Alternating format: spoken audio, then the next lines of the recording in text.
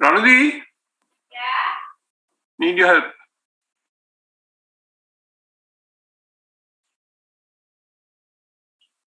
We are truly glad to witness such an attendance, both on site and online, for the third International Conference in Molecular Life Sciences, hosted by the Institute of Biochemistry and Biotechnology.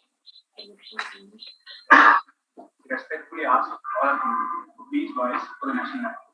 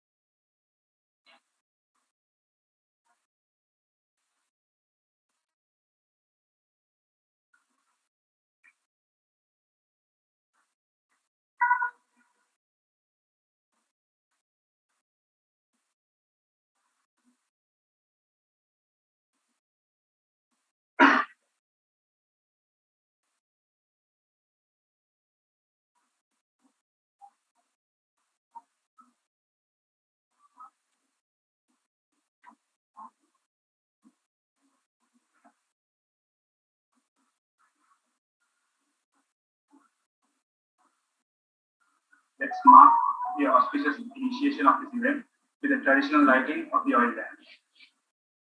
We kindly invite the following dignitaries: Professor Pradeep Dharmadasa, Acting Vice Chancellor of the University of Colombo; Professor Prasanna Dalhena, Director of IBMBB; Vidya Jyoti Emeritus Professor Eric Karnanayaka, Founder, Director of IBMBB; Professor Vidya Jyoti, Professor Vajra Dissanayaka, Professor Sandy Vijayasundara Memorial Lecturer; Professor Kamani Jennapon, former Professor of Molecular Life Sciences, former Director of IBMBB; Ms. Rushini Vijayasundara, representing the Vijayasundara family; Professor Nimal Punyasiri and Professor Shiroma Handunnetti, Chairpersons of the Organizing Committee of the Third International Conference; Mr. K.A.S. Edward, Registrar of the University of Colombo; Professor Jagat Veerasena, representing all academic staff of IBMBB; Ms. Udayamani, Senior Assistant Registrar of IBMBB, representing all administrative staff; Ms. Anom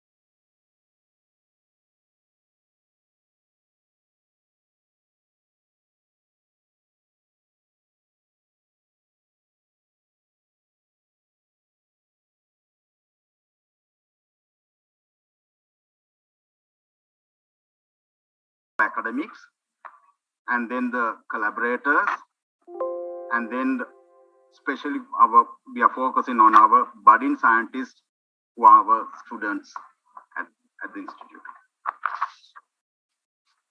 So this year we have lined up 7 symposia in diverse field of molecular biology, cellular and molecular immunology, bioinformatics, with 2 keynote lectures. So which has a very diverse field of deliveries with sharing the knowledge, expertise, and the know-how. Further, we are happy to present you nearly 60 abstracts, either in oral or the poster presentation, during the 2 days of conference proceeding. So I think this will be one of the good platform for our academics, and then the collaborative academics, the researchers, and especially the students can make use of to enhance their career in the field of the molecular life sciences. So I believe you all get the maximum benefit of this event during the next 2 days with us.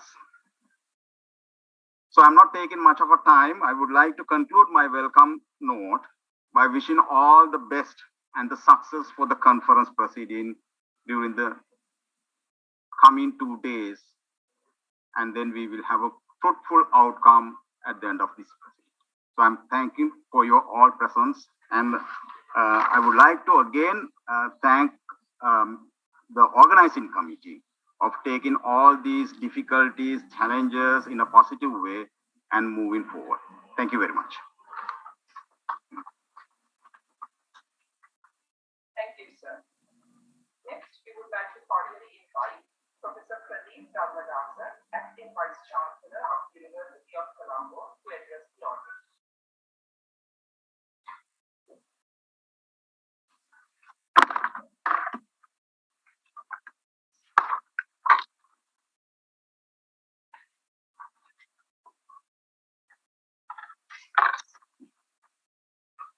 Dean, Faculty of Science, Director, IBMBB, former directors of the Institute,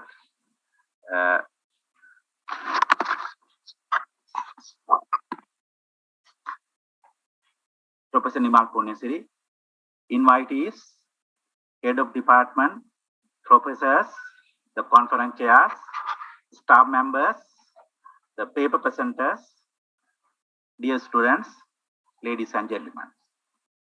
Very good morning to all of you, and my warm welcome to the International Conference on Frontiers in Molecular Life Sciences. I believe that the research is the backbone of the university systems, and therefore research and publishing are part and parcel of the academic career. Otherwise, we know that we will perish academically. As academic, we all admit the fact that in the last 2 decades, we have passed through many development in sciences and its application and the practices. In the meantime, knowledge has become a prime source of change in our society, and society is becoming increasingly knowledge-based. In this context, in increasing globalized knowledge-based world, there is a critical need of create, share, and disseminate knowledge. All the universities worldwide share common goal of inspiring wisdom, nurturing talents, exploring knowledge, seeking truth, passing on civilizations, and leading society. Therefore, exploring new knowledge is a prime agenda of universities and the higher education institutions. In this context, I hope that this conference will be a platform to gather, share, and disseminate latest knowledge in molecular life sciences.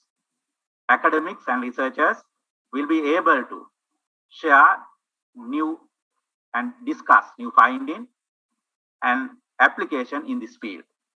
It is envisaged that the intellectual discourse will result in future collaborations between universities, research institutions, and industry, both locally and internationally. I am sure that the goal of this conference is to establish a common forum for colleagues working in the field of biochemistry, cell and structural biology, development biology, classic and molecular genetics, molecular biology, human diseases, system biology, and synthetic biology, and other related areas. I hope you will have a most productive day of interesting and stimulation discussion today and tomorrow. I sincerely wish that this conference will be a great success, not only as a chance to share knowledge and experience in molecular science, life sciences, but also promote long and fruitful cooperation and friendship among fellow researchers who will shape our future. Concluding, I would like to congratulate the organizing committee for their tremendous effort in organizing this conference. I wish everyone a successful and fruitful conference within these 2 days. Thank you very much.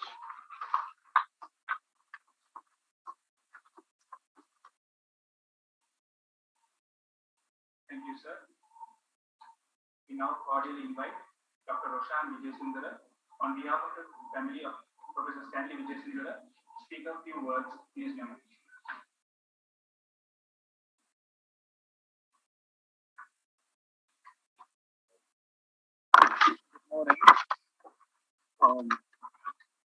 My daughter should have been here to speak the words, but she's still on her way and she's held up in traffic. She says, I am Dr. Rohan Vijayasundara, the first son of Professor Stanley Vijayasundara, and I have been familiar with a lot of the professors here in the past, especially Professor Kamani Tendakon and Professor Eric Karunanayaka, whilst within my father's time.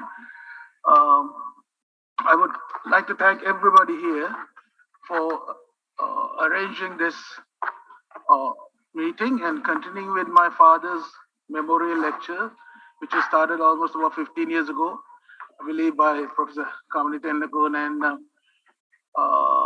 Professor Eric Karnayaka, and planning to continue with this. Especially thank Professor Prasanna Galhena, the current director of IBMBB, and Professor Pradeep Dharmadasa, the acting Vice Chancellor, for attending this and chairing this meeting. Professor Vajra Desai, Dean of the Faculty of Medicine, who is giving the lecture today. Professor Kamini Tendakon, as I said, former director, and Professor Shiroma Handunete. I can see that Professor Eric Karunayak not here today, who actually was the starter, who was the initiator of this.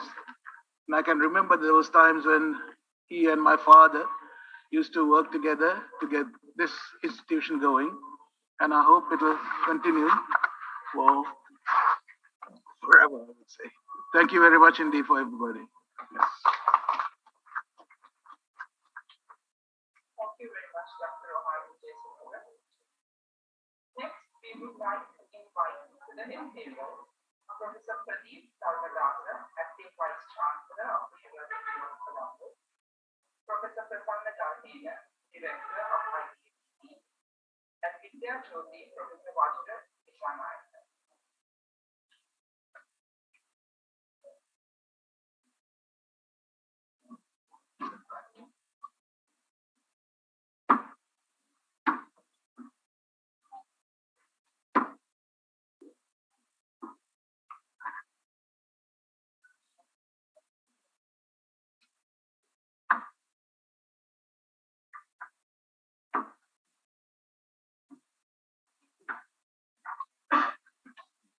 We now cordially invite Professor Nimal Punyasiri, Chair of Biochemistry at ICFMLS and Chairperson of the Organizing Committee of the International Conference, to introduce to the audience Vidya Jyoti, Professor Vajra Desai, who will deliver Professor Stanley Vijayasundara.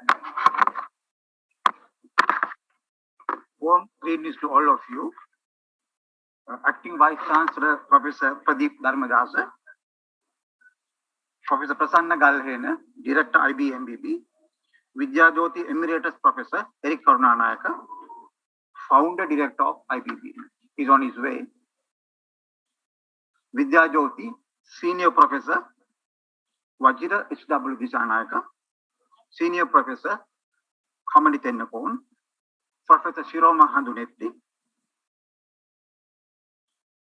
members of the Professor Vijay Sundara family, distinguished academics and invitees, my dear colleagues and students. It's a great honor for me to introduce the Professor Stanley Vijay Sundara Memorial Lecturer, Vidyajyoti Senior Professor Vajira H.W. Disanayaka. Professor Disanayaka has obtained MBBS from Faculty of Medicine, University of Colombo, then PhD from University of Nottingham, and he is also a fellow of the National Academy of Sciences of Sri Lanka.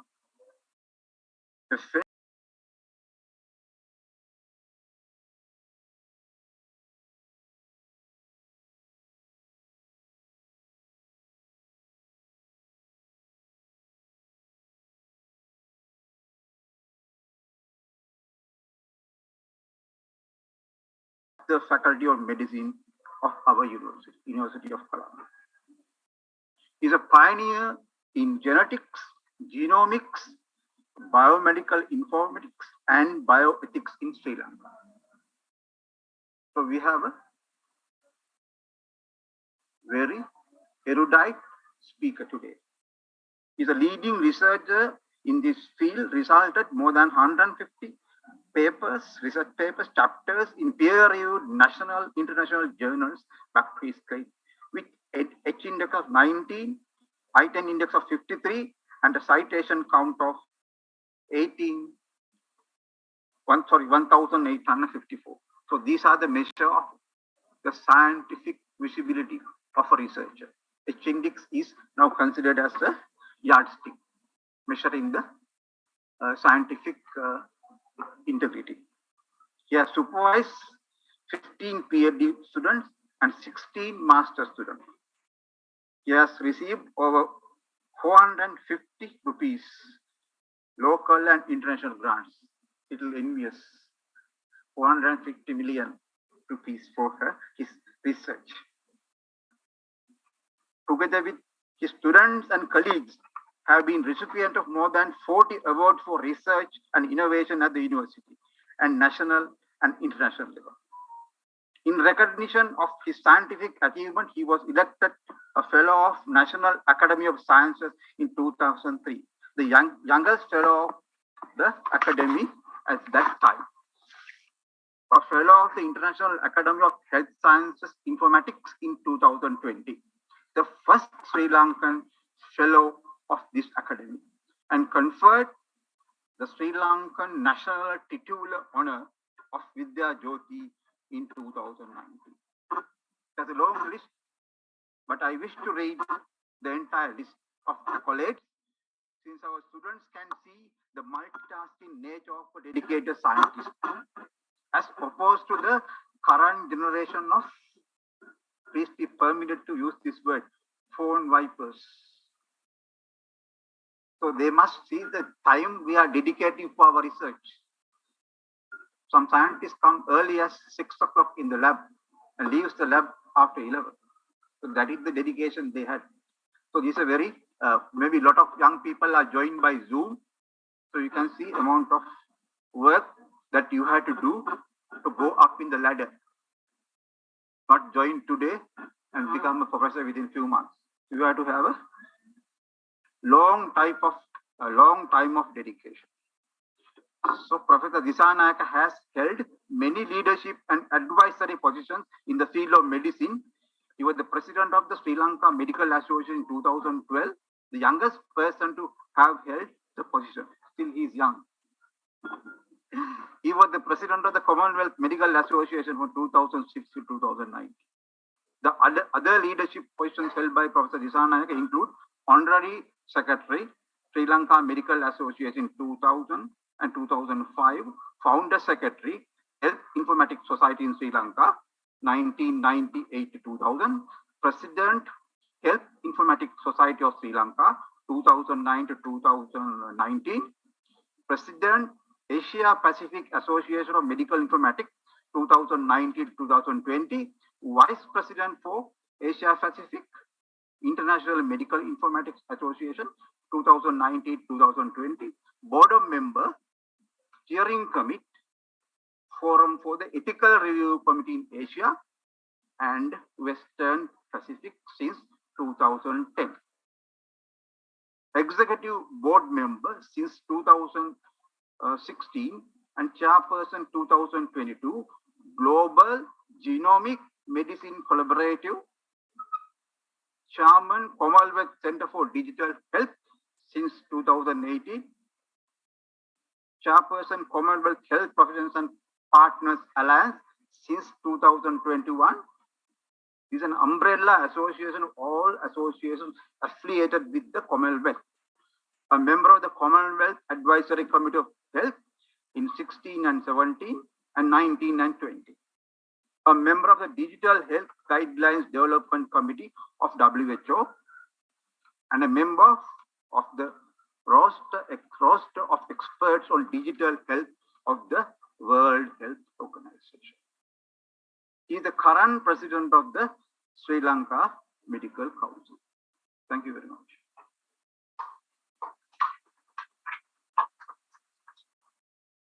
Thank you, sir. We would now cordially invite the acting Vice Chancellor, Professor Pradeep Dharmadasa, to award the Professor Stanley Vijayasundara Memorial Medal to Vidya Jyoti, Professor Vajra Disana.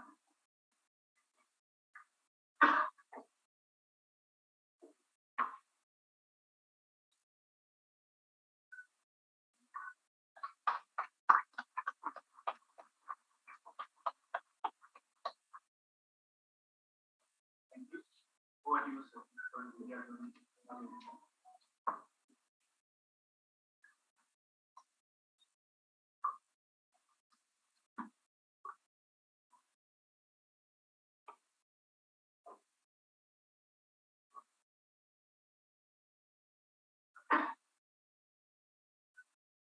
Good morning, everyone. Thank you very much, Professor Punyasiri, for those kind words of introduction. I'd like to begin by thanking the director and the organizing committee for having invited me to deliver the prestigious Professor Stanley Vijayasundara Memorial Lecture this year. It is, I consider it, a singular honor bestowed on me, and I hope that I live up to the high expectations that were expected of this lecture. Professor Pradeep Dharmadasa, the Vice Chancellor of the University of Colombo, Professor Prasanna Galhena, the Director of the Institute, Professor Kamani Tennakon, and Professor Shiro Mahandunetti, past directors of the Institute, Professor Eric Karunanayaka, who I understand is on his way, the founder director, the family members of the late Professor Stanley Vijayasundara,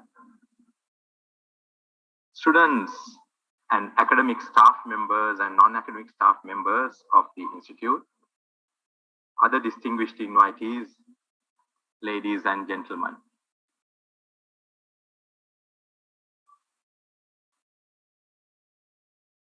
I was overwhelmed when the invitation came to me to deliver the Professor Stanley Vijayasundara Memorial Lecture this year, because I knew that I had to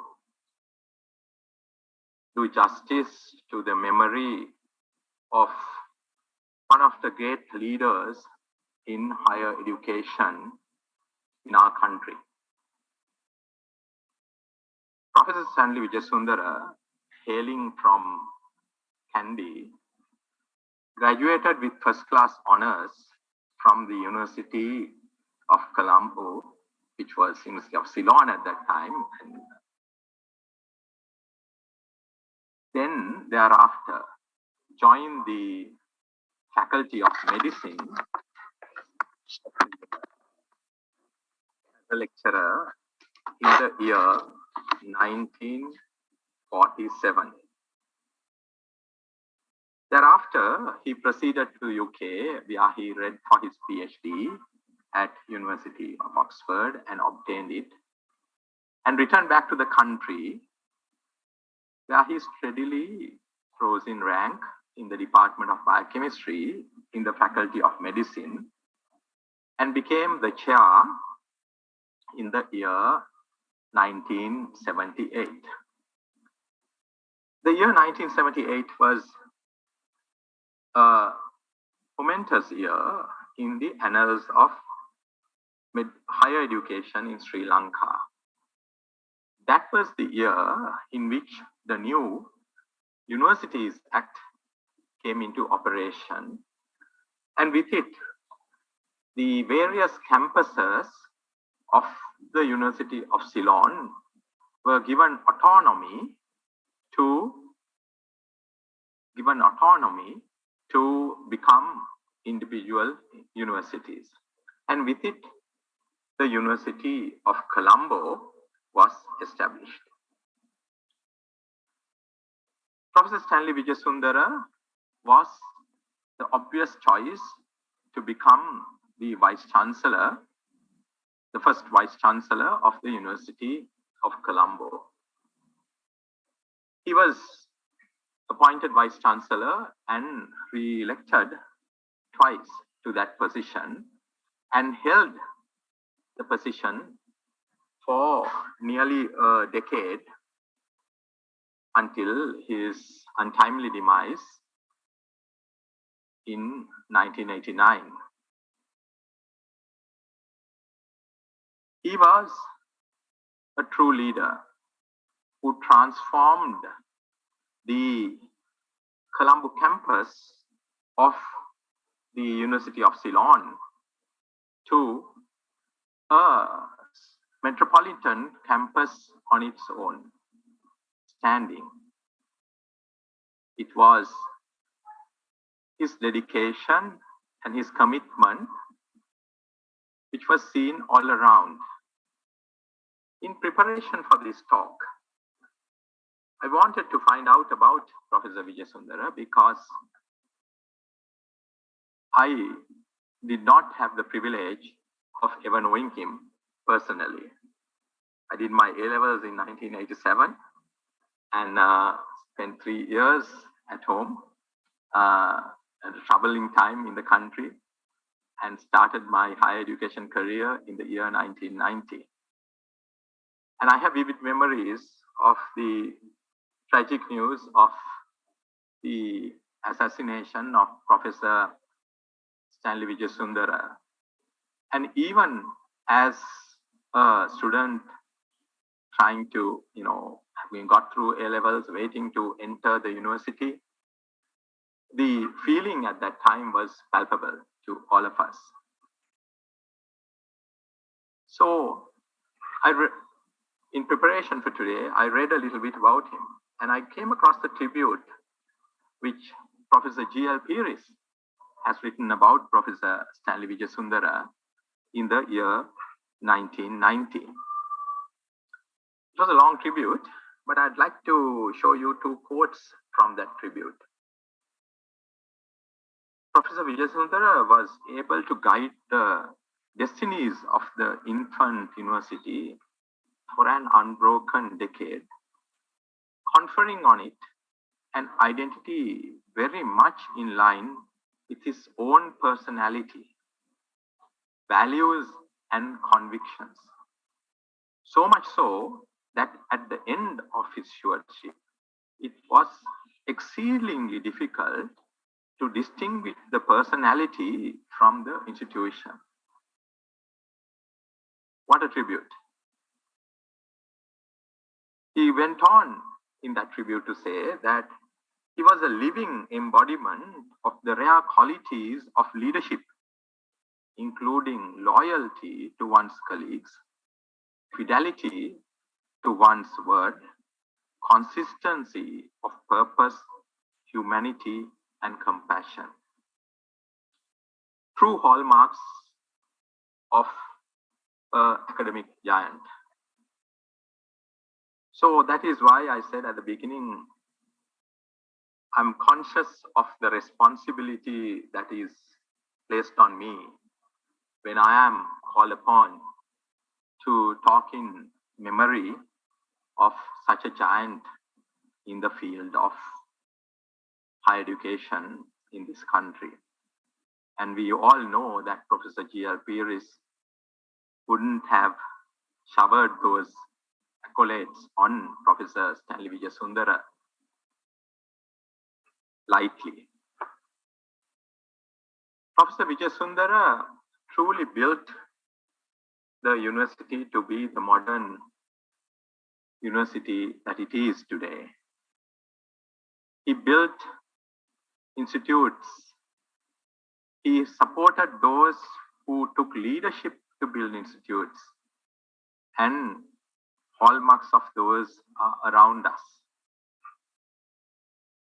Professor V.K. Samaranayaka, working with Professor Stanley Vijayasundara, laid the foundation for the University of Colombo School of Computing.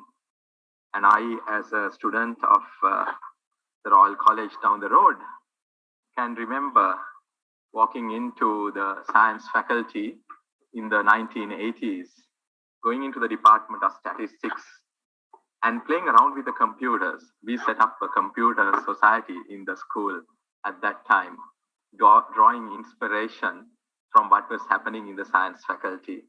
And in those days, walking into University of Colombo from school was not something strange. We used to do that all the time. In fact, in the mornings, I used to walk from my home in Summit Flats, which is down the road here, to college through the campus, and then back home again through there. And I vividly remember the time when the Stanley Vijayasundara Road now was a footpath. That was in the 1980s. Professor Vijayasundara obviously collaborated with his colleagues in the Department of Biochemistry as well. And one of the collaborations that he laid foundation to was the collaboration with the University of Uppsala in Sweden, which Professor Erik Karunanayake took to greater heights. And that collaboration led to the foundation of this very institute, the Institute of Biochemistry, Molecular Biology, and Biotechnology. The foundation or establishment and the launch of this happened almost 15 years after the demise of Professor Stanley Vijayasundara. That also speaks volume for the hallmark of a leader, because the initiations that you make bear fruit long after you. And that is, I think, a true message that we all can take from that example of the founding of this institution. So, ladies and gentlemen, Professor Stanley Vijayasundara really left a legacy behind, and we are benefiting from his legacy even now. He shaped the University of Colombo at its foundation as an independent university, and we pay tribute to him today with this Professor Stanley Vijayasundara Memorial Lecture.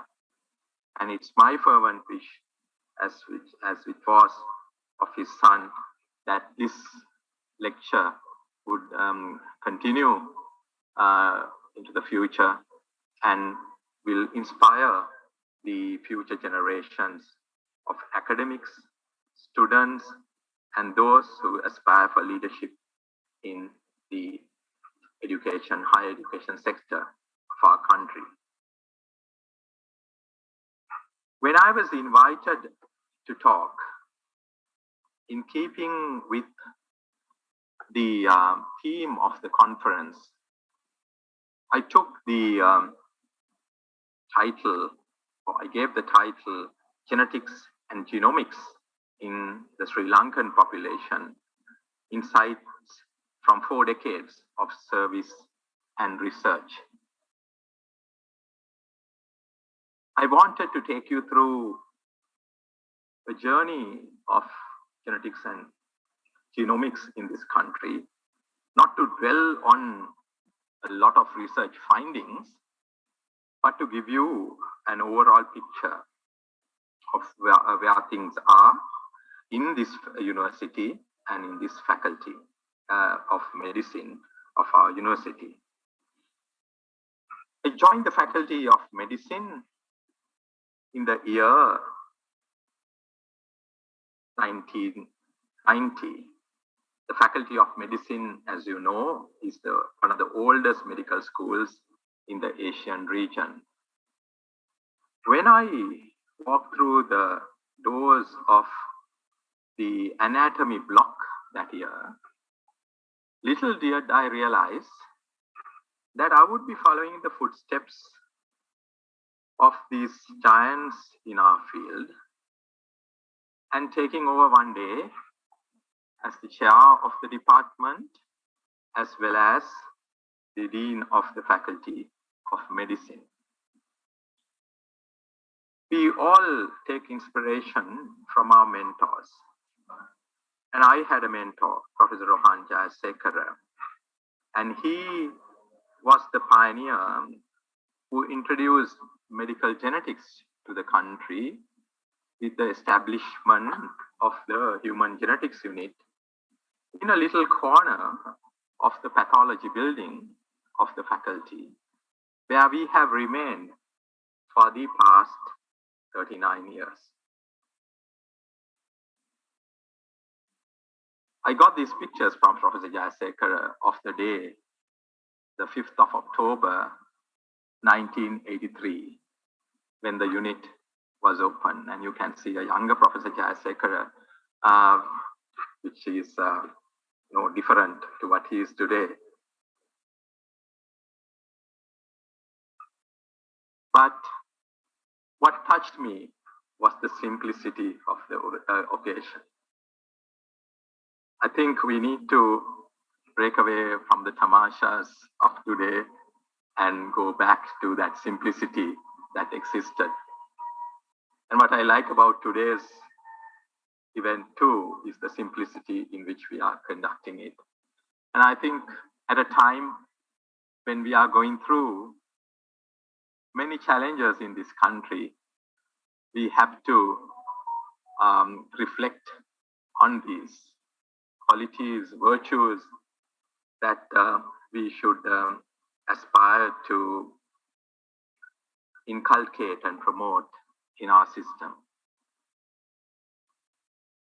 I joined Professor Jayasekara in the year 1998, but I declared to him that I want to be a geneticist soon after my second MBA examination. And he said, we'll see. He said that he will see several times before finally taking me into the department. It was an exciting time. The 1990s was an exciting time because all the advances in the field of genetics and genomics was happening at that time. We had the Human Genome Project being launched. All the findings coming from the Human Genome Project, the technologies that it was inspiring, and the great advances or the impact that it was making on the field of medicine. It was an exciting time. So for me to have taken the step of choosing a career in genetics was something which came naturally. I wanted to be in the action, as it were. Professor Jayasekara was an ideal mentor. In the clinic, we were looking at all the chromosomal disorders, the single gene disorders, and so on. And I was looking for an opportunity to advance myself and move into the field of genetics and genomics with a PhD in the field. And as it goes, traditionally goes, you look for a PhD in one of the monogenic disorders. The students here would know what monogenic disorders are, the single gene disorders.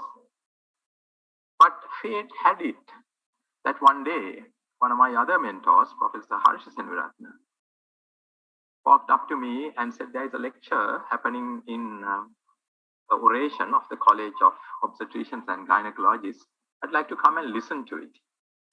So I went there and listened to the oration. And I listened to an oration on genetics of preeclampsia, a condition which I never knew had a genetic component. And then led to a PhD in Nottingham, reading for genetics of preeclampsia in the Sri Lankan population. And I want to highlight to you in a few slides the fact that we can make or do groundbreaking research in this country with appropriate collaborations. And that's what we did. And for the first time, we demonstrated that there was actually a genetic component to preeclampsia.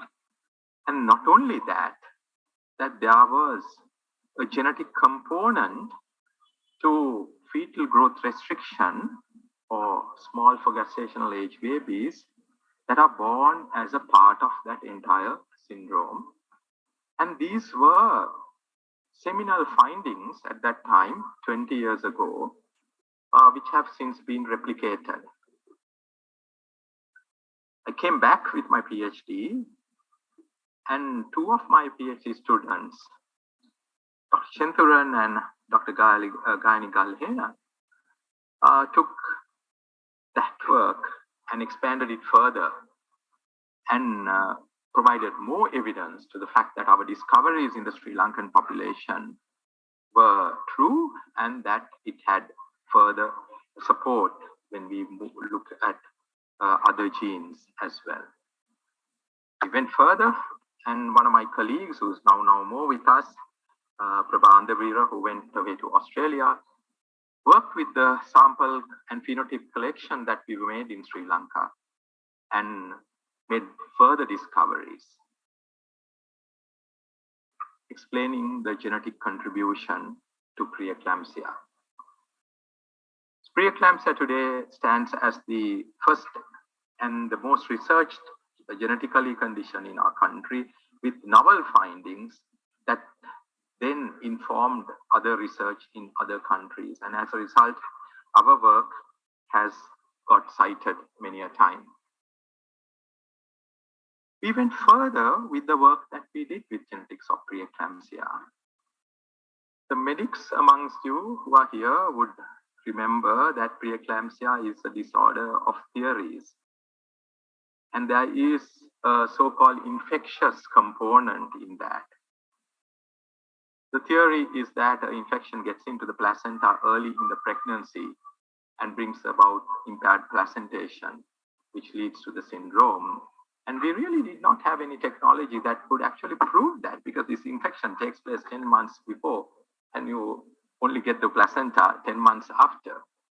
And the technology wasn't able to actually detect those bacteria would be there, if they are there, or viruses for that matter.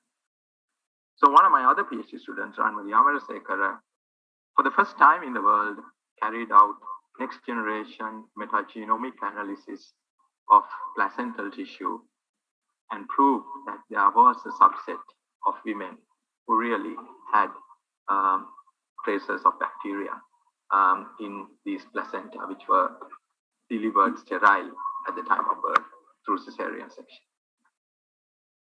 providing evidence for the first time that there was an infectious component in preeclampsia as well. All this work led to a lot of accolades for myself as well as my collaborators, colleagues, and students. And I wanted to highlight this work because I thought that it may inspire some of the younger academics as well as students who are here today to the fact that we can do this kind of work in Sri Lanka and take science in our country to a different level, as well as inform the general body of science and lead to research findings in other countries. Let me go back to the founding of the Human Genetics Unit. The Human Genetics Unit was established as a cytogenetics unit. Professor Rohan Jayasekara had training in University of Newcastle in cytogenetics and came back and set up a unit which had the cytogenetic diagnostic backup. And these were some of the pictures from those days where everything was done manually. Professor Jayasekara maintained meticulous records of everything that was done in the unit. We even have the records of the first patient who was seen in the unit, even up to now. In the beginning of this century, we transformed that, introducing automated cytogenetic systems, and then, of course, process into hybridization, and so on. Along the way, we documented all this work that was coming from our services to the patients. And these 3 papers, which are freely available if you search PubMed under our names, documented the findings of thousands of patients that we have tested in our unit. They document the spectrum of chromosomal disorders that are found in this country. It is not different to what you find in other countries, but always there is something novel that comes up. So there is always a place for us to do this work in our country. And that novel findings always inform research in other places. And then it can also challenge research in other places. So that can lead to breaking of the ice, as it were. So genetics of recurrent pregnancy loss was one of the areas in which we had lots of challenges. There were Western findings which said that the Y chromosome microdeletions contribute to recurrent pregnancy loss. There were a lot of flaws in those studies, and we challenged those findings with a Sri Lankan study which comprehensively showed that they were not associated with recurrent pregnancy loss, and that Western debate, put that Western debate to rest. The work was done entirely by my colleague Colombo in our lab. She was my PhD student and thereafter colleague now in the department. So we can again create new knowledge like this. Moving on further, as time went by, we introduced new technologies, PCR, real-time PCR, and so on. We had other colleagues joining us in the department, and that enabled us to do more. We ventured out into monogenic disorders, and I've highlighted some of the work of my colleague, Dr. Dulika Sumatipala, who worked on autosomal ataxias as well as Huntington disease and Duchenne's and so on, where we documented the spectrum of genetic variants that are present in our country, which inform diagnostics, which inform prognostication, which inform treatment. And we need to develop services around these to help these families who are suffering from these conditions. So for those of you who are interested in the genetic findings, I would ask you to read the books, read the journal articles, as it were, on these that we have published. But I would like to highlight the social aspect of these disorders, because in the absence of healthcare and societal support for people, they tend to find support within them. So these are illustrations of families that we researched at those days on spinocerebellar ataxia, which is an autosomal dominant condition. However, when you look at this pedigree, for those geneticists among you, you will realize there's a lot of consanguinity and intermarriage. That is because that's the only way that these families can support each other. Those unaffected people in one family marry the affected people in another family. So they get away from the social stigma and the stigmatization associated with these conditions. And therefore, it is very important for us to remember that what we do in science should inform practice and then translate into services for our patients.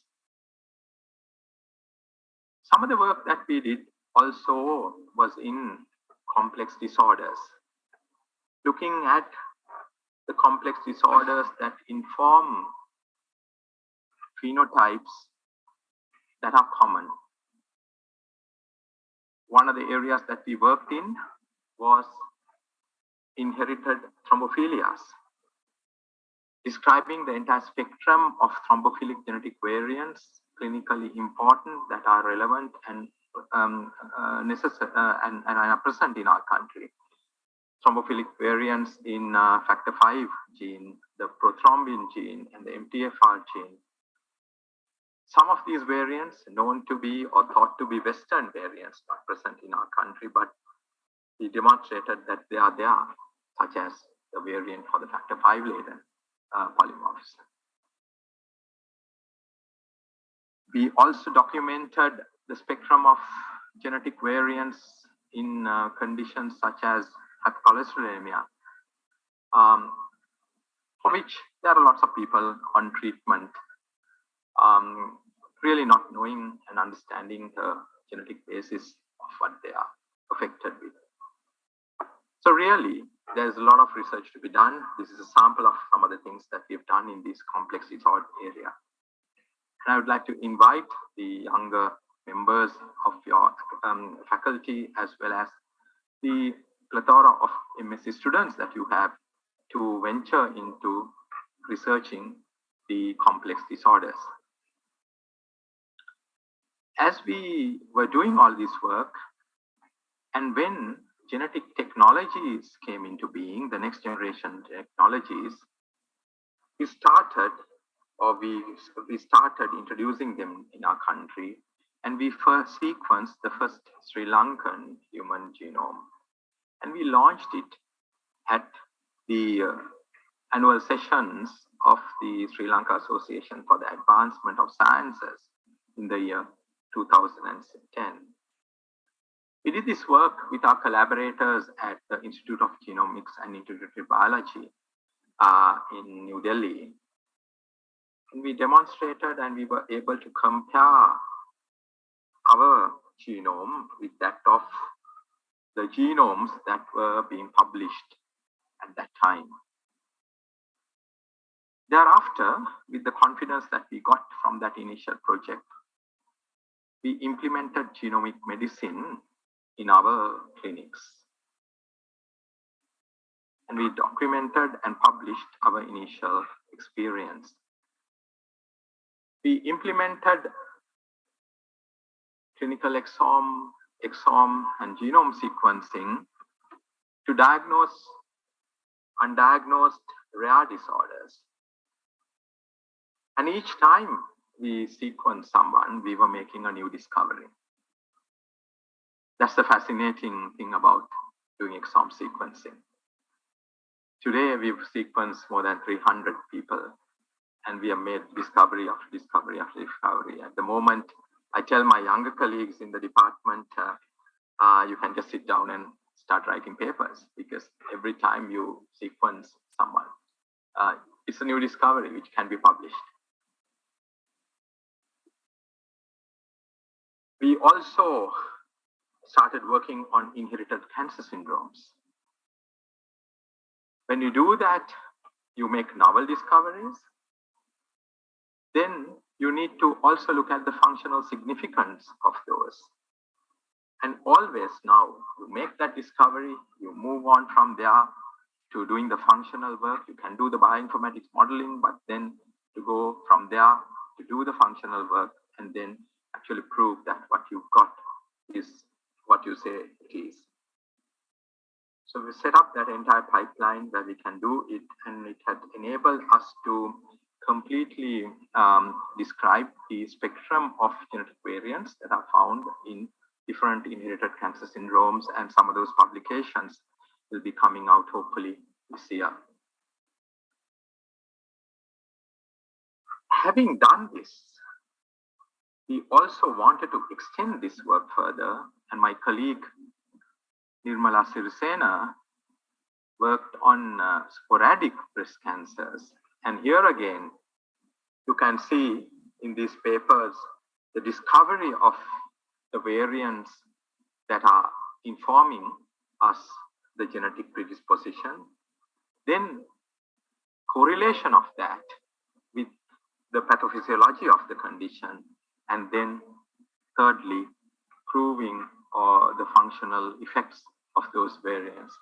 So completely going through that pipeline to ensure that we get to the next stage, which I'm not describing in today's lecture, which is the discovery work that we can do on novel therapeutics.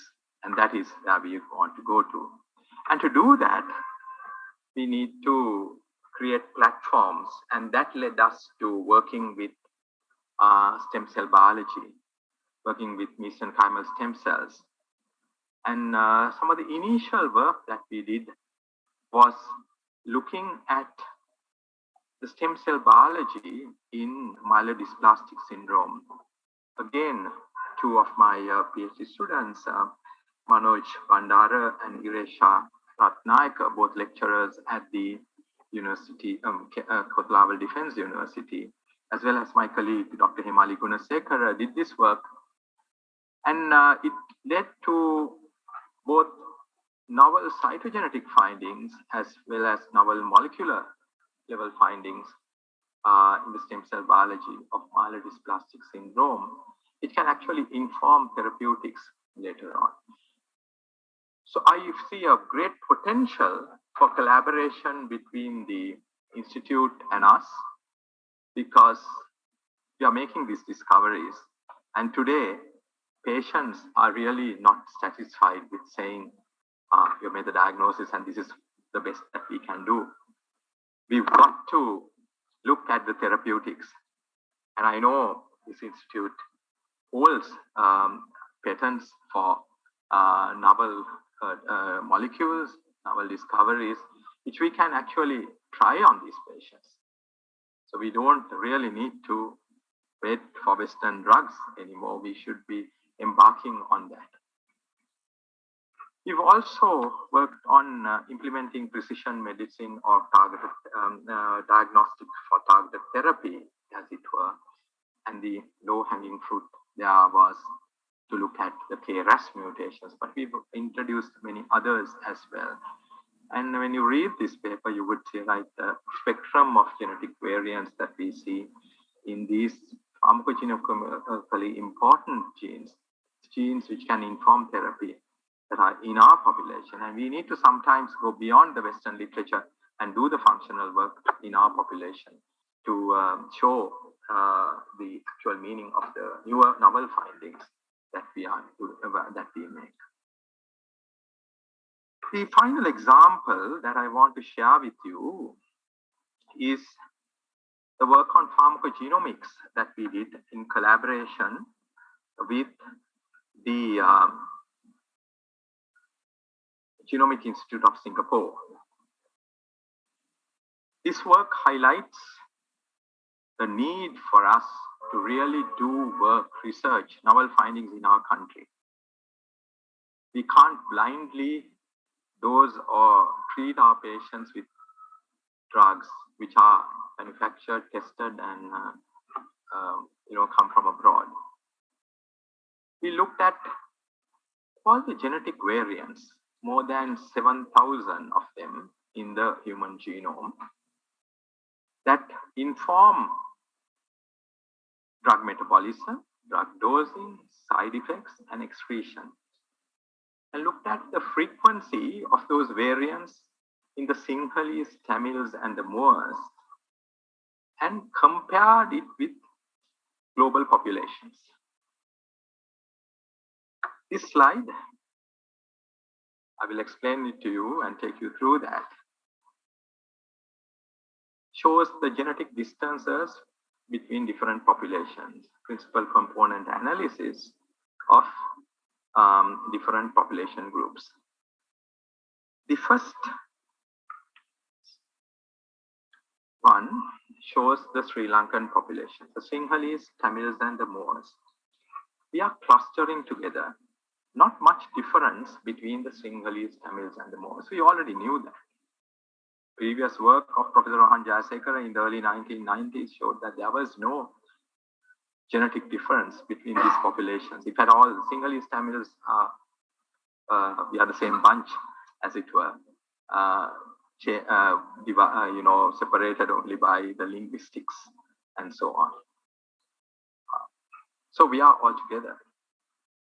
Then we compared our population with the South Asian populations, so Sinhalese, Tamils, and Moors, with Gujaratis, Punjabis, Bengalis, Sri Lankan Tamils in the UK, Indian Tamils in the UK, and Indians in Singapore. We all cluster together. Again, not much difference amongst us. Then we look at the Sinhalese, Tamils, and the Moors and compare them with the Singaporean populations, the Chinese and the Malays. A distance emerges. And finally, when we put the Sinhalese, Tamils, and the Moors and the South Asian populations, they are clustering together. The Chinese and the Malays are somewhere else. And then the white Western Europeans, the CEU population, that's there. So we in Sri Lanka look at the British National Formulary and dose our patients.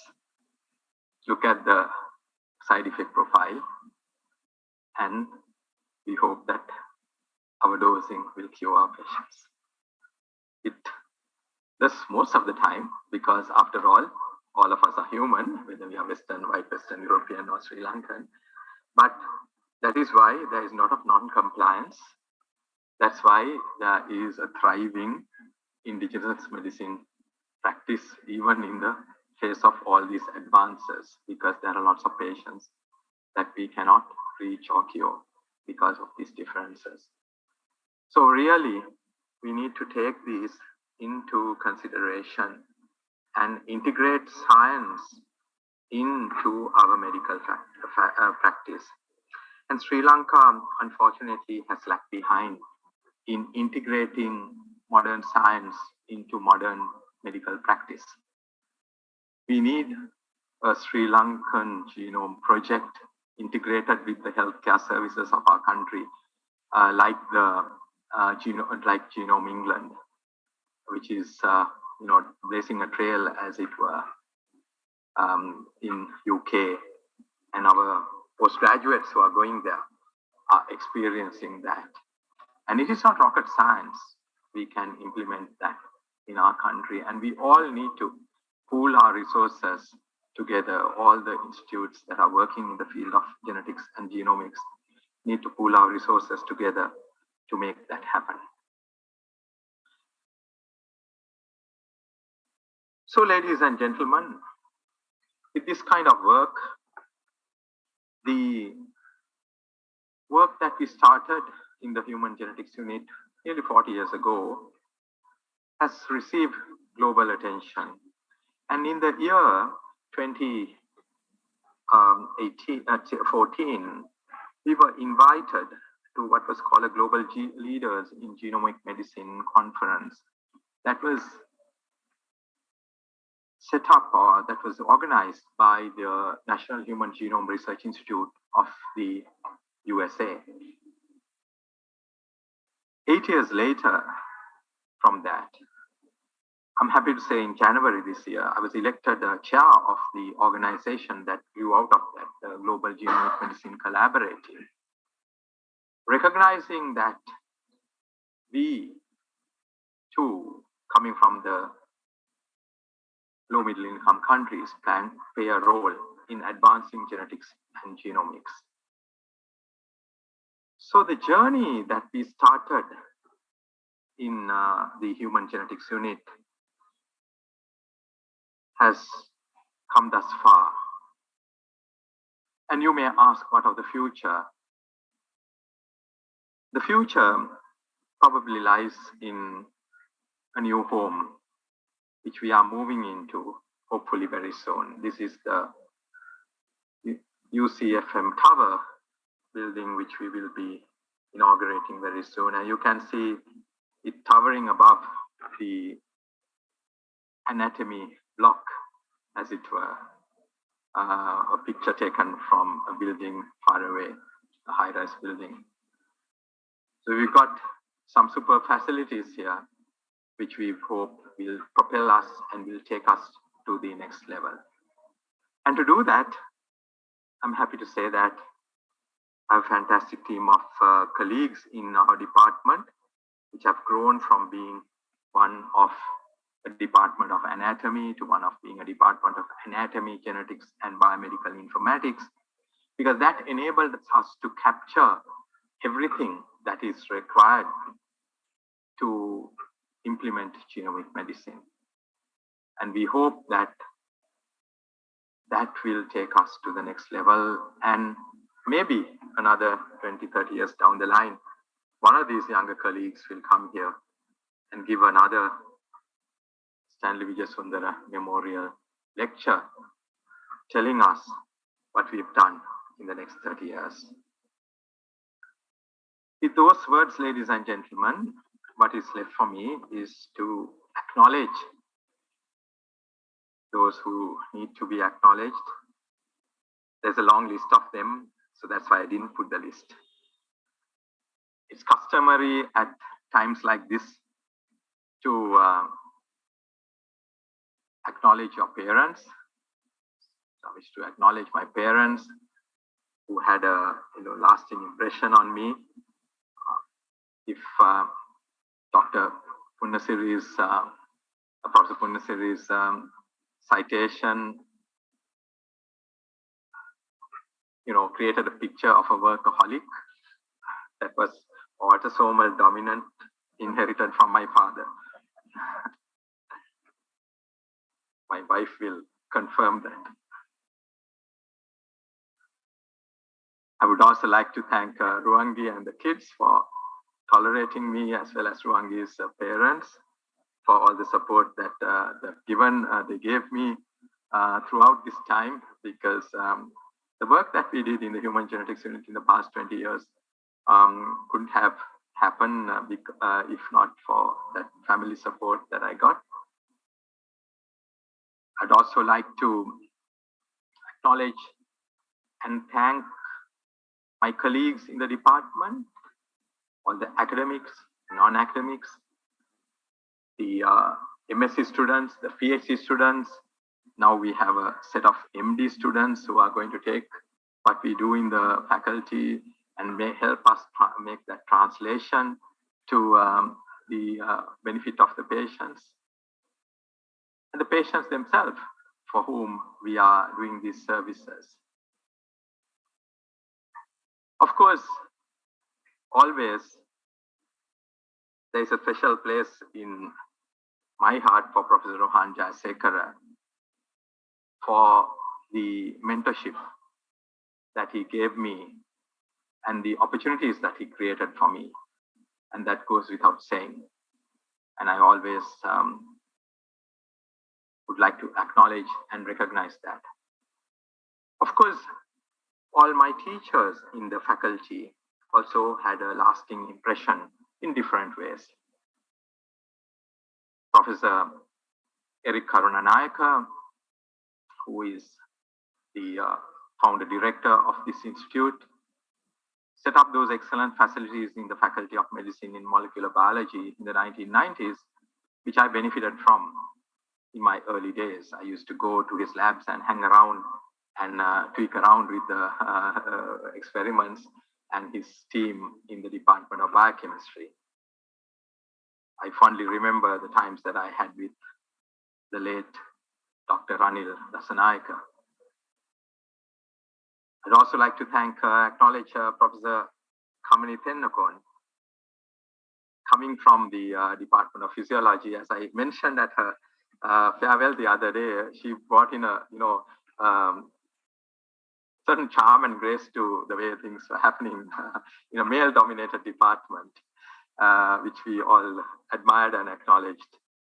And that led a lasting impression on all of us. And of course, all other teachers in the Faculty of Medicine, from whose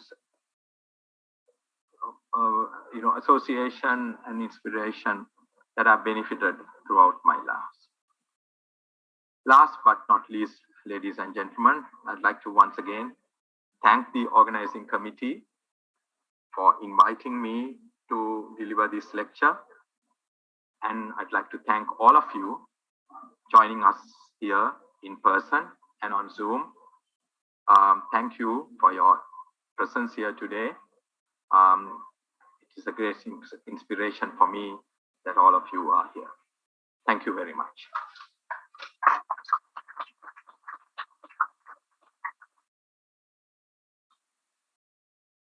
Thank you very much, Professor Dissanayake, for an insightful lecture.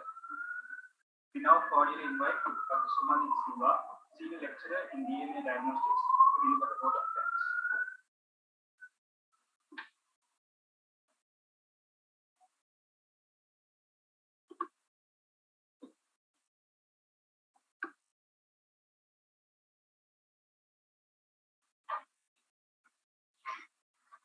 Good morning, all of you. Professor Pradeep Dharmadasa, Acting Vice Chancellor, University of Colombo. Professor Prasanna Galhena, Director, IBMBB. Vidya Jyoti Emeritus Professor. Professor Eric Karunanayaka, Founder Director of IBMBB. Vidya Jyoti Professor Vajra Disanayaka, Dean, Faculty of Medicine, University of Colombo. Professor Kamini Tennakon, former Senior Professor of Molecular Life Sciences. Members of Professor Stanley Vijayasundara family.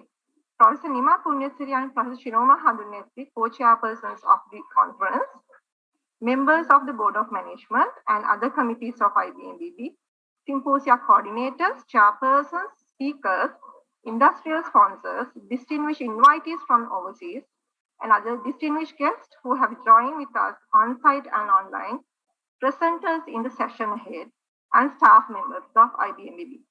I believe it is a great privilege to deliver a vote of thanks on this occasion on behalf of the organizing committee. First and foremost, I would like to thank Professor Vajra Disanayaka for delivering Professor Stanley Vijayasundara Memorial Lecture on Genetics and Genomics in Sri Lankan Population, Insights from 4 Decades of Service and Research, with special focus on Human Genetic Unit, Faculty of Medicine, University of Colombo. Sir, we are really impressed by your valuable speech, as the content is much related to the IBMB workflow and help improve our knowledge. I also grateful to Professor Pradeep Dharmadasa, Acting Vice Chancellor, University of Colombo, who, despite his busy schedule, found time to be present at this event. Also, I would like to thank Professor Galhena, who took the leadership of this event during this challenging situation in the country by giving full support to make this event a success. I take this opportunity to thank Professor Kamini Tennakoon for her generous support and guidance throughout the conference. Also, I would like to thank Professor Nima Punyaseri and Professor Shiroma Hadunetti for their support for the conference. Due to the current situation of the country, we could not invite all of you to be on site for this occasion. So I thank all the distinguished invitees who joined online to mark this event. I express my sincere thanks to members of the organizing committee as well as the sub-committees of today's event who committed their valuable time, day and night, and maximum effort exerted to complete this event successfully. Thanks once again for your presence at today's event.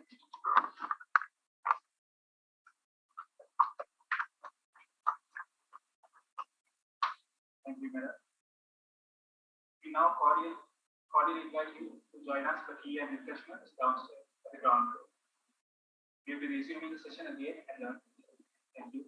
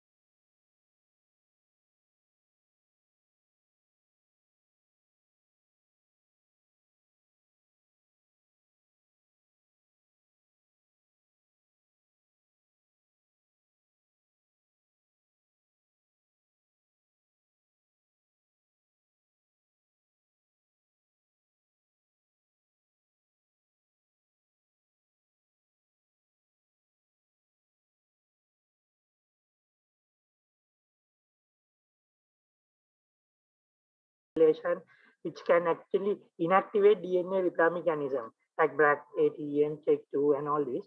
And the sporadic cancers with similar phenotypes can develop without the inherited gene because the expression process is altered. So you have one gene and you express different. So this kind of epigenetic phenomena can lead to this. And variation among individuals like the immunity, differences in metabolism and all kinds of factors can contribute to a different phenotypical presentation than what you actually have. So the benefits of this genomic knowledge, the genomic knowledge just created a new window to genetically screen at-risk families in primary prevention, modify surgical strategies in treatment, develop targeted treatments for prevention and management of cancer, and predict therapeutic responses, prognostication. Well, let's look at some of these areas based on the cases that we had actually. Question number 1. What are the answers to the gaps in genomic knowledge in primary and secondary prevention? Now, the case number 1, a primary, now 25-year-old lady who has a very strong family history of breast cancer. Number of first and second degree relations, is concerned about getting a cancer herself. She's requesting preventive advice. What are the chances of her getting the disease? Is prophylactic mastectomy a justifiable thing? And what is the place of oophorectomy? Now, so these are the questions that comes into their mind when the genes are being described and checked them and various other things. So the evaluation of the patients, the process of evaluation is the risk levels. You do a preliminary risk assessment. That is, you high risk individuals check their family and genetic risk and offer referrals for. If you feel they have higher risk, you offer them for formal genetic risk assessment and counseling, because that it needs counseling, because then people get to know that they have it. So the formal risk evaluation, you might do it using models like Gale model, where there are high risk for BRCA, and or CLOS, Bordesia, and all, where there are no for mutational carriers. So there are different models, and using these, the patient can be categorized into 3 categories: population risk, moderate, and high risk. The population risk is where the risk is less than 17%. High risk is where more than 30%, and in between you get the moderate risk. And depending on, this is a Gale model which is online. You can access this and put your risk levels, calculate your risk levels for decision making.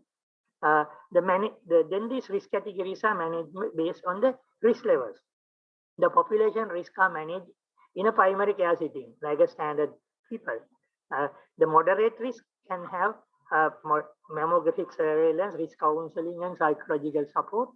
And the high risk patients we may need more intense surveillance and counseling, genetic testing, risk reduction strategies. So there are 3 basic strategies. One is using risk reduction agents like tamoxifen and stuff like that. There are different benefits using this. Risk reduction surgeries like bilateral mastectomy, bilateral oophorectomy, and then lifestyle modification, that is hormonal replacement, avoiding such them, getting a correct BMI, avoiding risk factors like alcohol, tobacco, and all these things. So these are the basic 3 strategies: agents, surgeries, and lifestyle modification, generally for high risk categories. And risk reduction strategies, when you are using especially like surgical strategies, you have to look at the risk level. Then you have to see whether the patient already had DCIS or carcinomas in them in previous biopsies, and the age of the patient, whether they have a life expectancy of more than 10 years, and psychological factors, risk reduction counseling, and the evaluation and efficacy and the morbidity of the proposed intervention. All these have to be taken into account. So it's a serious considerations, risk reduction, surgical strategies. And even among BRCA carriers, the risk reduction strategies, the benefits differ. Now, BRCA1, as we know, is the high risk one, and younger patients, and it tends to have triple negative cancers with high risk, and BRCA2, lower risk, and tend to have older patients, and they tend to be ER positive cases. So let's look at this chart and see the differences that can occur. I can see the thing. Yeah, a 25-year-old lady to live up to 70 years, she has a chance of 84%. A normal person has an 84% chance of living up to 80 years, a 25-year-old person. If they have BRCA1 gene, that's a first column, this one, BRCA1 gene, they without intervention, that 84%, now this 84% will drop to 53%, or 53% chance of living out to 80 years. If it is BRCA2, it is 71%. Now let's look at this. I just highlighted some of them. Interesting one. If you do a risk reduction mastectomy, bilateral mastectomy at 25 years, BRCA1, let's follow the BRCA1. BRCA2 is less striking. The BRCA1, the risk reduction mastectomy at 25 years will improve their chances to 66% of living up to 80 years. So still far away from 80.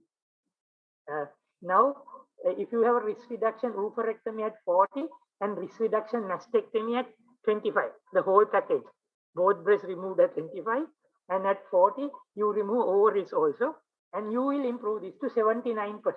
That's a significant jump. Now let's look at this one.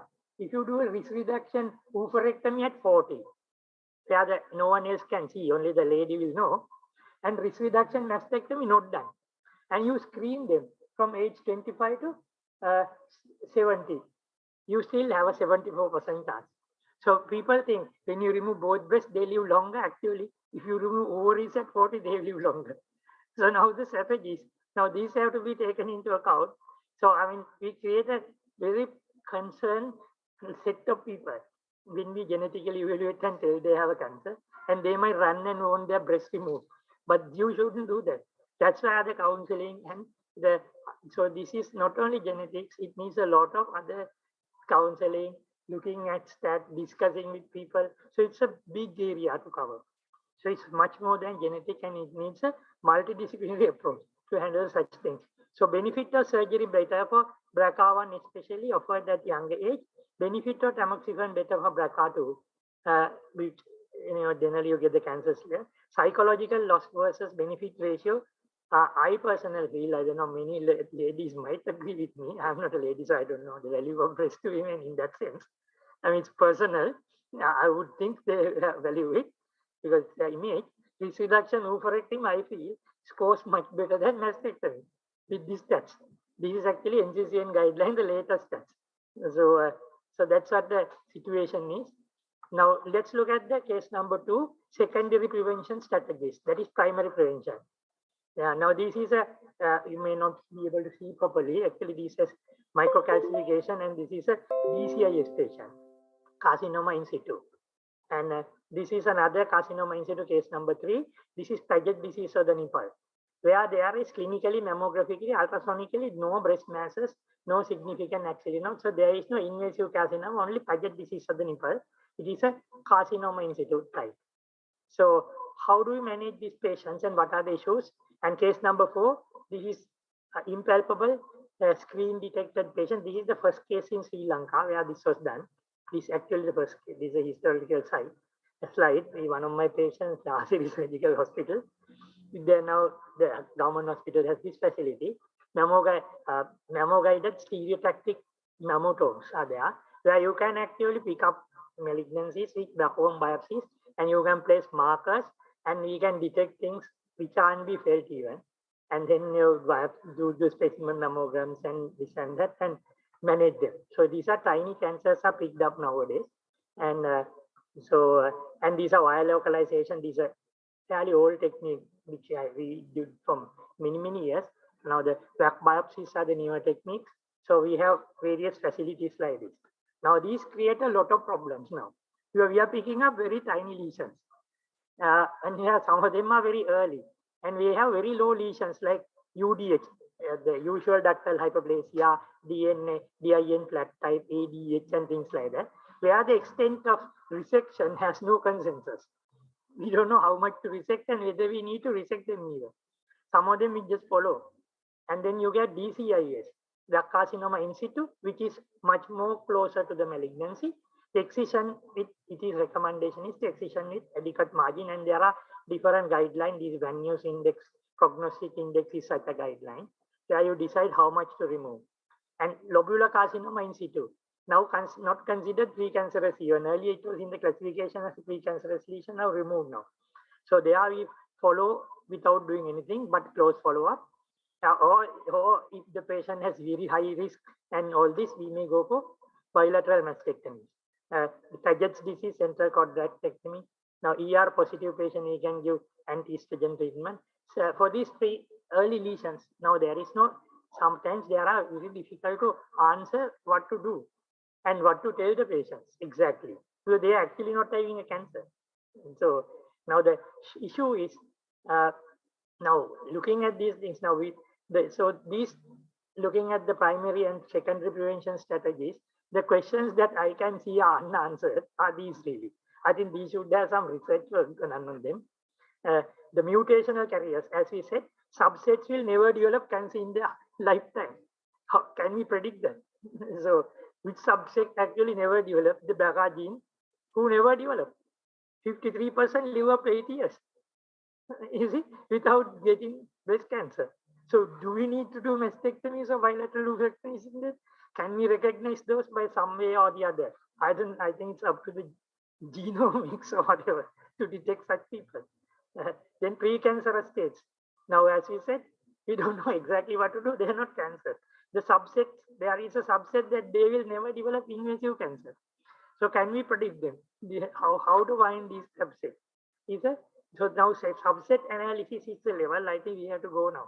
It's not just the big group saying, okay, they have BRCA. You see? And we know that. Everyone knows they have or they don't know. It's not difficult to find. The one thing that is difficult to find, the one people that are not going to get affected by that. And that is going to be our challenge in future. So can we use genomics to predict some individuals to avoid unnecessary intervention? That is one of the big questions is actually in my mind.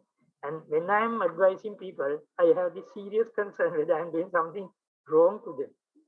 Whether I am actually unnecessarily operating these people and mutilating them is a big concern I have. Sometimes because of that, I delay it. I say, shall we observe this for a little while? And it's very difficult when they have the gene report in their hand. It's very difficult to convince them. So you have to be very careful in genetic counseling and in genetic studies, and because these questions come up, and the clinicians have to face the music. And if we say, okay, we follow, and the patient gets some problem, they will go to Supreme Court next thing against us. So I mean, that's the situation about this. So question number 2, how does tumor biology impact on clinical decision making on invasive cancer? Now let's move to the invasive cancer. Now these people have got it now. Previous set didn't have it. The first set didn't have even a pre-cancer. The second set had pre-cancers. Now these are the people who are actually having cancers. Now what are the problems we see and how can the tumor biology impact our management? Impact on new knowledge on tumor biology. Now high-end imaging like CT, MRI, PETs and all that can detect very small lesions. We saw how they are picked up. And then immunohistochemistry can categorize the aggressiveness of the tumors and help to find sometimes the origin of, you get axillary nodes without primary. MRI scan, everything negative. The IHC shows it's a breast cancer, but the primary can't be found. They can be occult. There are situations like that. So aggressive tumor biology is like triple negative, HER positive, high Ki67, high oncotype DX recurrence scores. What's the impact on them? These aggressive tumor biologies, does it mandate more aggressive surgery? That's the question. The moment you tell the patient it's aggressive tumor biology, they want aggressive surgery. They think you can come get around like that. Can we customize systemic and targeted treatment to reduce the risk? And how does the, now case number 6, these are early breast cancer, 40-year-old woman with 2 centimeter breast mass, true cut biopsy, invasive carcinoma, NST, grade 3. That's a high-grade tumor. IHC, when I see grade 3, I tell them, before the report comes, immunohistochemistry, it will be either triple negative or HER positive. But certain percentage of patients, I have gone wrong. Some have ER positive tumors, ER positive, have a negative tumors with grade 3 as well. So I don't know, but 80% I am correct, or 95% I am correct when I say I normally tell in advance because they are going to get scared when the report comes.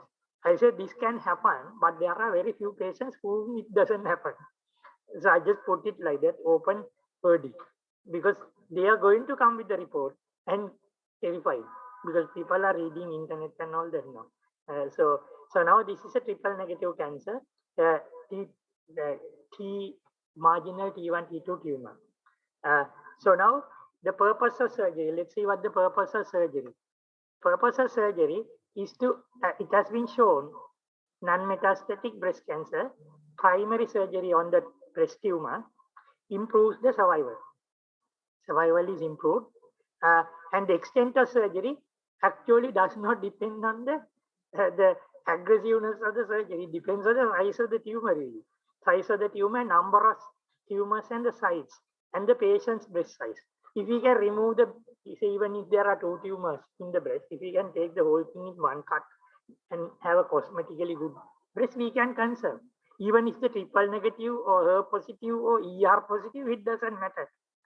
What they have shown is that the extent of surgery improves survival advantage irrespective of what the tumor is. what grade or what parting or whatever thing. So we'll look at it. I'll show you a slide to show that situation. So the idea of surgery is to get rid of the tumor, total tumor, with a negative margin. So the answer to aggressive histology or tumor biology is not surgery. It's not surgery. It is so more radical surgery doesn't improve survival. That is why earlier people did radical mastectomies and then they went and removed the neck nodes and a chest fold and everything, and people had only side effects, and they did bad than the people who had less surgery. So now it is understood the pathway forward is targeted treatment. So if you have a risk, you give targeted treatment or whatever additional treatment, systemic treatment for possible problems that can occur, rather than try to operate and do extensive mutilating surgery. So the role of surgery is surely shrinking, and customizing surgery for the disease and the patient is required. So this is the breast cancer surgery ladder or the toolbox, started from radical option, intermediate and conservative options. So it's coming down the line. Now, so this is actually one of our early analysis, where we had 253 cases actually had done that time, breast conservations. This is in 2015 slide, old slide, really. We have done 60% of our patient has undergone conservation in 2015, early breast cancers. It's a significant number in our country actually. So we do much more than that now. And this analysis showed that we have offered BCS for all quadrants. Central quadrant is the most difficult under the areola. I'm not going to go through my plastic surgery here because it's not applicable to this audience. I completely cut out. I would have shown the pictures how you do it. I just removed it because you're not going to operate, I suppose. But it's the most upper outer quadrant is the commonest quadrant to get, and the central quadrant is the least, and we don't know why. Now all these people have same gene, but there are differences in the quadrants and differences in the percentages and this and that. So none of these are understood exactly why it happens like that. So these are completely unanswered questions. Now what to do with axilla? That lady, what to do with axilla? There were no clinically or ultrasonically demonstrable lymph nodes in the axilla. Now those days we did axillary clearance everyone. Nowadays for now over 10 years to 12 years, we stopped doing axillary clearance of people who have no nodes in their armpit. It does not improve survival. So what the purpose of axillary surgery nowadays is understood to assess the axillary state for treatment decision. If that is positive, you may have to, the chances of getting it elsewhere is higher. So you may have to give higher treatment schedules or whatever. And prognosis, prevent axillary recurrence. You don't want to have nerve damage or something like that. So, but there is no survival advantage in axillary dissection. The primary resection gives a survival advantage. If you take the tumor with negative margin, axillary dissection doesn't give survival advantage. So, so if the axilla is free of disease, there is no gain in axillary lymph node dissection. It gives only rise to side effects. So now it has come down. So the sentinel node biopsy, you inject the dye and you pick up the positive possible nodes and you send it, and they do the frozen section, and on table they give the reporting, and if it is positive, then we dissect the axilla, otherwise we avoid it. That is what is sentinel node biopsy. It's replacing axillary lymph node in clinically node negative patients. It's replaced in our practice now. It's catching up all over the country and rest of the world. And sentinel node is gathering therapeutic status, because less than 2-3 nodes positive, you may not need to do axillary clearance. There's a Sullivan trial shows, so there are certain trial criteria. Fit it into that, you can avoid axillary clearance even if 1 or 2 nodes positive. And the sentinel node biopsy in post chemo patient, you give chemotherapy in node positive patient. If the sentinel node biopsy is negative, you avoid the axilla. And things like that. In some older patients with good prognosis, you may avoid even sentinel node biopsy. So it is going down the ladder. Even the axillary. So axillary management shows the path where the primary surgery might follow later. Now this is one of our sentinel node biopsy patients. You can see the dye has been injected and the nodes taken. And this is actually the first of our trial, first trial, the one we did. I did first 40 cases of sentinel node biopsy with methylene blue, and yesterday we crossed the 1,000 figure. Our data bank has more than 1,000 cases done in a single unit at Cancer Hospital, our unit. We crossed 1,000 cases of sentinel node biopsy, and we have saved many patients lymphedema and unwanted side effects. We have operated on axilla unnecessarily, just done the sentinel nodes. So we can offer these things because the target treatments and other treatments are coming. So otherwise we'll have to do all this. Now if you look at this side, case number 8, now this is actually let me show that. This is the HER positive patient. You can't see this thing because this one you can see this slide, the HER positive patient, that's a high risk patient. Now the purple one is the result of surgery. So 84% 5-year survival due to surgery. And 10-year survival 77 due to surgery. Herceptin and all the other things are that green and little orange bit. Now you can see. Now the issue is this. Thus in early breast cancer, even in aggressive biology like triple negative or HER positive, surgery still remains the main form of treatment because surgery is non-specific treatment. It overrides whether you have triple negative, HER positive, or gene positive or gene negative. I mean, you shoot a guy, it doesn't matter whether he's single Tamil, Muslim, or burger or whatever. You know, you shoot and he gets hit and he's dead. It's like that. So non-specific treatments have a value in situations like this. That is why surgery is still maintained. But if the subsets can be organized and found, the surgery will go out. So that is so if you want to remove the gun, you got to be more specific. And you need to know how to recognize people. Similarly, malignancies are like that. Case number 9, impact of tumor biology and neoadjuvant or adjuvant treatment strategies. This is an advanced breast cancer patient with a 56-year-old woman who presented with clinically, locally advanced breast cancer. Invasive carcinoma, grade 3, triple negative, Ki67, 60%, benefit of neoadjuvant treatment. So the neoadjuvant therapy has not been shown to have survival advantage over adjuvant therapy, whether you give before or after. Trials have shown benefits, but recent trials have shown benefits to triple negative or HER positive disease, especially when they are node positive. They have some kind of a futuristic benefit. It's a recent finding. So the purpose of neoadjuvant therapy, chemotherapy, is to allow breast conservation. When the tumor is big, you give chemotherapy, shrink it so you can do conservation. Or avoid, or even if you have to do a mastectomy, the margins you can get a negative margin. So inoperable tumors can be made operable and and allow access to therapeutic responses. You can see, you give neoadjuvant, you know whether it works or not because the tumor is there. You operate and you may not know whether it works or not. So those are some of the perceived advantages.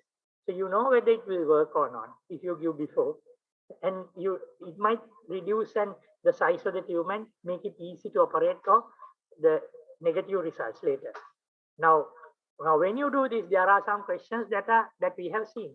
Now, when you do neoadjuvant chemotherapy to patients, chemotherapy or Herceptin and whatever combination, there are patients who have, now this is a graph showing it. I won't go into it. The same thing.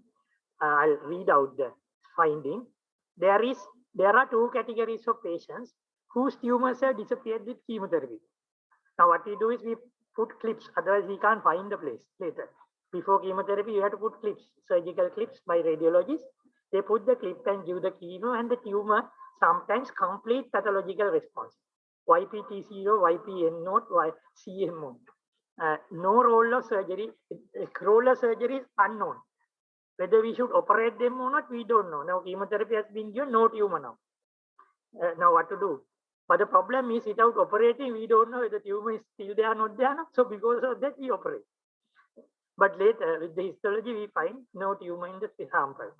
That's why we need clips. Otherwise, someone might say you are operated the wrong place. You see? So, these are the problems surgeons face. Then there is other category where microcalcification is still visible in the mammogram. But when you operate, no invasive carcinoma, it's all clear. So now whether it is safe to follow these people or not, we don't know. So, and their behavior also we don't know. So we have to, these are some of the questions that the surgeons face in management. So, and again, another unusual thing we have seen is especially in these late cases, is unusual biological behavior of the recurrences. This is a very well documented fact. The reason is unknown. One is when there is a recurrence, like 10 years later, patient get a ER/PR positive, HER negative patient, 10 years later get a bone deposit. And then you take a biopsy. Now you have to confirm now whether it is a positive one. And now we do all these cases, we redo the receptors again. And it has been observed that there is a 10 to 30% ER/PR, HPR receptor discordance between the primary tumor, first recurrence, and there can be again differences between the second recurrence. So the tumor changes biology. So the recurrences have changed biology now. Now that is another issue now. Whether they have changed the genes, we don't know. They change the biology. It's obvious. So this may warrant change of target treatment. So how do recurrences change biology now? That is the problem. Now, the disease could be multiclonal, one explanation. So there may have been triple negative small clones, which we didn't pick it up. So the most tumor was ER positive. So we treated ER positive tumor and eliminated it. Now a triple negative tumor is left behind and it has deposited. So that is one of the following adjuvant treatment, non-responsive clones could be left behind and different receptors might come up.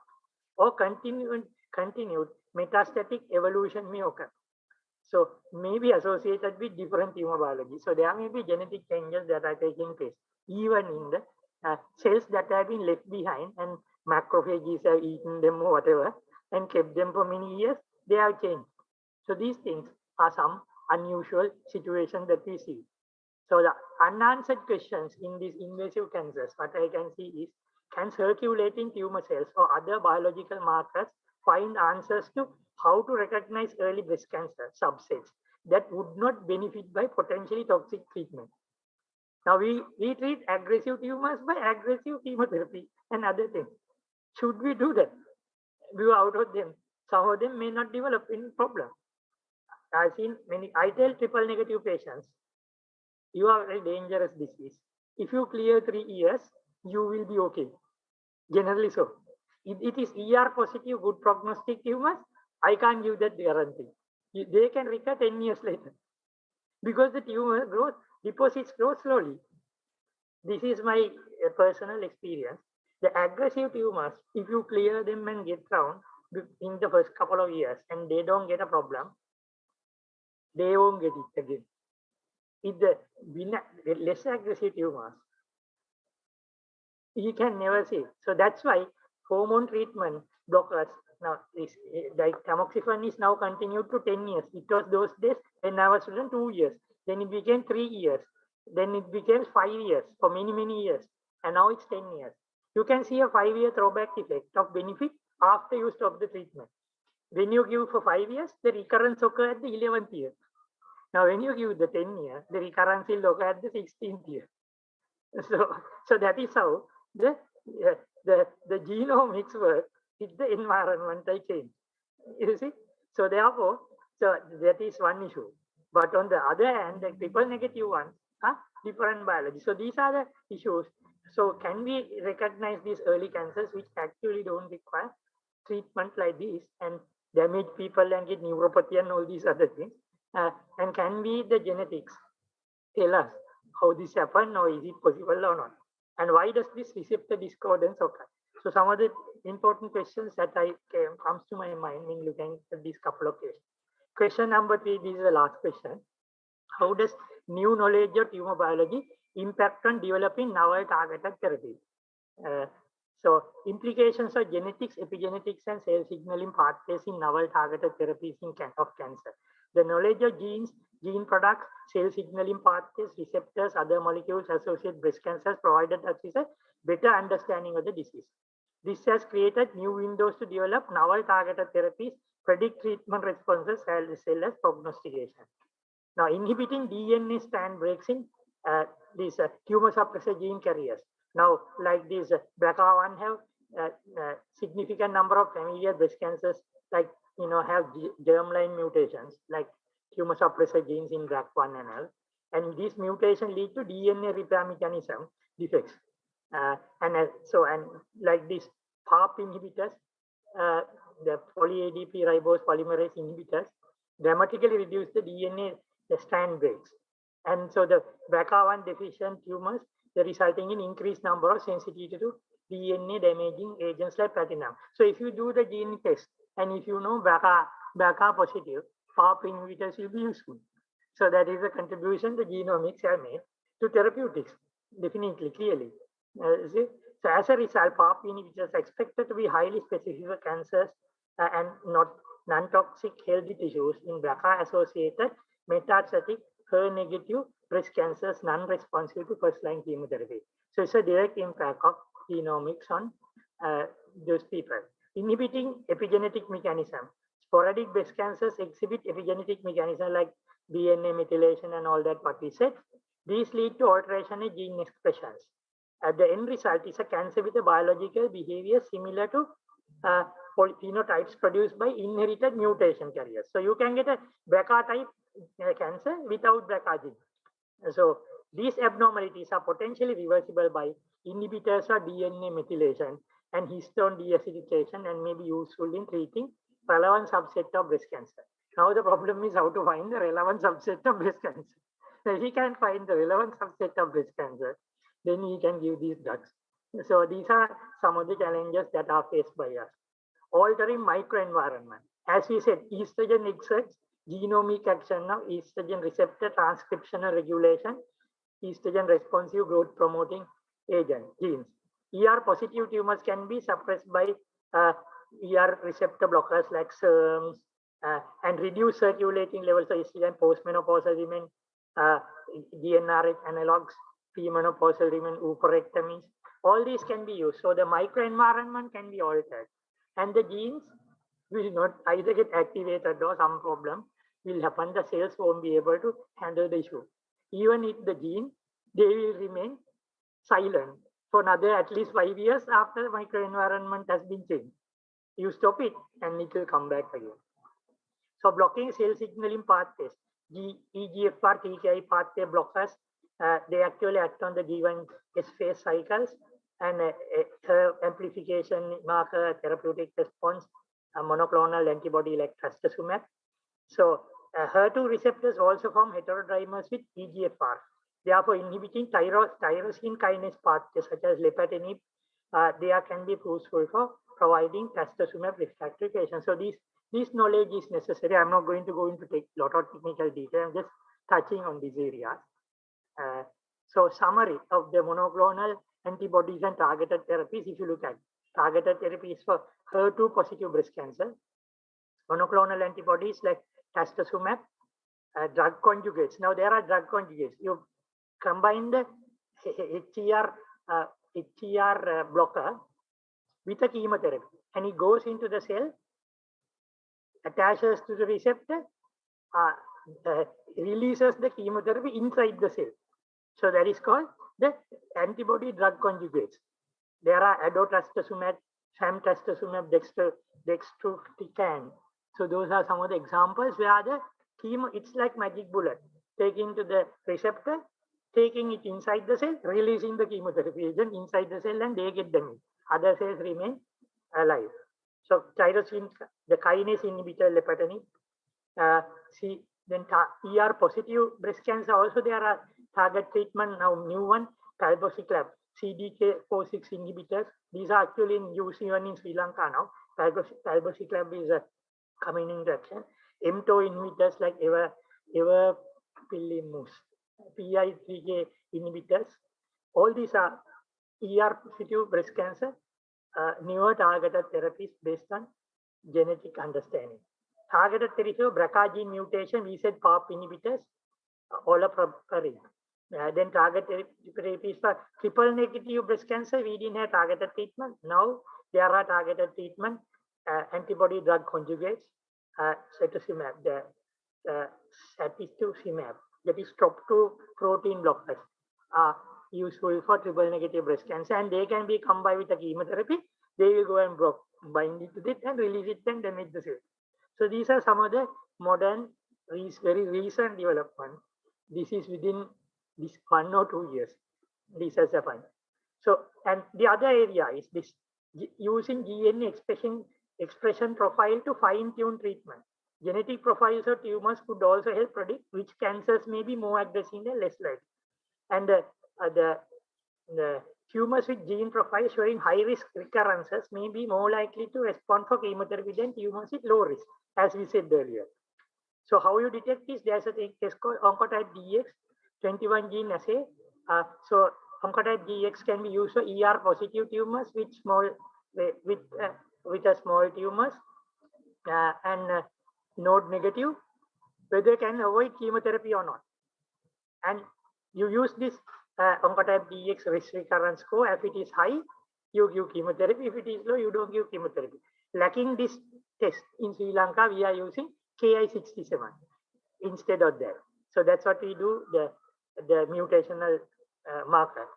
Then MammaPrint is another similar test. What about developing a breast cancer vaccine?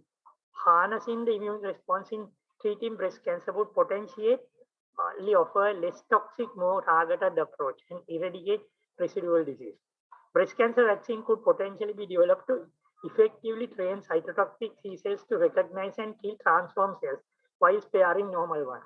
But the problem is, however, achieving this goal has been problematic due to the ability of the established cancers to suppress and evade the immune response. So therefore, breast cancer vaccine has not been successful up to now, but that is a concept and maybe worthwhile looking at. So overall outcome of the patient depends on the multiple variables: biology of the disease, as we discussed, different risk factors, stage of the disease, treatment types, practical problem like treatment delays, patient factors. So in conclusion, modern day medicine has ushered a significant number of new sophisticated diagnostic and therapeutic modalities. These can assist and significantly improve diagnostic and decision-making process.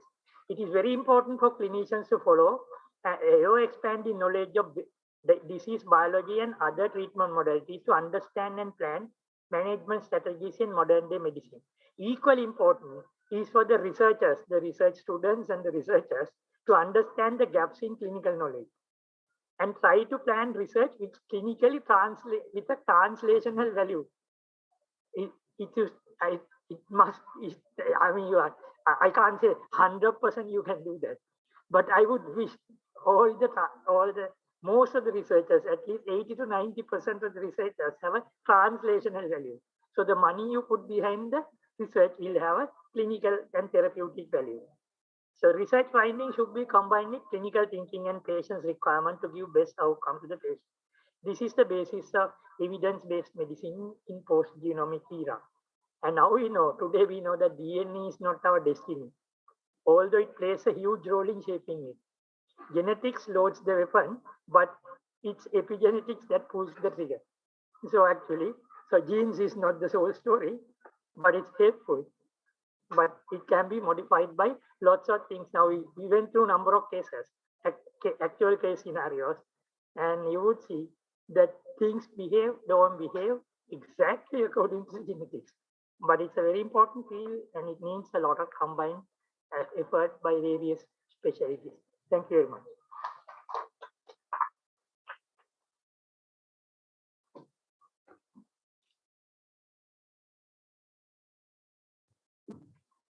Thank you, Kanishka, for a very excellent presentation.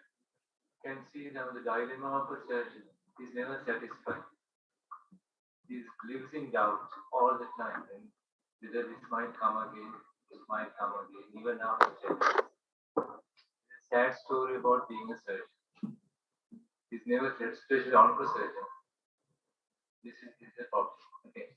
Shall we, the audience is now open to ask if there's any questions to be asked from him to clear your mind.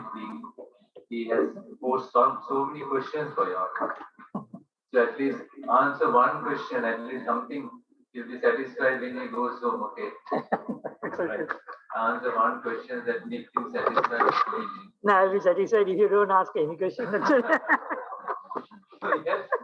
Yes. So many questions on you. Just answer one at least to make him satisfied. Otherwise, he'll be very upset when he leaves this. No, I want them to answer one question. The last question I said, how can you make the research clinically relevant?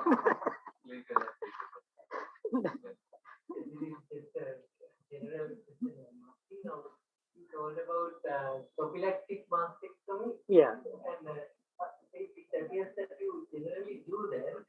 Yeah, there are people do. In the same way, if somebody says that elderly people can win prostate cancer, if they come asking to remove the prostate gland at early stage, that also be allowed.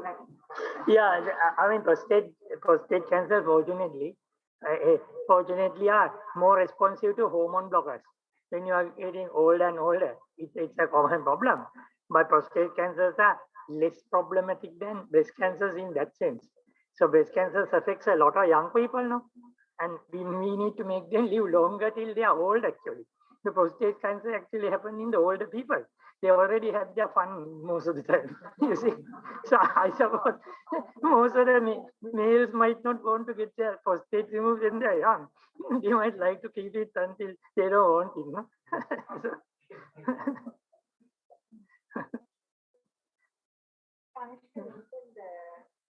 If there are even 2 or 3 nodes positive, yeah. That patient will not get metastasis.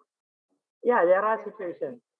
Is it because there has to be a certain node of cells removed to the circulation to go and get metastasis? No, the problem is, I mean, when you say node positive, people think the cancers behave like salvinia. You know, I mean, salvinia will have to go along the river, no, like that. So the problem is, it doesn't behave like salvinia. So I think when you say node positive, is that immune system was unable to eliminate it. You would personally know there are circulating tumor cells, even small cancers now. Now a cancer to come to 1 centimeter size, the first cell has to divide 40 times. It has been, you can calculate that now. Then only you get a 1 cubic centimeter size.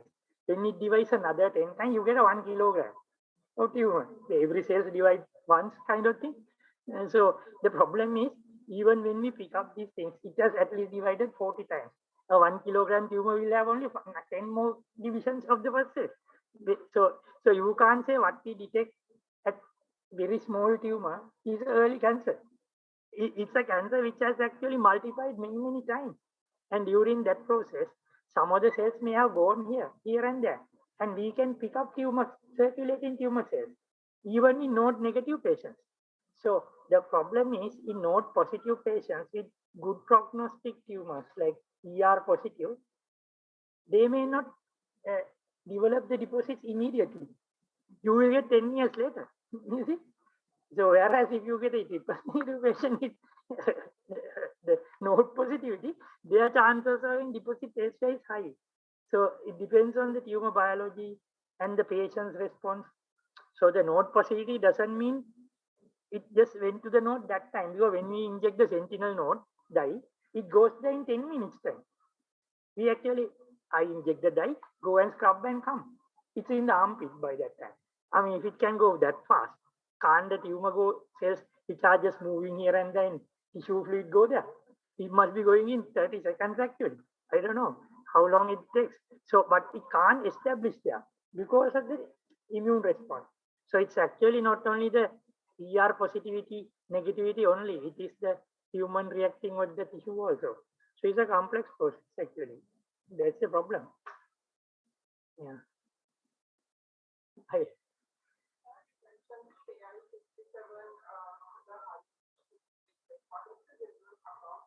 Yeah, that's a that's a very controversial issue. Now KI67 is not recommended by the guidelines. NCCN guidelines say KI67 is not recommended, but we don't have money to do oncotype DX, and we can't do it here also. No, we don't have the facility to do it here. So that what we do is KI67 we take now UK guideline they say 10%. So 10 or 12% is, if it is less than that, we consider as negative. If it is more than 20%, we consider it as positive. 10 to 20%, you have to take case by case decision. But I have seen oncotype DX done patients in Sri Lanka. A patient with a small tumor got an oncotype DX and came to Sri Lanka, and they wanted to avoid the chemotherapy or whatever because there was some issue. And no, not small tumor, 2 centimeter size tumor or whatever. It was not big. When the CT scans were done, she had liver mets actually. The oncotype DX recurrence score was low. It was done in America, spending a fortune actually by a person, you know. It's the actual case. I also didn't know. I also got shocked because I am not used to oncotype DX. So we don't do it here, no. So I'm not really sure oncotype DX even is 100% accurate. So, but I suppose that's in the guideline currently. In the American guideline, it is there. So now this is the issue about them. Reporting and regression analysis.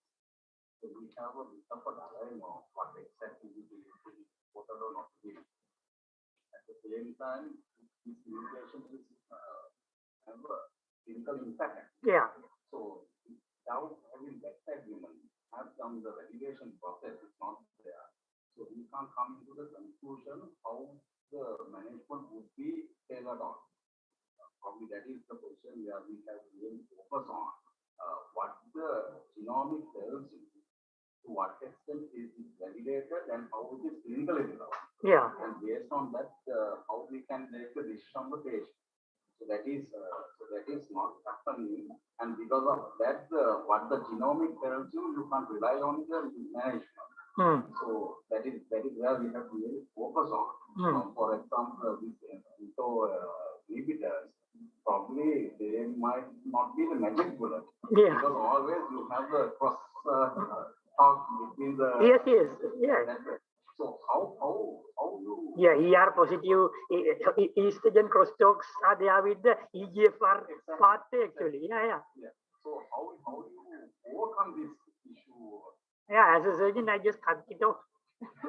That's how I overcome this problem. I mean, I don't know how to overcome other than that.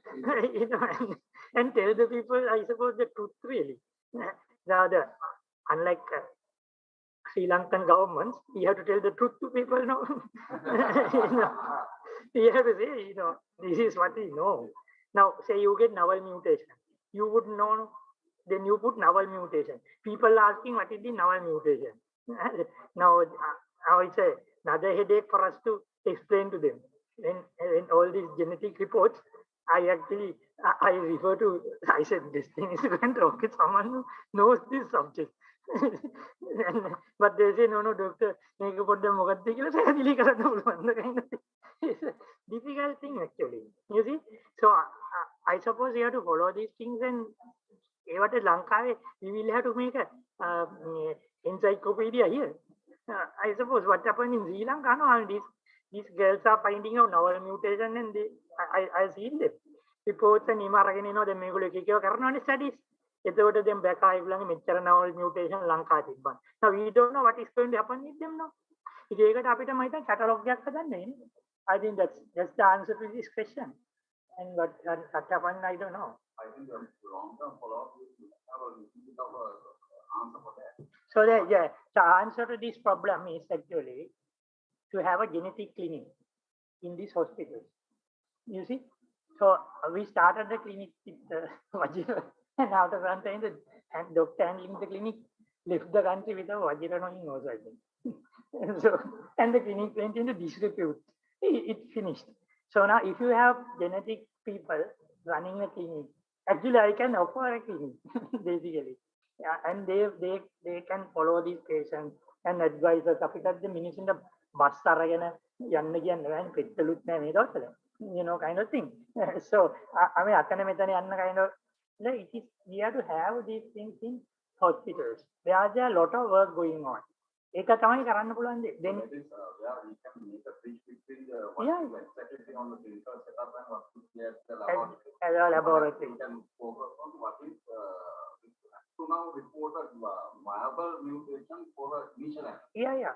Because now it is impractical for you all to expect me to be in your lab now. You will have to be in my clinic. Other way around doesn't happen actually. ඒක තමයි කතාව. Yeah, I suppose. Yeah. So you can just imagine now, if he adhere to the protocol treatment, still he might fail. Right. But if he doesn't adhere, he'll be in the Supreme Court. So there is a problem with this. So we are really stand as a difficult question to ask. Yeah. Okay. Right. So we'll invite the next speaker. Thank you very much.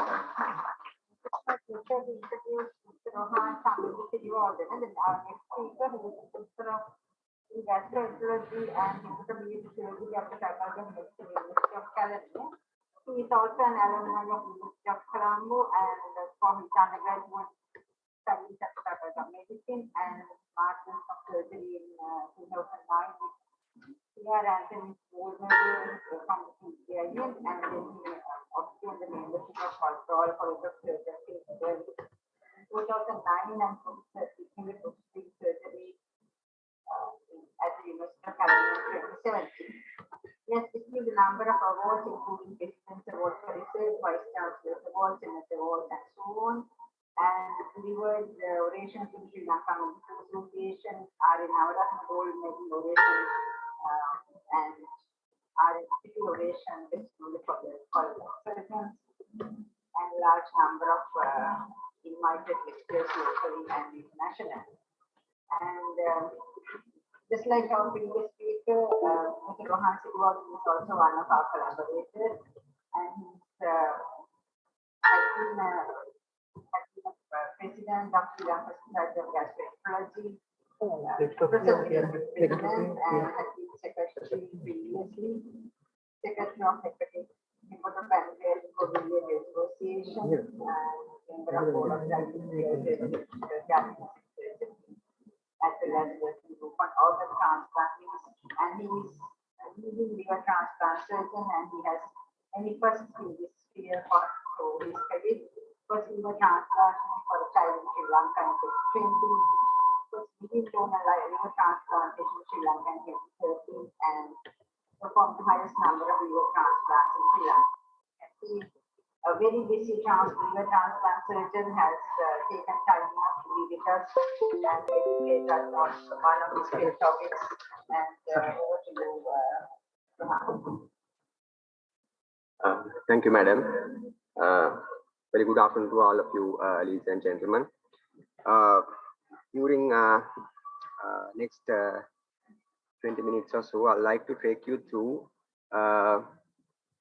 some clinically important aspects and the surgeon's perspective of managing patients with hepatocellular carcinoma. The cancer, a disease, is not something.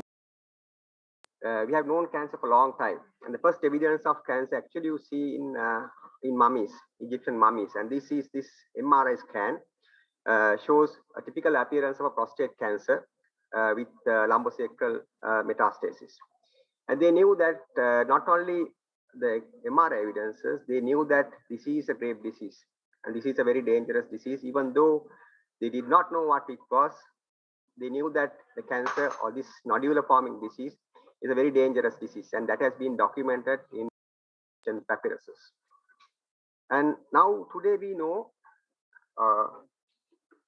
today we know the biology of cancer, why the cancers arise. And cancer can arise in any type of cell that you get in your body. And today's topic is liver cancer. I'm going to talk about liver cancer, some of the key areas. If you look at the liver, there are two main type of cells. You get hepatocytes and you get cholangiocytes, apart from the other minor type of cells. And you can get cancer in these both type of cells. Cholangiocytes gives rise to cholangiocarcinomas, and hepatocytes gives rise to hepatocellular carcinoma. Now, what is so special about hepatocellular carcinoma? What is so special about hepatocellular carcinoma? Unlike breast cancer, unlike thyroid cancer, unlike colon cancer, hepatocellular carcinoma is a very aggressive disease. And this data is coming from West. If you look at these two lines, even with treatment, at the end of 5 years, almost 50% of these patients are not alive. So this is a disease which is very difficult to cure. And this is our own data. When we looked at our first 500 patients, we saw that even with treatment, even with liver resection and liver transplantation, which is thought to be, the curative form of treatment, 40%, 60% died at 5 years. Only 40% were alive. And with other forms of treatment, there are other forms of treatment that we offer for liver cancer, like transarterial embolization. There are different techniques to burn tumor. And sometimes we can't offer anything. And without any treatment, with other forms of treatment, only 10 to 15% were alive at the end of 5 years. So it's a very aggressive form of disease. And people have looked at different risk factors for developing liver cancer. Traditionally, it is hepatitis B and C, which is known to be the leading cause for liver cancer. But apart from these two main types, apart from these two main risk factors, there are other risk factors like non-alcoholic fatty liver disease, iron deposition, some toxins, which were not considered main risk factors. But the disease has been changing. Hepatitis B can be effectively treated today and can be vaccinated. And hepatitis C also can be effectively treated.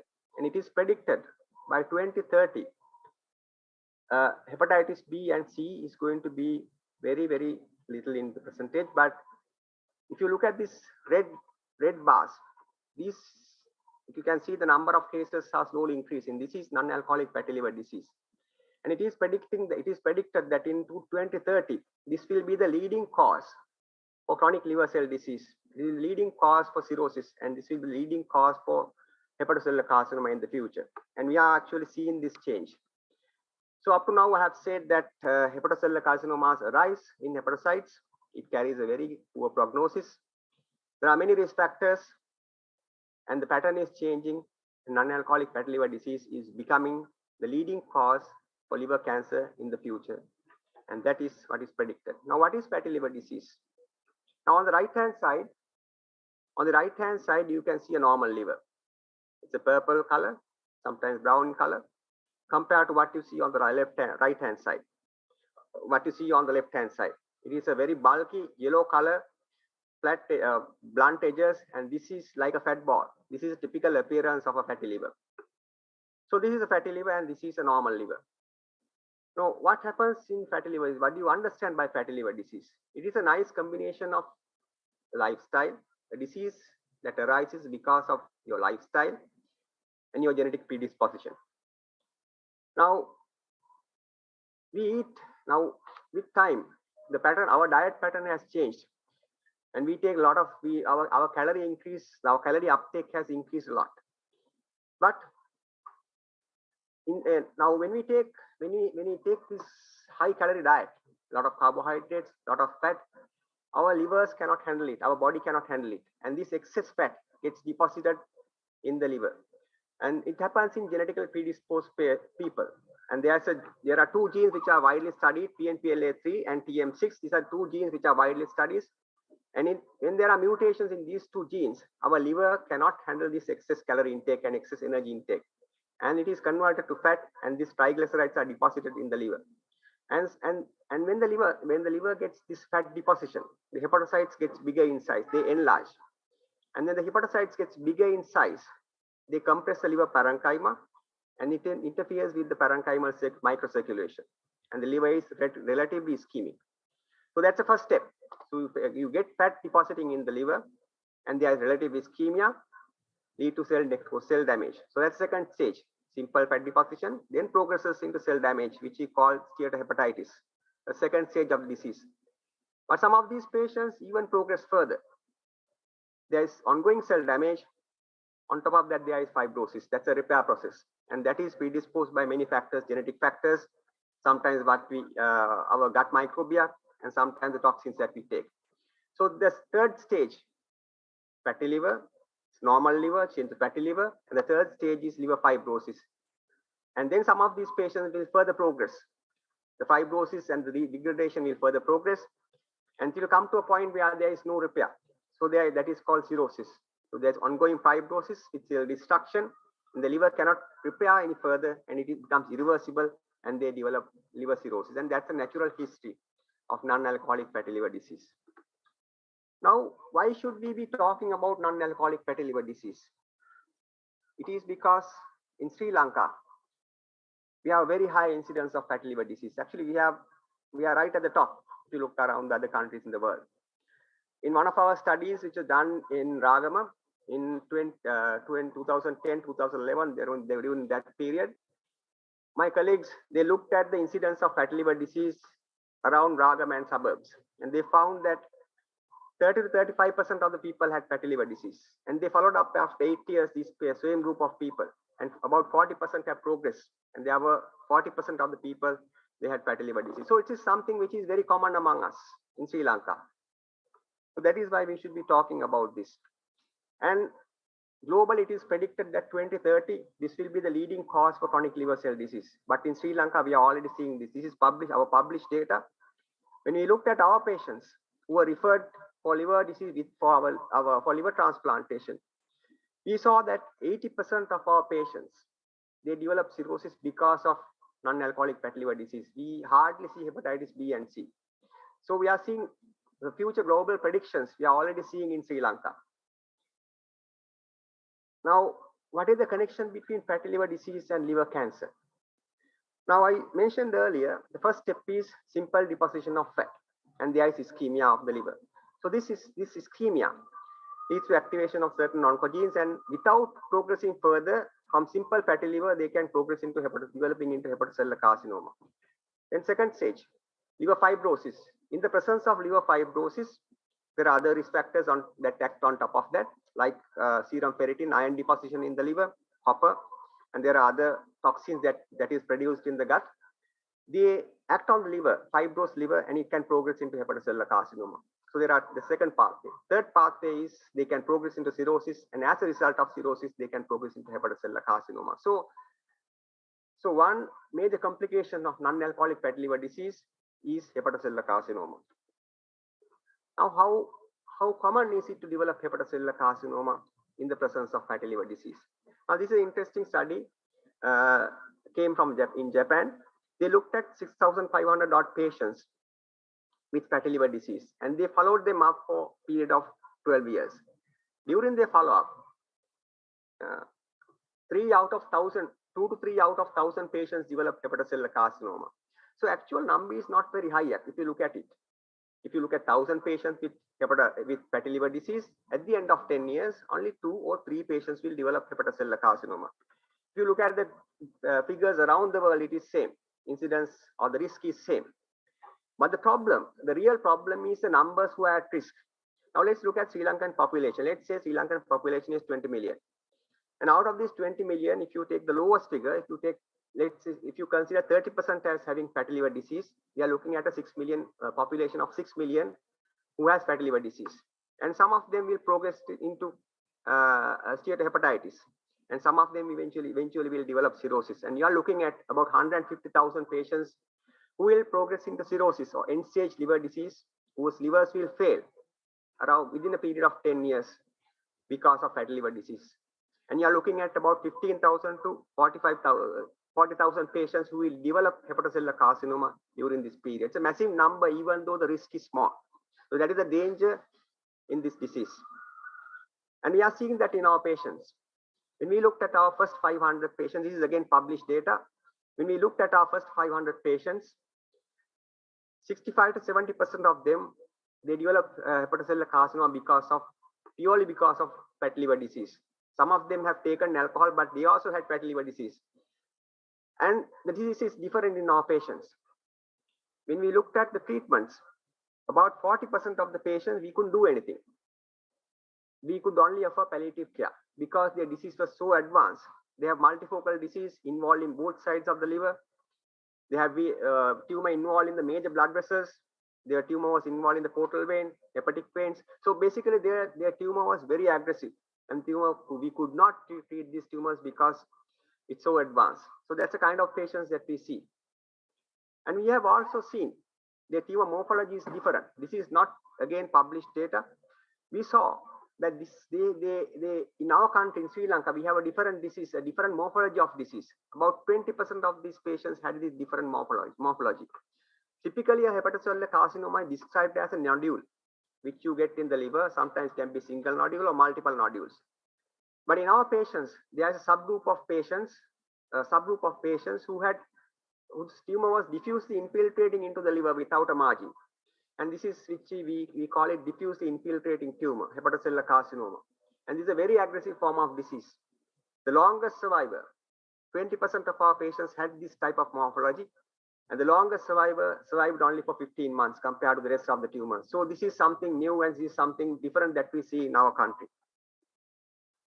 So what have we discussed up to now? We have discussed that the fatty liver disease is progressive disease. And Sri Lanka has one of the highest incidences of fatty liver disease. If you compare with other countries, there's a large population is at risk of developing hepatocellular carcinoma. And in our patients, the disease is aggressive at the presentation. So what should we do? Should we screen for each and every patient with fatty liver disease? But the problem is you are looking at a massive number of people who are at risk, and you can't screen all these patients, and it's not cost effective. And people have looked at this. People have looked at the guy, looked and checked with, investigated whether this is cost effective, and it have shown clearly population screening is not effective. So then, during last 10 years, people have been discussing about risk factors of developing hepatocellular carcinoma in the presence of non-alcoholic fatty liver disease. And that has been an area which is being widely debated and widely discussed during last 10 years. This is a study from Japan, where they looked at the patients with fatty liver disease and diabetes. If someone is having diabetes for 10 years or more, the risk increases 4 times. And that is a probable risk factor to screen. Then another important area is disease activity or steatohepatitis or inflammatory activity in the liver. There are different markers or different ways to find out the inflammatory activity in the liver. And one such thing is to look at the AST level, the ratio between the AST, a liver enzyme, and the platelet count that can be used. And there are novel markers or novel techniques like liver fibrosis or fibroscans. Both these can be used to look at the liver activity or liver fibrosis or inflammatory activity. What they have found is when there is high activity in the liver, the risk of developing hepatocellular carcinoma increases. So that is discussed as another option to screen these patients. Then this study comes from Cleveland University, and they have looked at, it's a post-mortem study. They have looked at the liver iron in these patients who have died with hepatocellular carcinoma and compared with the control group. And they have found that there is significantly increased iron deposition in the liver in the presence of hepatocellular carcinoma with fatty liver disease. But the problem is this study is not really clinically relevant because you can't be looking at liver ions in all the patients. So we did this study and we looked at serum ferritin levels in patients who have hepatocellular carcinoma in the presence of fatty liver disease. And we found that if they are diabetics and if they have a history of alcohol intake, there's significant increase in serum ferritin levels, and possibly there is synergistic action with diabetes and alcohol in the presence of fatty liver disease to develop hepatocellular carcinoma. So possibly this is one another area that we can look into. Then alcohol intake, and this is from Mayo's clinic. They looked at the alcohol intake and the risk of developing hepatocellular carcinoma. If you have taken even a small amount of alcohol, even if you are a social drinker, if you are a heavy drinker, if you have taken alcohol and if you have stopped it now, you still carry a risk of developing, significantly increased risk of developing liver cancer in the presence of fatty liver disease compared to non-alcoholics. So probably this is another risk factor. And this is another widely discussed area, genetic predisposition to develop hepatocellular carcinoma and to progress into cirrhosis. And this is the gene which is discussed very widely, PNPLA3.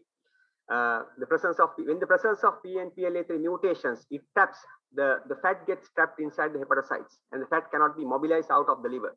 And they progress further into developing into cirrhosis and hepatocellular carcinoma. But the problem is all these studies, they have looked at the patients who have cirrhosis, not non-cirrhotics, probably because lack of number. And but cirrhotics who have developed hepatocellular carcinoma, it's a different pathway. So that is another important area. So what do we know up to now? So we know that non-alcoholic fatty liver disease has a definite risk of cancer. Though incidence is low, the numbers at risk is very high. So there are well identified risk factors for developing hepatocellular carcinoma. There are two types of risks. Some of the risks are modifiable, diabetes, BMI, alcohol, but some of the risk factors are non-modifiable, having high liver activity and biomarkers and genetic markers. So people are now discussing this. Now, last 10 years, people have looked at risk factors, but now in last 2 years, most of the major professional bodies, now they are looking at screening of risk groups. Now, this is International Liver Transplantation Society. One of their recent expert reviews, they recommended to look at this to come up with a model which predict the risk, and based on the risk predicting models to screen at-risk patients. Similarly, American Society of Gastroenterology, they are also coming up there with the expert reviews and recommending to identify risk groups and screen these risk groups. But there are two ways of screening.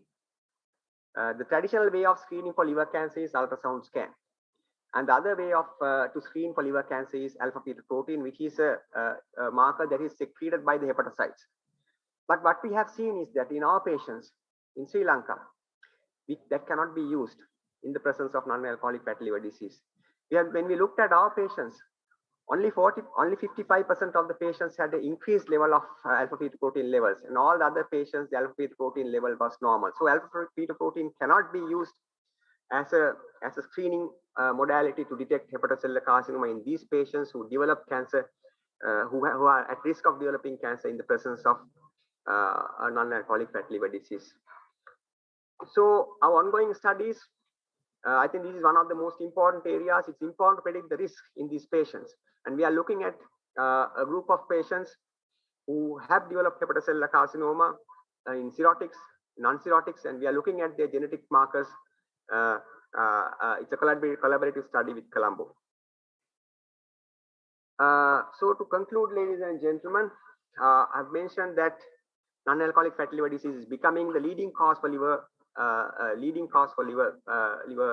cirrhosis and hepatocellular carcinoma, and it leads to HCC in large group who are at risk.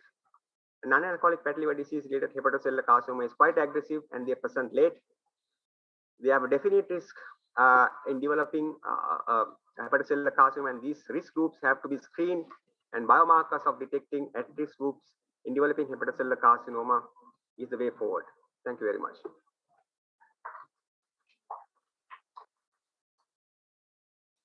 Thank you. Any question? Rohan, I have one question. Yes, sir. Is fatty liver is reversible through lifestyle modification? Well, sir, I mentioned that there are actually 4 stages: normal liver, then you have fatty liver, NASH, and cirrhosis. So, fatty liver, simple fatty liver without damage can be completely reversed if you go back, if your lifestyle changes, if you reduce your body mass index, if you change your calorie intake, if you reduce your calorie intake, if you go into a good exercise program, it can be completely reversed. Then fibrosis is the 3rd stage. In fibrosis, there are different degrees of fibrosis. There are four stages of fibrosis. Up to 3rd stage, still it can be reversed if you adhere to a strong diet and lifestyle modification plan. But 4th stage, very difficult to reverse. Then I'm just thinking the other very interesting. So, is there any way that you can, when it comes to fibrosis stage, is there any way we can calculate the percentage of fibrosis in the liver and say 50% means very high risk of getting liver cancer? Yeah. So the best way to look at the fibrosis is a liver biopsy, but then that is clinically not relevant because you can't be biopsying all the patients, and you can biopsy at one place of the liver, but that may not represent the whole liver because fibrosis is not equal in the liver. So biopsy is out, even though that's the best way. But now there's a novel technique, is the fibroscan, where you take you fire ultrasound in different parts of the liver, and you take average of fibrosis, and based on the ultrasound density, based on that you can divide the fibrosis into 4 categories. So actually 4 categories are based on these fibroscan levels. So you can actually objectively look at the fibrosis based on the fibroscan. But there are other methods like MR fibroscan. It's MRI scan. Then again you can quantify the fibrosis based on these. So that these are actually your predictions are based on these MRI scans and the fibroscan. And combined with liver enzyme? Liver enzyme is not actually a good predictor of fibrosis. It tells you the inflammatory activity. But it starts with when you go into advanced fibrosis, actually liver enzymes comes down.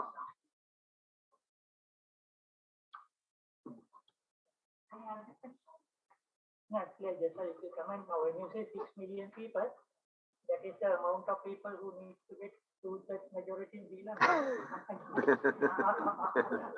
I mean, 6.9 million order. So, I mean, it's a huge amount. We can win the election. If you have the support of anybody,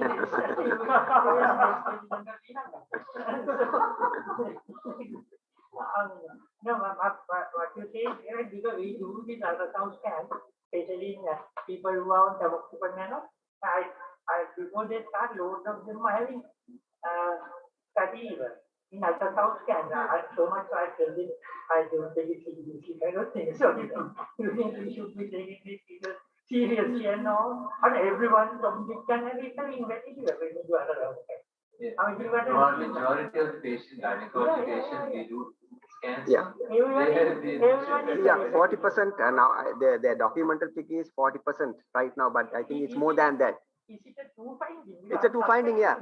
It's a true finding. If you do ultrasound scan here in all, if you in this room, they will have.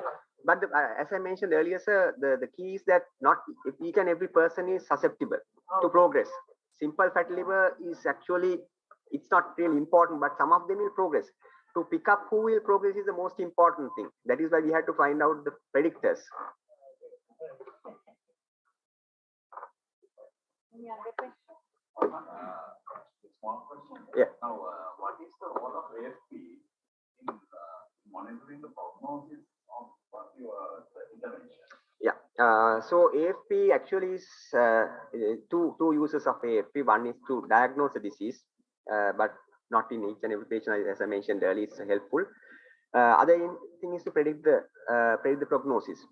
The secretors, which we call the ones who are having alpha-fetoprotein elevation, their prognosis is poor, especially if the level is more than 400. It can be stratified, but if the level is more than 400, the prognosis is poor. And sometimes you see patients with thousands and thousands, more than 1,000, and that's extremely poor.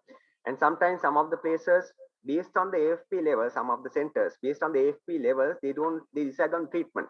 If if you have very high AFP level, they are not selected for liver transplantation. So it's a predictor based on the level.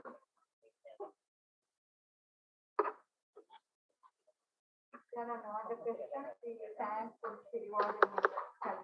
Thank you. Thank you very much. the person who has been online for quite some time from the United States this very morning of her, I think.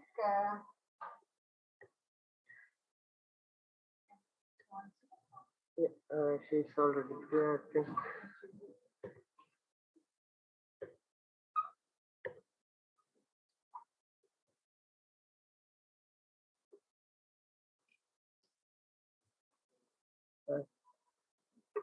Dr. Janli, are you there? Hello. Yes, I'm here. Okay. Welcome, Dr. Mena, and let me introduce you to this audience. Dr. Daniel Mena is an assistant professor of pathology and oncology at the Johns Hopkins University School of Medicine in Baltimore, Maryland. The research interests involved investigation of immunobiological factors that contribute to cancer and disparities in racial and ethnic minorities and underserved population. The research also investigates information associated phytoimmunogenic receptors and their role in cancer. She utilizes translational references in the phytoimmunogenic receptors in patients with cancer.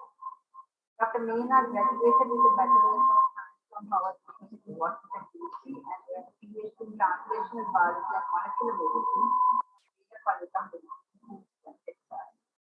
Completed the postdoctoral fellowship in the Department of Pathology at the Johns Hopkins University School of Medicine, and she joined the faculty in 2020. Dr. Mena, over to you for your presentation.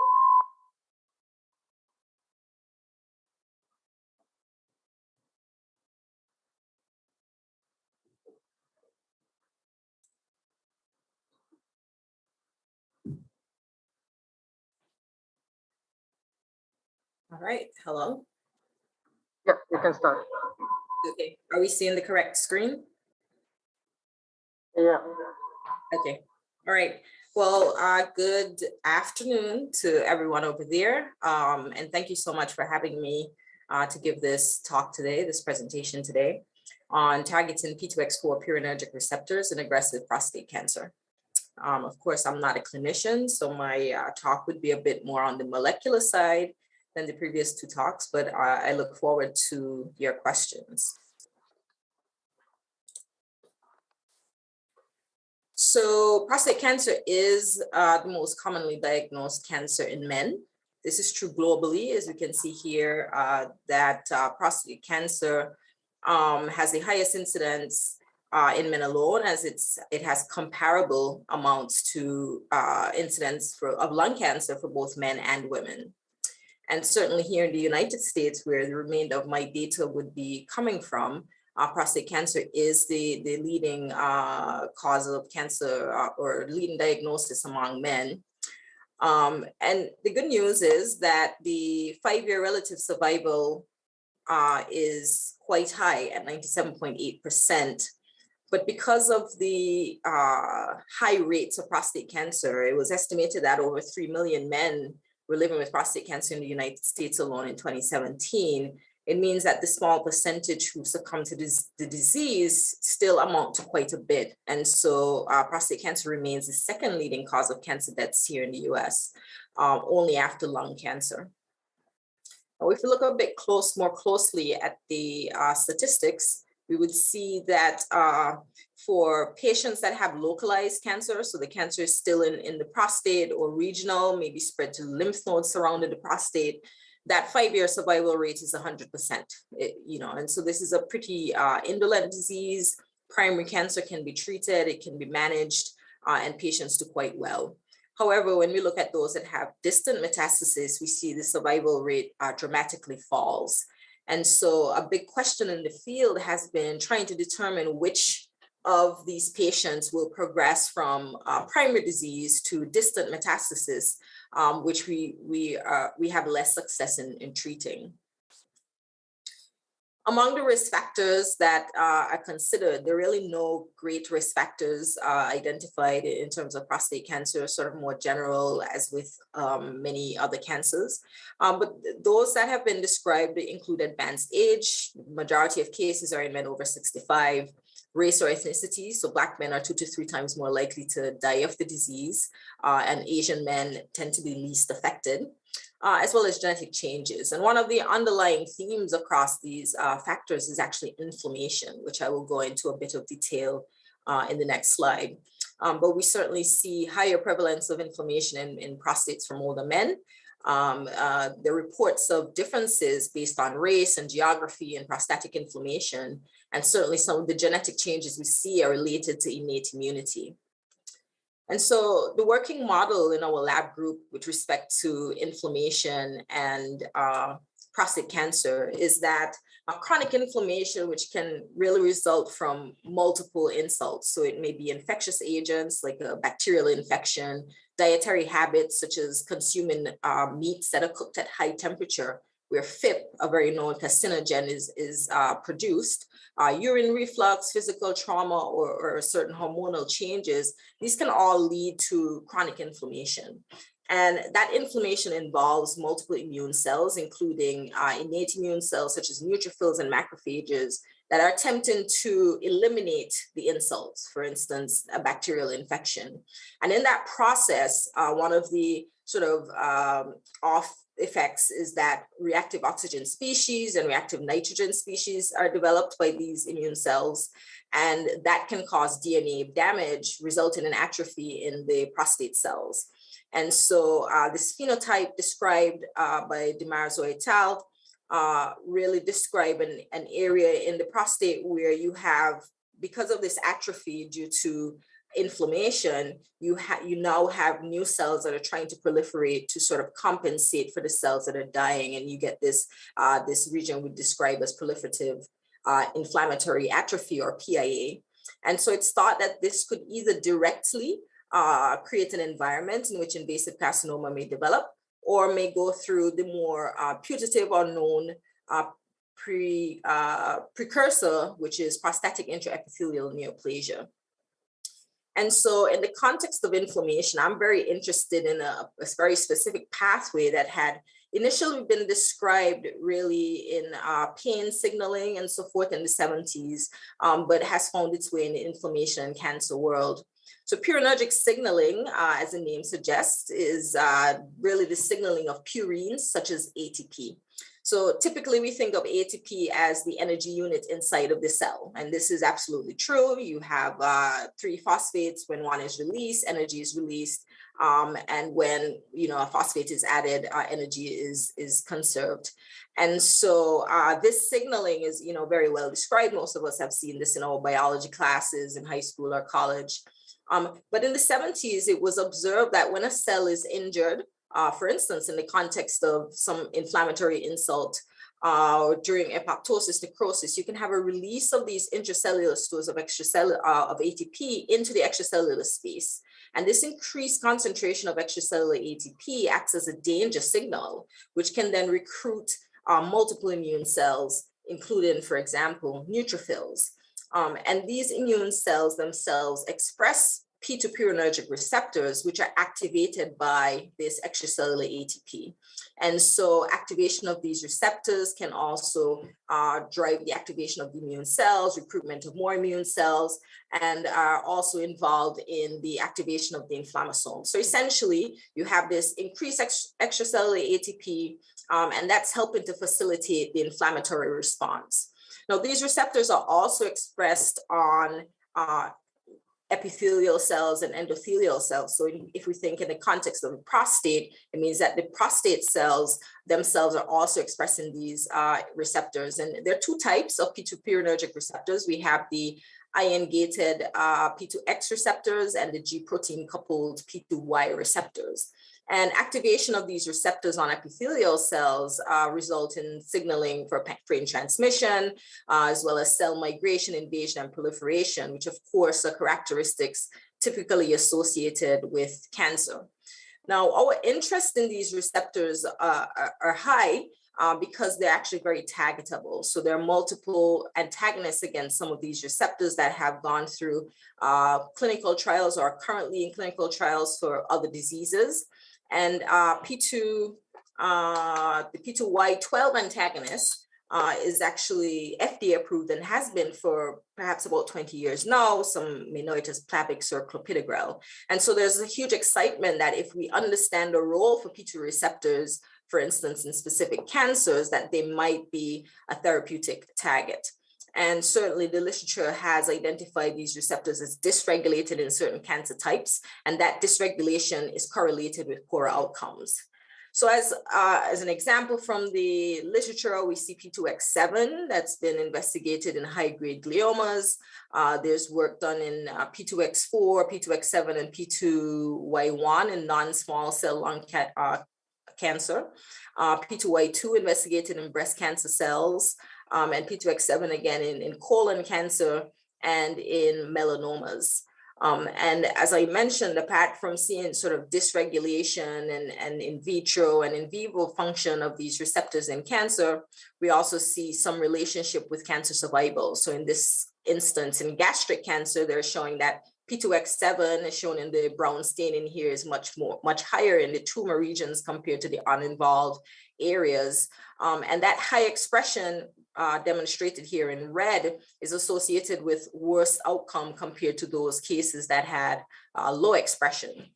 And this was also true. We just heard quite a bit about HCC. And so as a grad student, I studied P2 receptors in HCC. And after screening all 15 receptors, we identified P2X3 as overexpressed in the tumor regions compared to uninvolved areas of the same liver. And that high expression of P2X3 was associated with worse outcome, both recurrence-free as well as overall survival compared to those patients that had low expression. And we were also able to show that this receptor was involved in proliferation in liver cancer cells. So if we overexpress P2X3, we saw increased proliferation. If we block P2X3, either pharmacologically or genetically, we see reduced proliferation. And so my question, of course, when it came to prostate cancer was, are any of these receptors important or have a role in prostate cancer? And so we used some RNA sequencing data for 25 pairs of tumor and benign. And we saw that P2X4 stood out as modestly but significantly increased in the tumor region compared to benign of both low-grade and high-grade cancers. So I went on to do a bit of a literature search to see if this was sort of a fluke, does it have any meaning? And in the TCGA data set, which is perhaps one of the most commonly used data sets here in the US, we see significantly increased P2X4 in tumor regions compared to normal of prostates, which was statistically significant. And again, via Oncomine, we see that multiple data sets consistently show increased P2X4, shown in the darker blue bar here, is significantly higher than in the benign glands, suggesting that this increased expression is quite consistent. We also saw increase in PIN, as I described. This is the precursor to prostate cancer, suggesting that P2X4 might be increased early in the process of cancer development. And so the next step really was to determine, well, where is this P2X4 expressed? What does it mean to have high expression? Of course, those previous studies, you're looking at RNA. Is the protein expressed? Is the receptor itself being increased in one cell versus the other? And so we did a number of staining techniques, immunohistochemistry, RNA in situ hybridization, as well as some multiplexing on tissue microarrays that contained either primary tumor, which would typically have both low-grade and high-grade cancers, or metastatic tumor from multiple sites. As well as we were fortunate to look at some organ donor tissue. So these are prostates that do not have cancer. And so what we saw in those organ donor prostates, so here we're looking at a normal prostate gland. These are epithelial cells. We can see the nuclei here, and we have a little lumen. This is where typically in the prostate, where the enzymes and proteins that are made in the prostate are typically secreted into this lumen and can be squeezed out out of the prostate. And so in these cells, we see some low level of expression of P2X4. So P2X4 is native in the prostate, but not necessarily at very high concentrations. On immune cells, so this is an area of inflammation. All of these little darker blue dots are immune cells. And you can see that some of them, particularly here in the higher magnification, are expressing brown or expressing P2X4. And so some of the immune cells, a subset, are certainly expressing P2X4 in a normal prostate where there is no cancer. When we look at the prostatectomy tissues, so these are tissues coming from men who are diagnosed with prostate cancer, we see that in benign regions, so again, these are areas in that prostate that do not have cancer. This is a normal gland. We see this low level expression similar to what we saw in the normal organ donor prostates. But when we look at these glands that have pins, so again, this is the precursor to prostate cancer, we see this increased intensity in the concentration or the expression of P2X4 seen by these darker brown staining. And similarly, in cancer regions, you can see much darker expression of P2X4 compared to benign. And so we're able to do some image analysis and quantify the amount of, in this case, mRNA expression, which would typically be done by RNA in situ hybridization. And we saw that regions of PIN, so in areas where the precursor to cancer is present, we had significantly more P2X4 compared to normal, as the public data set I previously showed suggested. And similarly, when we look at our protein expression in our TMA, so I think we had a total of well over 900 cases here, we see that the expression of P2X4 is much higher, significantly higher in cancer spots or cancer regions compared to normal or benign. And this was true both in low-grade cancers as well as high-grade cancers. We were also able to detect P2X4 in metastatic tissues. So these are metastatic tissues sampled from multiple sites. And as you can see, the staining pattern suggests here that immune cells are being stained in some of these spots, these brown circles we see here. And in some cases, the cancer cells themselves are expressing very high amounts of P2X4. And again, we were able to quantify this and show that the level of expression varies very broadly across metastatic sites. Each color here represents a different patient, showing that there's not necessarily just higher expression per patient. Even within one patient, you might have higher expression or lower expression, but certainly across sites, there's some sites that seem to have on average more expression, for instance, the lymph node compared to benign cancer that was still present in some men who may not have had a prostatectomy. We're also able to detect P2X4 on immune cells in the prostatectomy cases. So these are now cases where you have cancer, and these are regions of inflammation where many of these immune cells have sort of rushed in, perhaps prior to the cancer development or as a result of it, but some of these immune cells are strongly expressing P2X4. And so using multiplexing staining, so in this case, for example, using RNA in situ hybridization to detect P2X4 in brown and IHC to detect mast cells in pink, we see that these mast cells don't seem to be expressing P2X4. And so we sort of concluded that mast cells might not be our immune cell of interest. When we do double staining for CD66, which is a neutrophil marker, we do see that some of these neutrophils potentially are expressing some P2X4. And more convincingly, CD68 positive macrophages, or macrophages shown here in pink, seem to mostly all express P2X4 at some level, which was not too much of a surprise. Interestingly, we also see this correlation between P2X4 expression and CD68, so our macrophages and P2X4, both in the primary cancer cases as well as in the metastatic tissues. And considering the amount of P2X4 we see in the prostates, in the epithelial cells, so on the non-immune cells, we don't believe that this correlation is simply because the macrophages are expressing P2X4, but instead perhaps areas that have high P2X4 expression, you have higher recruitment of immune cells, which of course would be very interesting and important in understanding the tumor microenvironment and how it might be facilitating cancer progression. So we also wanted to consider a few common genetic alterations in prostate cancer and how that might be related, if at all, to P2X4 expression. And so P10 is a tumor suppressor gene, and it's the most commonly lost tumor suppressor gene in prostate cancer observed. And P10 loss is actually associated with more aggressive disease and worse outcome. And ERG, which is a protein not typically expressed in prostate cancer cells, in prostate cells, in normal prostate cells, but in about 50% of prostate cancer cases, we do see this ERG expression as a result of a fusion with oftentimes this gene TMPRSS2. And so ERG expression is actually often seen at the same time as P10 loss. And so we decided to look at both of these as well as P53, which is a common all-around genetic alteration. And what we saw is that cases that had either P10 loss or ERG expression had higher expression of P2X4, suggesting that perhaps P2X4 expression is associated with a more aggressive type of disease. We did not see any correlation with P53. So we then looked directly at P2X4 and its risk, its association with metastasis or recurrence risk.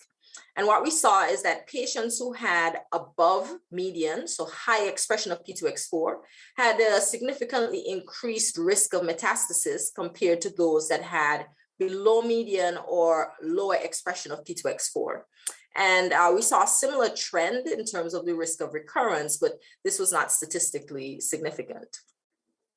We went a bit further to consider both P2X4 expression and P10 loss. And this is a fairly busy slide, but I'll direct you to this particular row, where patients with high P2X4 expression and P10 loss had significantly increased risk of recurrence compared to those that had low P2X4 and had P10 intact. And these were in tumor tissues. In the normal tissues, interestingly, similarly, we see high expression of P2X4 and P10 loss having an increased risk of both metastasis and recurrence. So this again is suggesting that potentially P2X4 is indicative of a more aggressive disease, but it also causes us to consider whether P2X4 might be considered, for instance, in a profile that can be used as a biomarker. So currently P10 loss, as I said, is associated with more aggressive disease. This is something oncologists would consider when a patient is diagnosed, if they have P10 loss, in terms of how they would move forward with treatments.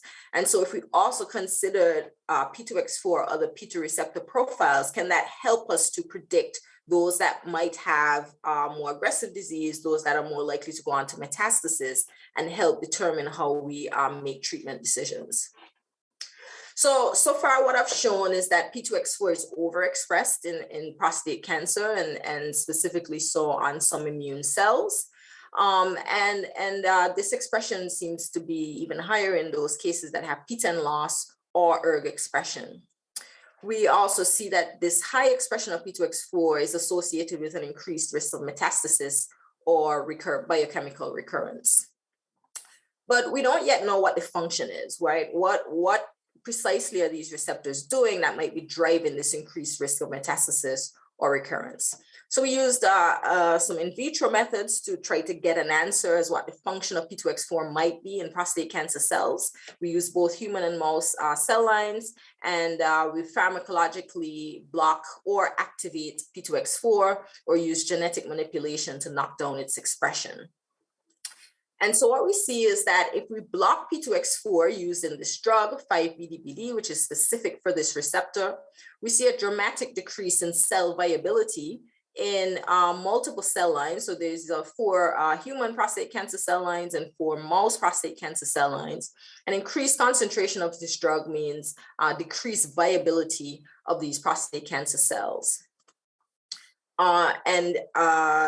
Additionally, if we look at the expression of cleaved caspase, which is a marker of apoptosis or cell death, we see that treatment with this drug is actually inducing apoptosis at fairly low concentrations in multiple cell lines.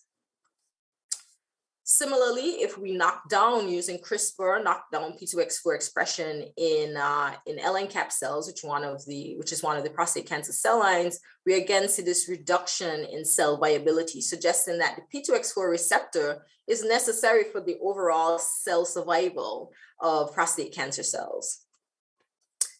Alternatively, if we activate the receptor, so in this case, we treat cells with ATP, which will activate any P2 receptor, or CTP, which is specific for P2X4, we see this increased expression of epithelial markers like E-cadherin and cytokeratin 8.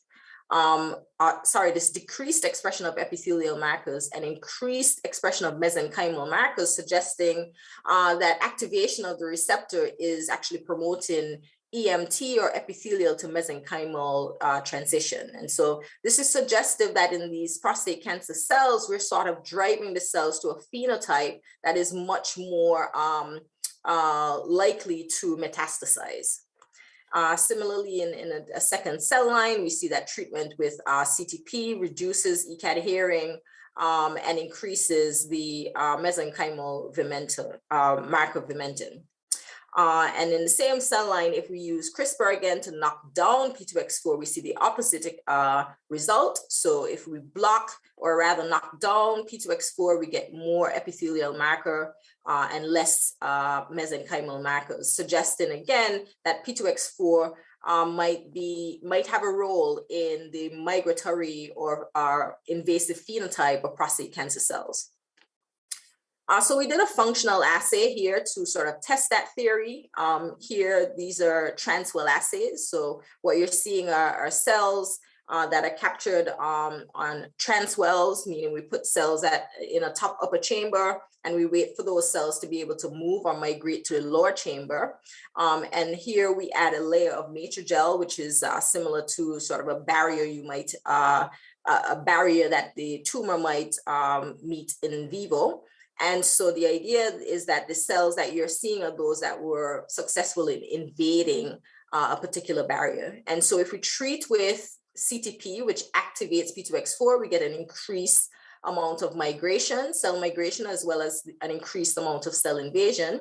But if we block the receptor using this drug 5-BDBD, we see a decrease in migration and a decrease in invasion. And this is also true if we genetically, using CRISPR, knock down P2X4, we get decreased migration and decreased invasion. And a lot of this work was made possible by two talented undergraduate students. Tamarat was a summer student and Rebecca was an undergrad student in the lab. And she's actually currently my research technologist in my new lab. And so what we've shown here is that when we activate P2X4 receptors, we're actually driving cell viability, migration, and invasion, and these might actually be driving aggressive disease. But if we block the receptor, we're able to slow cell viability, potentially stop migration and invasion, and ultimately slowing the disease progression. So finally, we wanted to see if this, what we observe in vitro actually holds up in vivo. And so we're able to knock down P2X4 in these mouse prostate cancer cells and inoculate into mice and see what their growth is like. And much of this work was also made possible by Lauren Kiefer, who's a vet pathologist who was completing her PhD in the lab at the time. And so in this model, we can use an immunocompetent FBB mouse, so the immune system is fully intact, since these MICCAP cells are actually derived from the FBB mouse. And if you inoculate a small number of cells into these mice, you get this robust growth of a tumor that would look something like this, maybe about 2 to 3 weeks after inoculation. However, when we knock out, or rather knock down P2X4 using CRISPR, we see that these cells actually do not grow tumors quite as well. So we get a small nodule, but it never takes off as the control cells do. And so we have this significant attenuation of tumor growth, really suggesting that P2X4 is necessary for tumor progression at least in this model. And so we confirm that the cells that we have, of course, are MICCAP cells, the primary marker being human c-MYC that's expressed in these mouse cells. And so we see that here, even though we knocked down P2X4, these cells are still viable with lots of MYC and AR. but they do not take tumors as well as the control cells. We also made this observation that there is in these tumors that have very high expression of P2X4, seen here in brown, in the P2X4 knockout cells. So we got a bit worried that it might be a bit leaky and that we're getting P2X4, but other stainings show that these areas of high P2X4 expression actually did not express MYC and did not express AR, suggesting that they're not actually MYC-cap cells. And so this is suggesting that in these tumor areas, they're actually mouse cells, or the mouse tumor microenvironment itself is also expressing P2X4. And so additional stainings show that some of these cells are CD11B positive, which means some of these cells might be macrophages or neutrophils.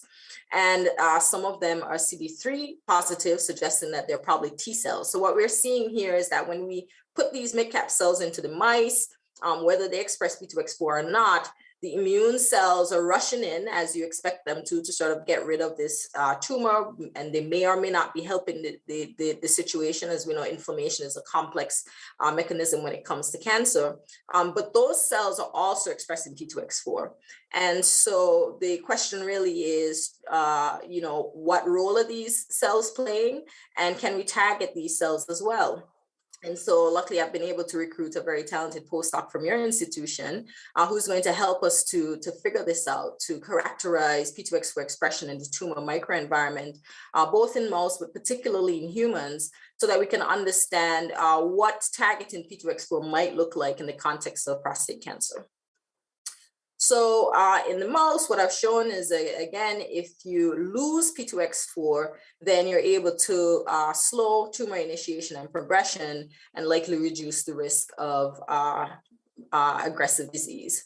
And so my overall working model is that in the context of chronic inflammation, you may have the cell injury in the prostate resulting in apoptosis and necrosis, and this increased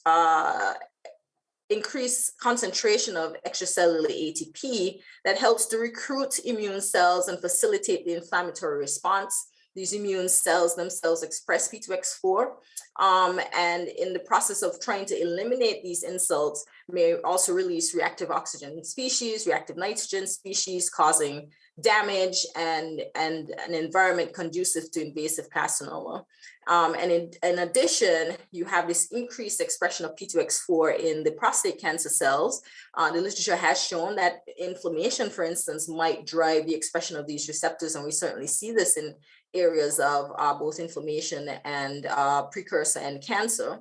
And when we activate these cells, we're driving the cell viability of these prostate cancer cells, but also facilitating migration and invasion, overall driving tumor initiation and progression, leading to a more aggressive disease. And so if we can block these receptors pharmacologically, target P2X4 in patients with prostate cancer, we have the potential to slow that viability, to slow that progression, and likely attenuate some aggressive disease. And so with that, I need to acknowledge my funding sources. The work I presented was primarily done while I was a postdoc in Karen Spanos's lab, and Angelo DiMarzo is a close collaborator, and this is the lab group. And of course, collaborators, biostatistician Corey Joshu and pathologist Tamara Lotan. And I'm happy to answer any questions.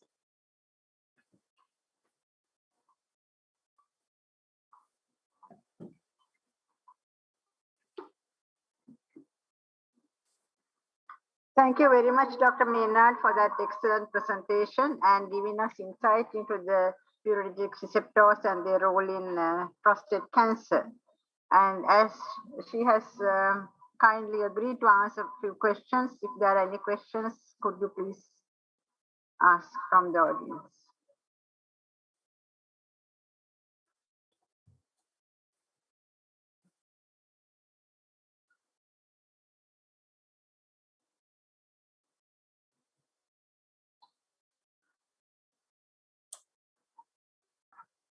This may be not be straight related to your presentation.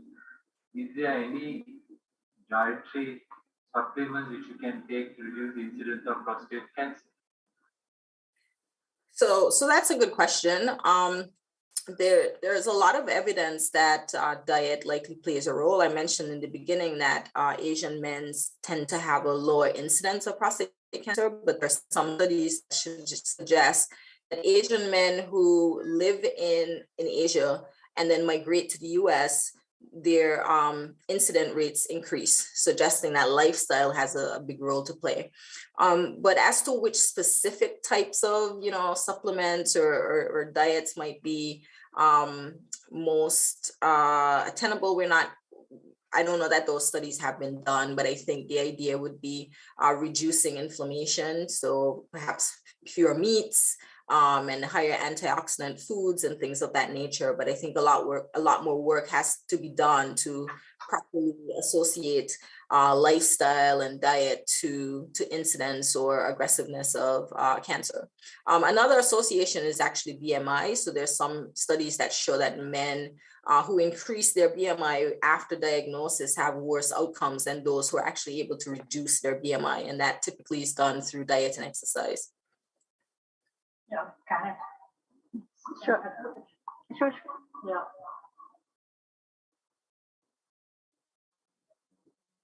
Prostate cancer, when you treat the disease, you give Gleason score. Actually, you give primary score, secondary score, and tertiary score. That is because there are different grades of tumor, so that means it's pretty obviously a multiclonal disease. So you might now what is the impact of these in this genetic situation? These things might some may be good if you get a high Gleason score. That means the worst tumors are there. So it's not uniform disease, obviously. I'm sorry, I wasn't able to hear the question. Can someone with the mic please repeat the question? Can you hear me now? Can you hear me? Yes. Clear? Okay, go ahead. Okay, I'll come here. Something wrong with that. Connectivity. Prostate cancer is actually when you grade the disease, you go on Gleason score.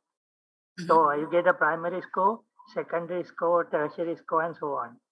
So it's that happens because there are different grades of tumors in different places of the prostate. So they are obviously heterogeneous disease. Multiclonal disease. So what is the impact on all these PTX4 and all these in the presence of multiclonal disease? Right, that's a great question. So from our initial analysis, it looks like the increased expression is true both in lower grade and higher grade diseases. We hadn't looked specifically by stage, but certainly the overall increase occurs whether the disease is still at a Gleason 6 or 7, or if it's higher at an 8 or 9. Yes.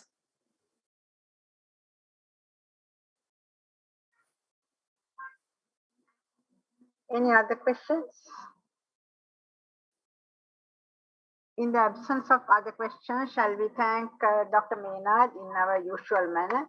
And it was nice to see you. He has integrated nicely into your team, and we now know what work she is in for. So thank you very much, Dr. Maynard, for accepting our invitation and being with us. I know it's very early morning for you there today at this time.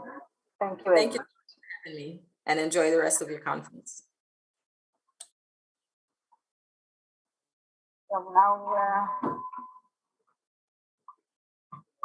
conclude the session, thanking all the speakers, and I think the co-chair is like the Santa Claus distributing to the speakers.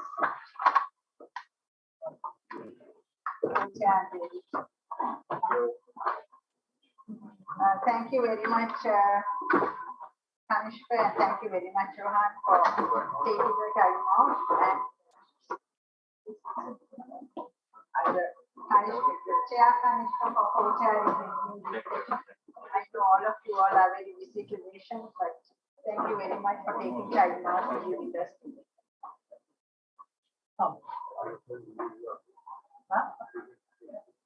Thank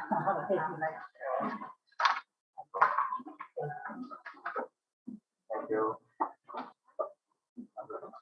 We have been asked to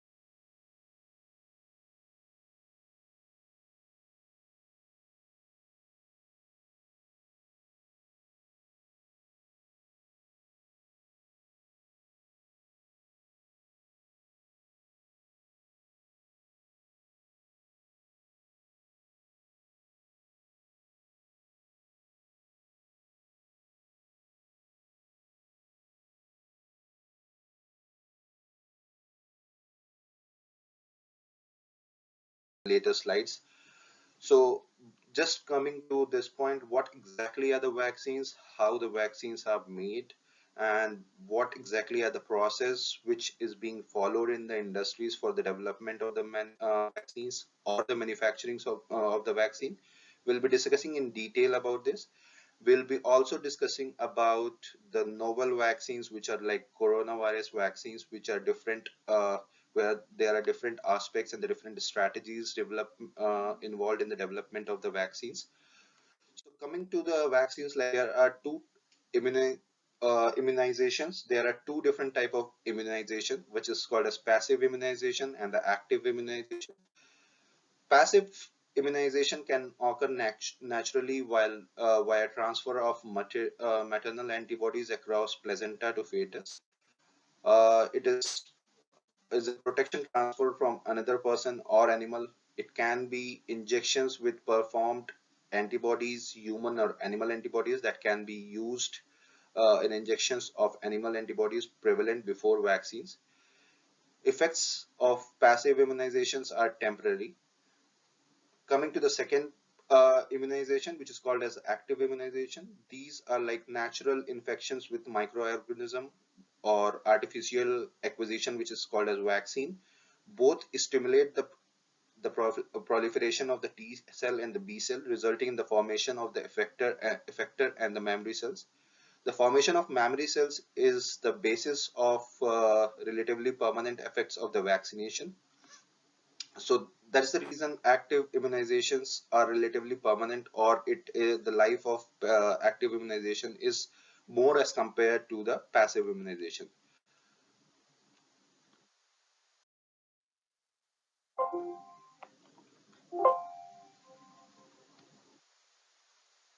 So how does vaccine work? So the vaccines are able to achieve these benefits by mimicking a natural infection but with lower risk of disease. Where the body is exposed to the weakened or dead pathogen, the body's immune cells make antibodies to attack the pathogen, and if the body is exposed to the pathogen again, the body will be prepared with the antibodies for that respective antigen. When the individual is exposed to the pathogen that causes infectious disease through natural infection, the body's immune system respond by having its immune cells like white blood cells replicate and target these pathogens with antibodies, which are blood proteins that binds to the pathogen and destroy them. Once the pathogen has been destroyed, the immune cells disband and the immune system activity returns to the normal levels. But the key cells known as the memory cells remain.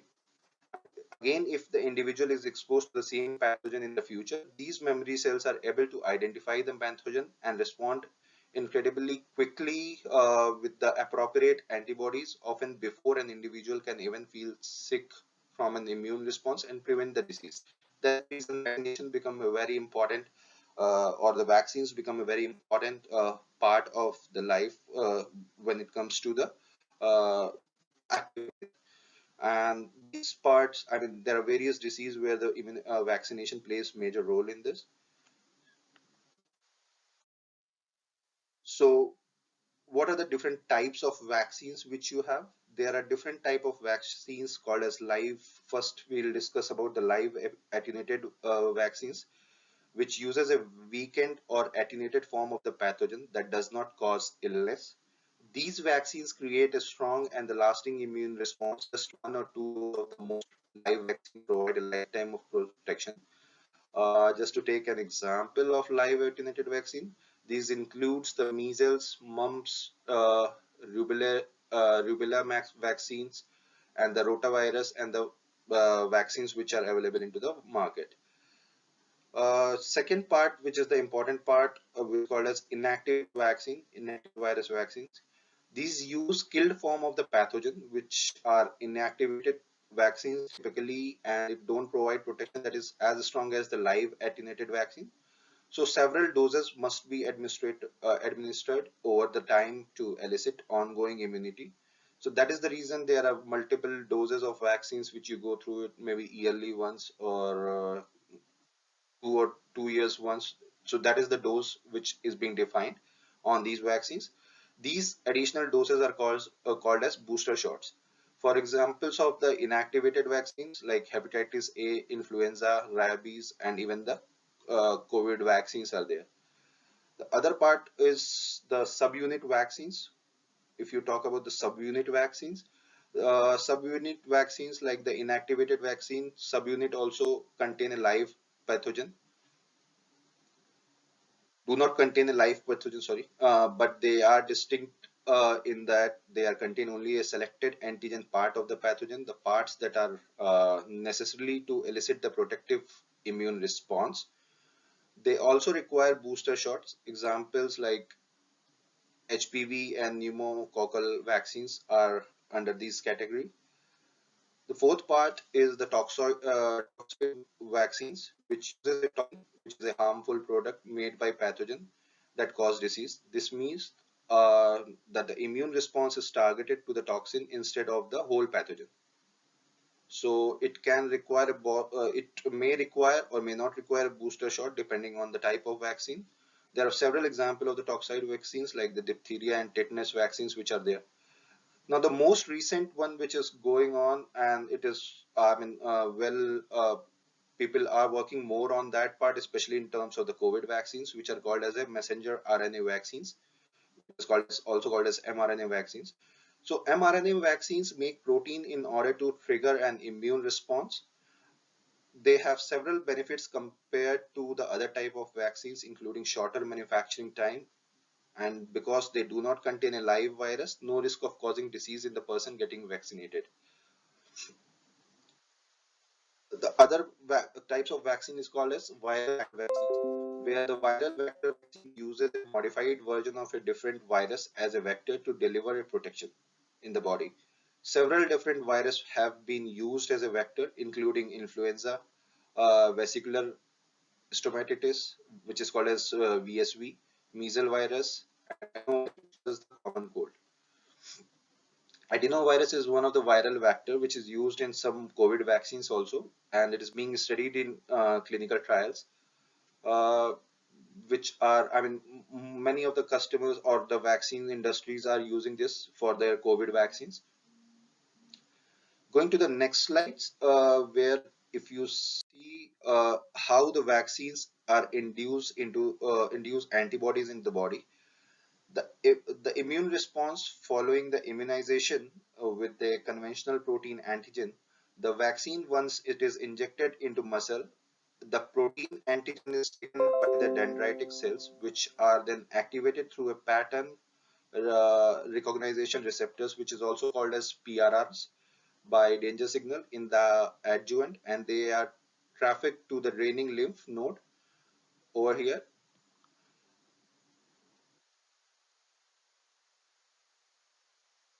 So once you see this here, the presentation, in this presentation or the slides, you'll see the peptides of the vaccines antigen by MHC molecules on the dendrite cells activate the T cells through their T cell receptors, which is called as TCR, in combination with the signaling by soluble antigen through the B cell receptor, which is called as BCR.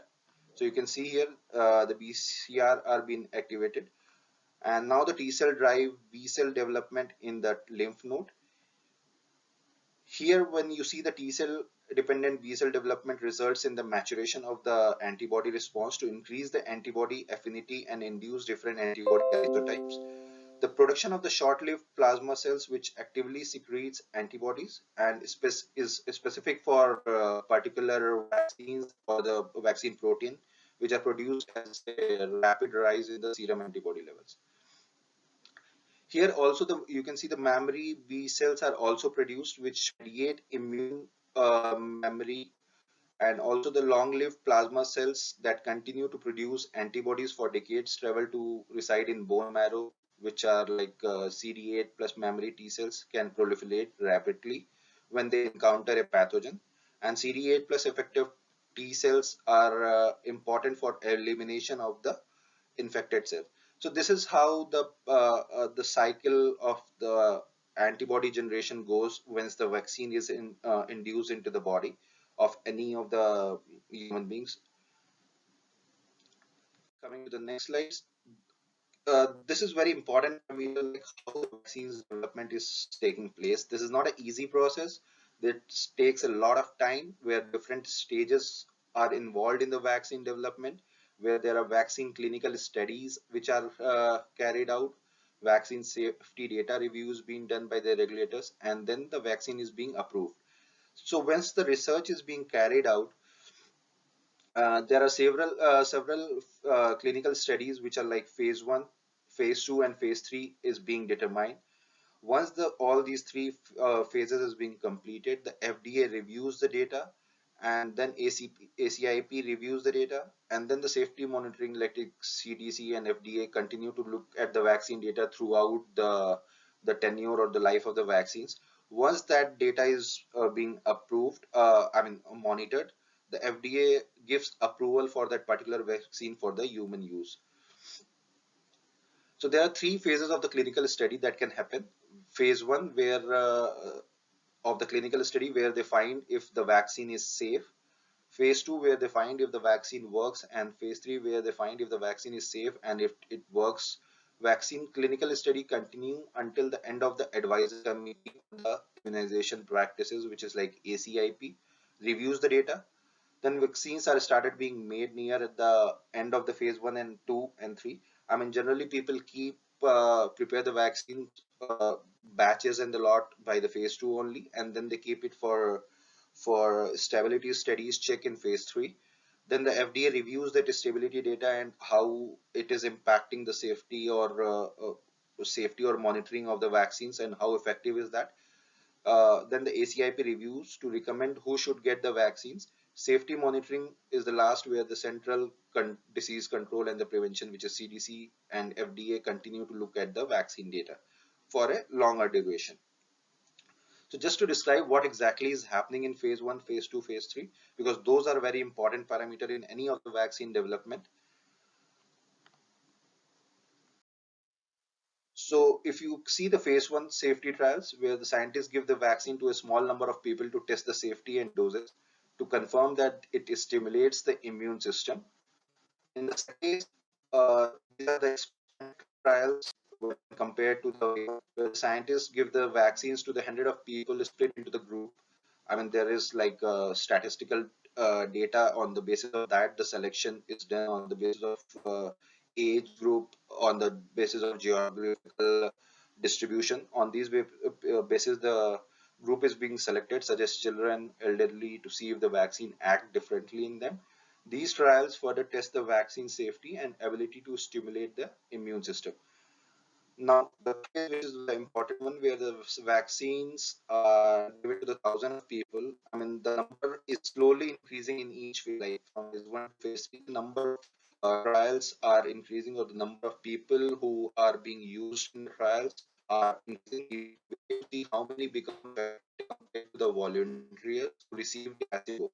So in these trials, in some of the patients, the placebo is being injected, and in other, even vaccine injected to confirm, like after how many people or how much are getting reinfection.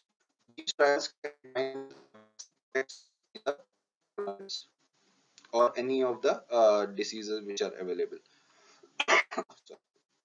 So once all phases are completed, the approval is provided by the regulators in each country. And if vaccine is going to US, FDA will review it. Similarly, for Europe, there are different agency which review that. For India, there is a different agency which reviews the data, and there are criteria which needs to be met for regions. Each country tries to decide whether to approve the vaccine or not. During a pandemic, the vaccine may receive emergency use authorization before getting formal approval, which we have seen with vaccines. Many vaccines who receive the emergency approval before getting formal approval. So we're talking about novel vaccines. COVID is one of the disease or pandemic where the different researchers, different companies are working on different type of vaccines which are effective for humans, and it can uh, give long-lasting protection for the against these. So basically, before going into these, what exactly are the vaccines? I'll just give a brief about the COVID. coronavirus structures. So if you see this, this is the process exactly how the coronavirus looks like. uh, the RNA is surrounded by an envelope over here, which has a different role in the life cycle of the virus and may include the assembly of new virus and helping new virus to leave the infected cells. There are spike proteins, which are spike glycoproteins, which are anchored into the viral envelope and form a crown-like appearance uh, throughout this structure, like solar corona. If you see, hence the name coronavirus is given. The spike proteins attach to the target cells and allow the virus to enter into the human body. The RNA inside the envelope is inside the envelope, and it acts as a template so that once it is inside the host, the coronavirus can replicate itself and be released into the body. Even the spike protein and the RNA have been used to develop the different vaccines. There are different companies who are using the spike protein, and some are using the RNA that has been used for development of the vaccine to protect against the COVID. So what are the different type of vaccines? There are different type of vaccines which we'll be discussing step by step, like whole virus vaccines, mRNA vaccine, DNA vaccines, protein vaccines, viral vectors vaccines, which are being used because as of now it's a new thing which is coming up. So there are different strategies which is being implemented. So the first type of vaccine which is used for the development is the whole virus vaccine. So if you see here, the weakened virus is conventionally weakened for vaccine for being passed through animal or human cells until it picks up the mutation that is makes it less able to cause disease. So in this, the inactivated virus, the virus is injected into the body. Sorry, just a second. Yeah, once this the weakened virus is injected into the body, it generates the immune response on that part. In these vaccines, the virus is rendered uninfectious using chemicals such as formaldehyde or heat, making them, however, requires starting with large quantity of the infectious virus. And when it comes to once it is injected, the antigen presenting the cells take up the virus, breaks into the pieces, and present those pieces to the other immune system cells. So second part is called as protein-based vaccines. The earlier was the inactivated virus vaccine. The second type where the researchers are working are the protein-based vaccines, where instead of the entire virus, only the certain components that best stimulate the immune system, which is called as antigens, are used. Like even other vaccines apart from this are like hepatitis B, HPV, whooping cough, which has been manufactured on the basis of this protein-based vaccine only. So they inject the coronavirus proteins directly into the body fragments of the proteins or protein shells that mimic the coronavirus outer coat can also be used. Around 28 to 30 teams are working on the vaccines which are with viral protein subunit, and most of them are focusing on the virus spike proteins or a key part of it called as receptor binding domain. Similar vaccines against SARS virus protected monkeys against infections, but haven't been tested in people. So now people are, you might have seen that different vaccines which are being, which is there, are being tested on humans as well, and there are many vaccines which have shown a good results as well. So in this case, the pieces of viral proteins which I mentioned, such as virus or spike shell proteins, are administered into the human body, and the immune response of antigen which is presented on the cells take up the viral protein, break into pieces, and present these pieces into the immune system cells. So there are different strategies, different types or models of the vaccines which are being worked around. Uh, and protein-based vaccines are like more into the picture as of now, as compared to the inactivated virus proteins, which is being effectively used as well. The third type which people are working on is DNA vaccine and the RNA vaccines, where the vaccine uses the genetic instructions in the form of DNA to make a viral protein that prompts an immune response. Where in this, the DNA or RNA for a coronavirus protein that prompts up the immune response, the nucleic acid is inserted into the human cells which then churn out the copies of the virus protein. And most of these vaccines encode the virus spike protein. And process called as electroporation creates a pores into the membrane to increase the uptake of DNA into the cells. So RNA and DNA based vaccines are safe, and it's probably easy to develop also, and produce them involves making genetic material only, not the virus. But still there are different companies on the basis of this where the clinical trials are still going on. mRNA based vaccines are into the pictures where the different clinical trials have been going on in this. So basically what exactly is the process here? So DNA encoding proteins, like as I mentioned, is inserted into the circular piece of the DNA called as plasmid. Once that has been inserted, the cell takes up the DNA and use it for the viral proteins, and the immune response is being generated against the antigen presenting cell, takes up the viral proteins and breaks up into the pieces and present those pieces to the other immune system cells. Similarly, on the basis of DNA vaccines, there are vaccines on the basis of RNA, where they use the genetic instruction in form of RNA to make the viral protein. Here also the same, the nucleic acid is inserted in the human cell, which then churns out the copies of the virus proteins, and these vaccines include the virus spike protein A. And with the electroporation process, it creates a pore into the membrane and uptakes the RNA of the cell into the human body. So what the process was for the DNA, the similar process will be there for RNA, where the RNA encoding proteins like the spike protein is encased in the lipid coat so that it can enter the cells. And once the cell takes up the RNA, it uses it to make the different viral proteins, and the immune response against the antigen is being generated, where the antigen presenting cells takes up the viral proteins and break them into pieces and present those pieces to the immune system cells.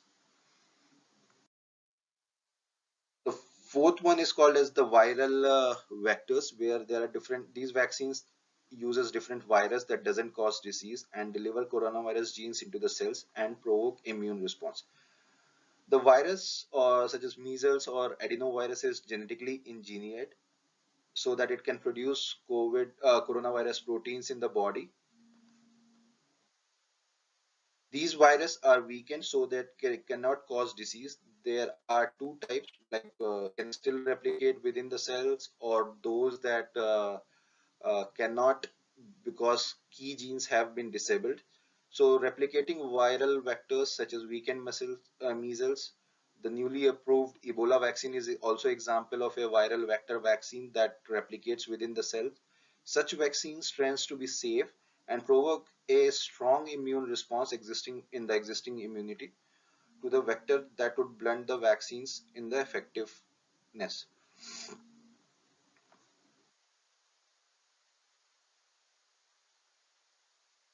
So here the genes encoding viral proteins, example, the spike proteins are placed into the non-virus disease causing virus.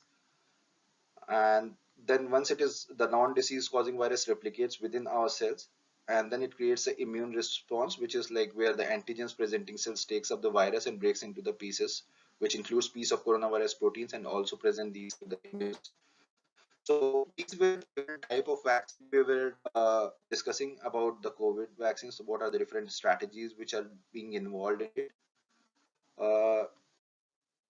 Now in this slides, we'll be discussing about like what is the production process, because each and every vaccine has to pass through a production process.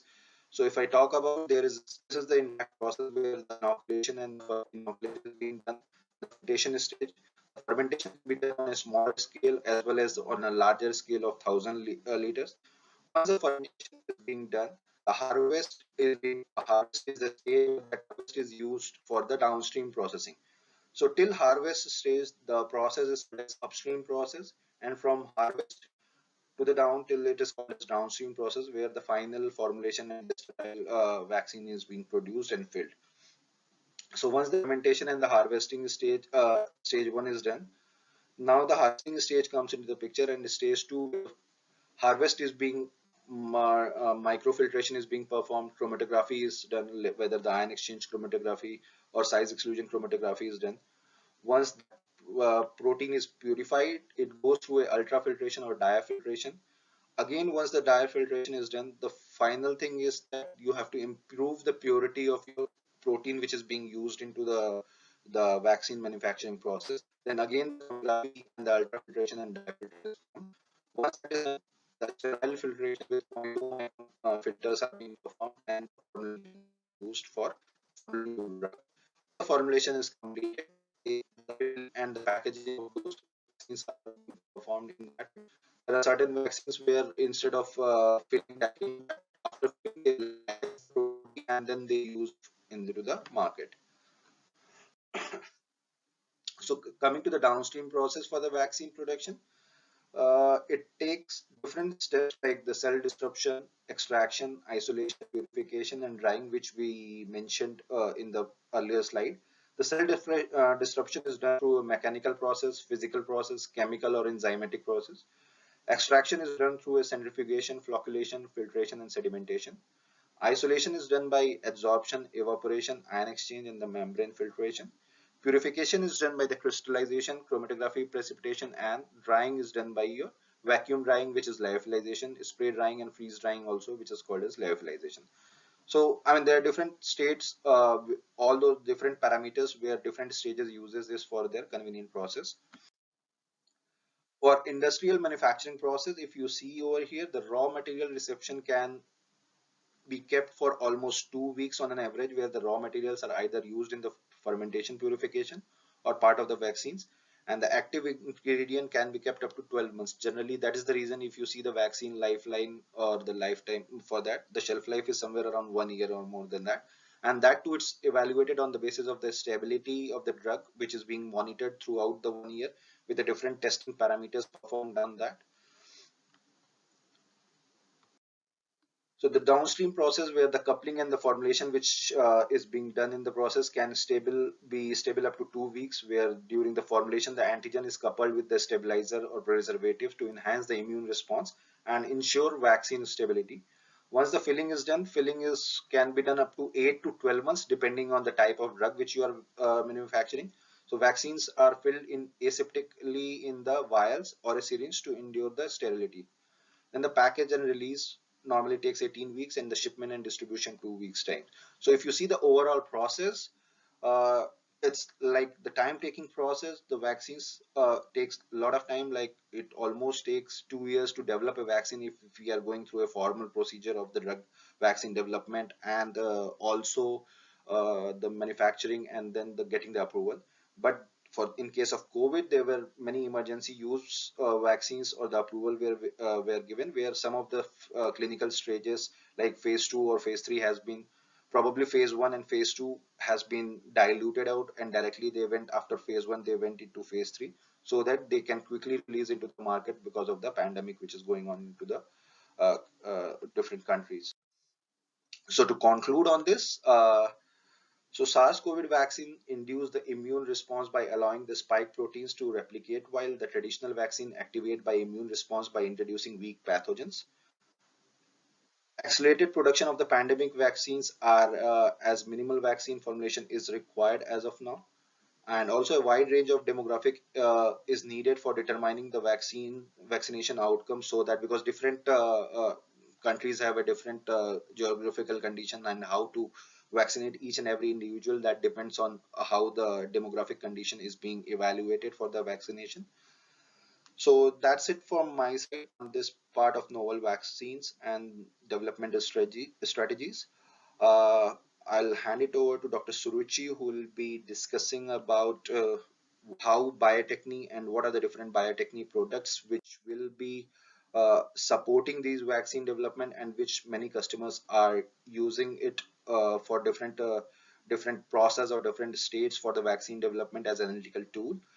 And I'll be happy to take up the questions at the end of the slot. Thank you so much.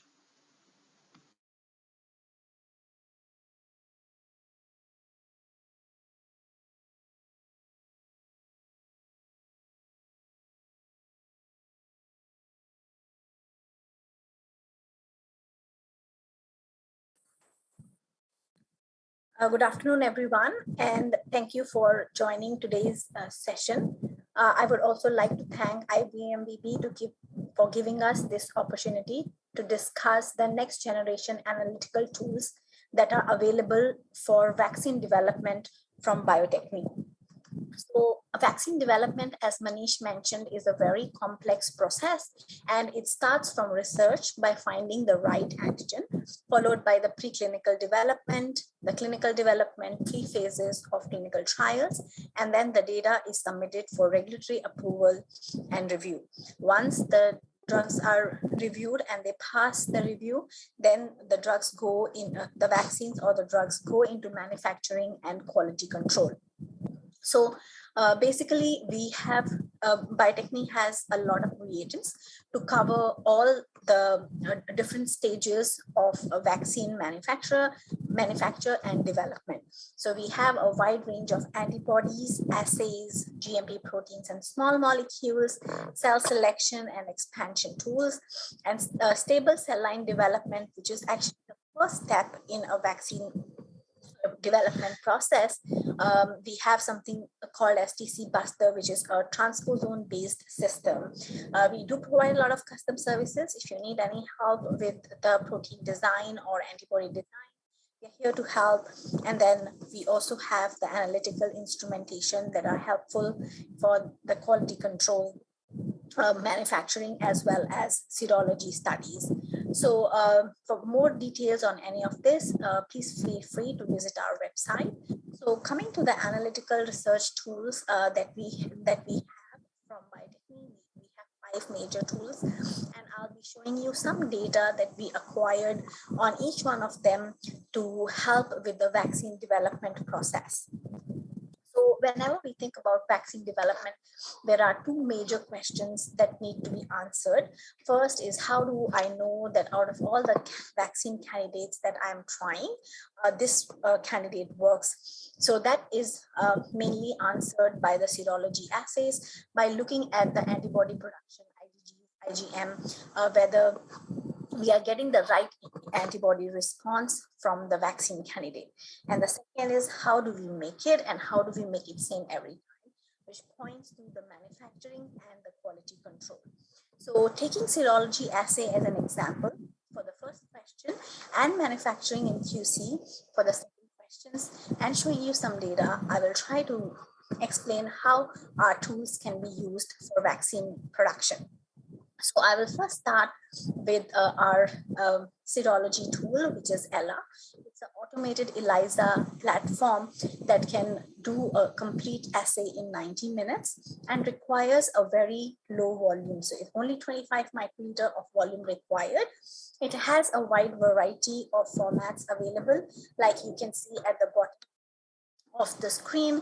And then we also have something called as an open cartridge, which lets you put your own capture and detection antibody in case you want to take the assay development in your hands. So this is how our serology cartridge or the open cartridge looks like. There is an anti-deoxygenin antibody which is coated onto the valve, and then we take an antigen which is coated with deoxygenin. So this antibody is going to bind to the deoxygenin coated antigen, and then we will put patient serum or plasma to evaluate the IgG or IgM. So the secondary antibody will be biotinylated, and it can either be an anti-human IgG or an anti-human human IgM to check the levels of these antibodies that are being produced post-vaccination. So we have also developed an in-house assay using the recombinant COVID-19 antibody to show you the sensitivity and the great linear dynamic range that ELA provides to us. So this is some of the data that we obtained. Is the data from 15 patients, and you can see the PCR positive ones can give high levels of IgG and IgMs. And for the normal ones, which were PCR negative, see the levels of antibodies are very, very low. So here one of the samples did not respond, which is patient number 6, in spite of being PCR positive, did not generate the antibodies, and that's why you see a very low response. So these are the latest papers that came out in 2021. using the BioNTech vaccine. And the second one is again another type of mRNA SARS vaccine, trying to find the T cell response. So interleukins like interleukin 2 and interferon gamma are mainly used. These are the biomarkers that are mainly used to study the T cell response, and ELA is actually quite effective and gives you a better sensitivity and a very low LOD to detect these markers. So if we look at the vaccine development process in detail, it starts with the cell line development and then ends with final GMP batch production and stability study. So I will take you through rest of the 4 instruments and show you each of the steps that they play an important role in. So I will first introduce our single cell Western system, which is Milo. It can run 1,000 single cells per run, a very short and effective workflow of 4 to 6 hours. And it does a Western-based protein detection and provides the heterogeneity information. As we know, our cells are not homogeneous. They all produce proteins at different levels. It becomes very important to actually get the heterogeneity information, and that's why single-cell RNA sequencing is also gaining popularity. So if you look at the vaccine development process, the cell line development, strain selection, and cell bank development are the processes that need Milo. So just to give you an example, how do we select that our clone is homogeneous? This is an example of cells which express phospho-EGFR. So if you look at the population, within the same population, there are actually 3 kinds of cells which express a very high level, a medium level, and a very low level or negligible level of phospho-EGFR. And Milo is actually able to separate them and give us the heterogeneity information. The second tool that I want to talk about is MFI, which is a particle imager and helps you in the counting and particle classification. So every time you have a vaccine candidate and you are developing a formulation, in order to check the stability or to do the stress testing or to find the correct formulation buffer, you need to check whether there are any protein aggregation taking place, because most of our biologics have criteria from FDA that requires to actually characterize the extra subvisible particles that are present in a drug formulation. So this can be very useful in cell line development, formulation development, as well as stability study. So as you can see on the right, there are round droplets, which are the silicon oil droplets, and then the gray big particles that you see are protein aggregates. So by looking at these particles, you can actually differentiate between the silicon oil droplets and protein aggregates. Some of you might be thinking, how do we even get silicon oil droplets in a vaccine formulation? So the process, that requires a lot of lubricants, require a lot of bioreactors. It is very common to get rubber particles, silicon oil droplets, and stuff like this in our final formulation. So I'm going to show you the example of a stress testing as well as a vaccine formulation. So on the left, you can see we are comparing 2 buffers over 3 hours.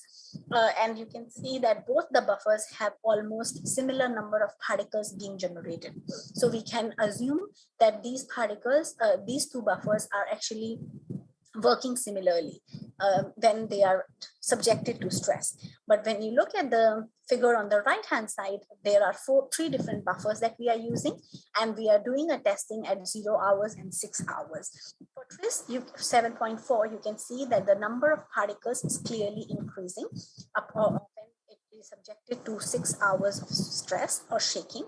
And when you look at the last buffer, which is tris acetate plus pluronic F68, even after 6 hours, the number of particles is not increasing. So the different colors actually signify the size of the particles. Of course, we don't want very big particles. So if we have a higher number of bigger particles, like what we see in tris acetate 6.5, it's not a good thing, and we will not be choosing that buffer for formulation. So how MFI plays a role in cell line development? This is the data where you can see these are microcarrier beads. So when you're doing, instead of using bioreactors, if you use microcarrier beads, they provide a bigger surface area and the cells can grow on them. So this is the data from day 1 to day 6. And you can see as the cells are getting more and more confluent, the particles are getting darker. So you know when to get your particles out, when to get your microcarrier beads out, and when you think they have sufficient confluency. So the third instrument that we want to introduce today is Maurice and ICE. ICE is actually a gold standard in the market and is the fastest isoelectric focusing technique available. So I'll show you some of the data from the vaccine research and how isoelectric focusing actually helps to find the stability and identity of the vaccine candidates. Maurice, which is a newer version of ICE, can do both charge heterogeneity as well as CSTS, which gives information about the molecular weight. So ICE actually helps us to characterize the critical quality attributes and play an important role in analytical development, formulation development, as well as stability studies. So as I mentioned, Maurice can do both IEF and size. Just to give you a brief idea about what IEF is, IEF is a method where we are actually isolating the proteins on the basis of their isoelectric point. And you can see that the proteins go inside a capillary, then in an ampholytes or a CIF mixture, they move to their respective isoelectric point where the mobility is 0. And then the entire capillary is captured. So that's why this technology is also called the whole column imaging technology. CSTS is very similar to your STS page, where the samples are injected and separated on the basis of molecular weight in a matrix, and then you can actually quantitate them using the UV absorbance at 220 nanometer. So this is an example showing you how the capillary isoelectric focusing can actually help in characterizing the surface charge of mRNA lipid nanoparticle vaccine. So the first figure that you see on the right, the red color shows you a lipid nanoparticle without mRNA, and the black particle shows you a lipid particle with mRNA. So even though the PI of both of them is between 7.5 and 7.75, we are still able to see both differently depending on the signal. So you get a bigger signal with a lipid particle which has the mRNA, and then a smaller signal with the empty lipid nanoparticle. Then the data at the bottom is actually the stability data. The first one is the lipid nanoparticle with mRNA, and you can see as the temperature increases, there are extra peaks on the left-hand side. So these indicate the acidic peaks and are usually generated when your product starts degrading. So from the single peak, we started having double peaks, and then finally we have a lot of acidic species indicating a degradation in the lipid nanoparticles containing the mRNA. But when we look at the lipid nanoparticles alone, which do not contain the mRNA, it looks very different, and we do not see that many acidic species. So in that sense, IEF gives us a lot of information on the degradation and the stability of the lipid nanoparticles. In order to analyze the intermediates, because during a process, your final drug product, of course, will be very clean, but during the process, you will come across many intermediates which will not have a very clean product. So if you look at the data here, the black line shows an in-process sample, and then the red line also shows an in-process sample. This red one is CRM 197, which is a major component of polysaccharide vaccine. So this is a protein that is added along with the polysaccharide vaccines in order to make it immunogenic. So IEF clearly helps to identify the peak and helps to identify whether your in-process sample, which contains a lot of impurities, also contain your protein of interest. You can also find out concentration using this. And here is a concentration curve all the way from 15 microgram to 250 microgram. So you can, Maurice has two functions. It can show you the data actually in absorbance mode as well as fluorescence mode. So both the data from both absorbance and fluorescence. So this is an example of ice being used in stability testing. So again, you can see the drug product is actually kept from 0 months all the way to 3 months. And we are starting to visualize some acidic species coming out, which signify degradation of the product, as I mentioned in my earlier slide. So the main peak is becoming lesser in area and the acidic peaks is going up, which clearly shows that at this particular temperature, this particular temperature is accelerating the degradation of the vaccine product.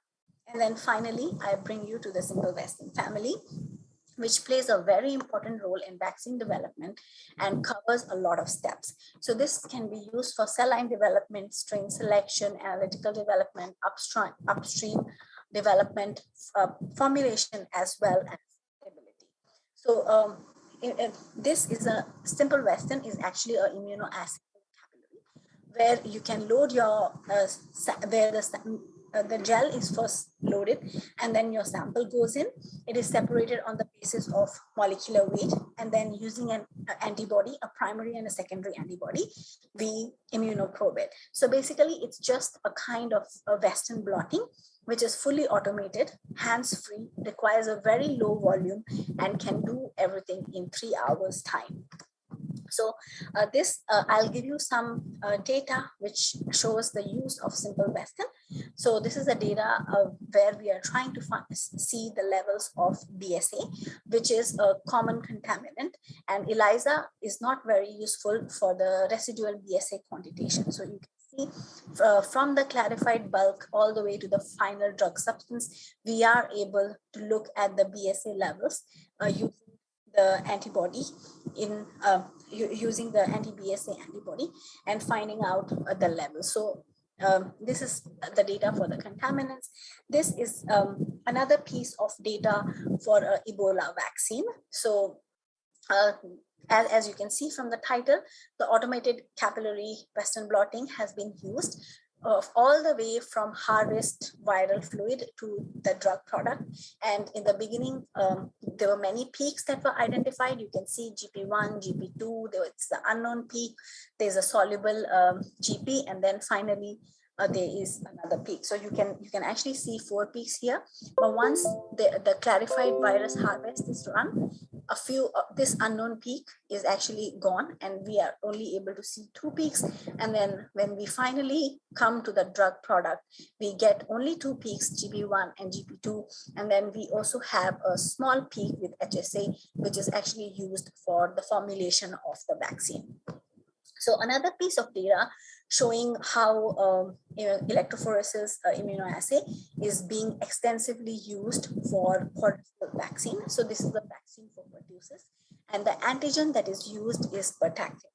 So the authors here have shown that they were initially using ELISA, or ELISA is the method that is used in the field, but then there were a lot of problems surrounding it, and that's why a sensitive automated microcapillary electrophoresis assay was developed, because this antigen that they are using, pertactin, is actually a very low yielding antigen, and it is very difficult to get high levels of this antigen. So they needed a technology which can use very low volume and is very sensitive to provide the right concentration. So the data that you see at the bottom is actually a data running from 800 nanogram, from 50 nanogram to 800 nanogram, and providing the calibration curves for the quantification of the antigen. On the right as well, you are seeing the antibody screening for the antigen. So basically, the authors have replaced their traditional ELISA system with the capillary electrophoresis system, which is a simple Western, so that they can have efficient quantification of this low antigen. So that's all from my presentation. If you have any questions, we will be happy to take it. If you don't have any questions now, and I know we are running out of time, probably our email IDs are here. So please take note and do write to us if we can help you in any of these. Thank you.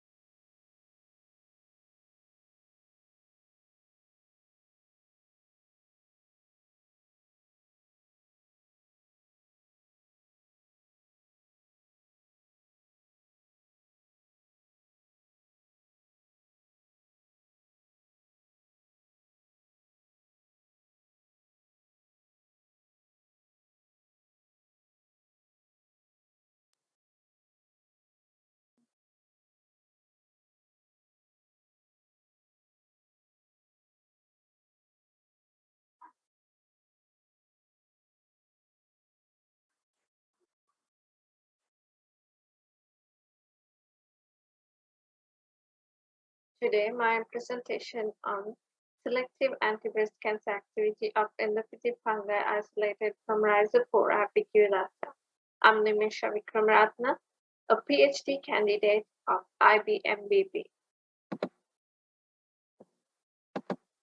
According to the cancer statistics published on 2022, estimated new cases and estimated deaths were reported. According to the report, the highest estimated new cases is from breast cancer, as well as the second leading estimate deaths is also due to the breast cancer. The breast cancer initiated in lobes and ducts of the breast, known as lobular carcinoma and ductal carcinoma. There are 4 molecular subtypes: luminal A, triple negative, luminal B, and HCR2 enriched, depending on the receptors of the cells. Luminal A and triple negative are the most abundant subtypes. For the treatment of the breast, surgeries, hormonal therapy, targeted therapy, radiation therapy, and chemotherapy are used. Even though we have lots of chemotherapeutic agents, the chemotherapeutic drug resistance is becoming more frequent, and there are lots of side effects. Therefore, we need to find new chemotherapeutic drugs. For that, we have to isolate natural products, which is always the 50%, more than 50% of clinically using drugs are derived from the natural products. So that natural products are the good candidate for the finding of new cancer drugs. Plants, marine organisms, microorganisms are good sources to isolate natural products. Endophytic fungi also found that it is a good source to isolate in natural products. When we look into the endophytic fungi, they are fungi live in plants without causing apparent disease symptoms. They are beneficial for the plant in different ways, produce an array of secondary metabolites, including cytotoxic compounds. There are lots of accumulating evidence for the cytotoxicity caused by the isolated compounds from endophytic fungi is mainly target apoptosis. Therefore, my objective is to determine the anti-breast cancer activity on breast cancer cell lines MCF7 and MDMB231 of the extracts of endophytic fungi isolated from the medicinal plant Rhizophora apiculata, which is reported to have anti-cancer activity. Moving on to the methodology, to isolate endophytic fungi, we select healthy and fresh plant parts. Plant parts washed thoroughly with the water and sterilized with 95% ethanol. These sterilized plant parts are cut into small pieces and placed on PDA plates and incubated 3 to 10 days for the fungal growth. After the fungal strains grown, the fungal strains treat on new plates and isolated the fungal strains. And these fungal strains were differentiated with morphological characteristics. And further, it is cultured in liquid media, and after 30 days, it is dried and extracted with dichloromethane and methanol. These extracts are used to treat cancer cells, and the IC50 was determined using sulfurodamine BSA. The pro-apoptotic effects are determined by the caspase-37 activity assay. The antioxidant properties of the extracts were determined using DPPH and PrEP assay. And once we found that the extract or the fungal strain have the anti-breast cancer activity, we identify the strain using molecular identification. For that, we use this freeze-dried sample to extract DNA and sequence the ITS region using ITS1F and ITS4S prime. Moving on to the results, the isolate RHSA1 and RHSA2 are the stable fungal strains isolated from Rhizophora apiculata stem, and each fungal strain were extracted with dichloromethane and methanol, and these extracts treated on MCF7 and MGMB231, and we were able to identify one extract exert potent anti-cancer activity. As you can see, after 48 hours of incubation, the IC50 is very low in RHSA1 dichloromethane extract. Therefore, we identified that RHSA1 strain had anti-breast cancer activity. We identified the RHSA1 using molecular identification by sequencing the ITS region, and it revealed that it belonged to the Neophysicoccus species. We further screened the Neophysicoccus species extract on 24, 48, 72 post-incubational periods, and as you can see, all three post-incubational periods have selective anti-breast cancer activity on MGMB231 and less cytotoxicity on MCF10A. These are the light microscopic images of Neophysicoccus species, DCM extract after 24 hours of post-incubation. As you can see, the cell morphology is different, 100 microgram per ml and 200 ml, and we were able to identify the activity clearly on MGMB231, and very slight activity observed in 200 microgram per ml treated on MCF10A. Pro-apoptotic effects were determined using caspase activity, and as you can see, the caspase activity was increased. Therefore, we can identify that it is the apoptosis is induced. The antioxidant activity was checked with the DPH and PrEP assays. According to the results, it showed that the Neophysicoccus extract have very low antioxidant activity. As the summary, two stable fungal strains were isolated from Rhizophora apiculata stem. Selective potent anti-cancer activity on MGMB231 was shown by one of the fungal strain extract. Molecular identification was revealed that the anti-breast cancer active strain belongs to the Neophysicoccus species. The 24, 48, and 72 post-incubation screening results of the breast cancer activity reported that the time and dose-dependent activity of the extract. The increasing caspase activity reveals that the cytotoxicity was caused by induction of apoptosis. The anti-breast cancer active extract did not show any antioxidant properties.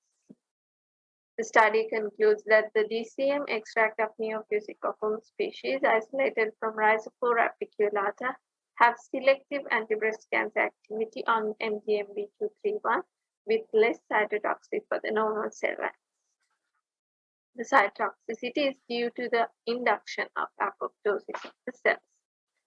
For the future directions, the isolation of compounds from dichloromethane extract of Neophysicoccus species would lead to better chemotherapeutic agents to treat the triple-negative breast cancer. These are the references I have used to prepare this presentation. I would like to acknowledge National Science Foundation for the funding of this study and Institute of Biochemistry, Molecular Biology and Biotechnology. Thank you. You have time? I'm very nervous. Okay.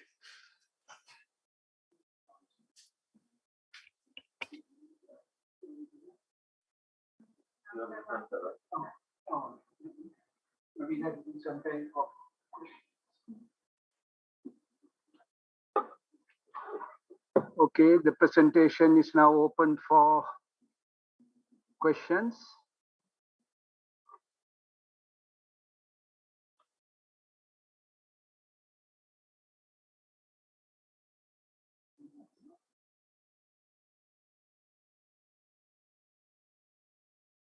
presentation is now open for questions. We have about 4 minutes left, so please ask your questions soon.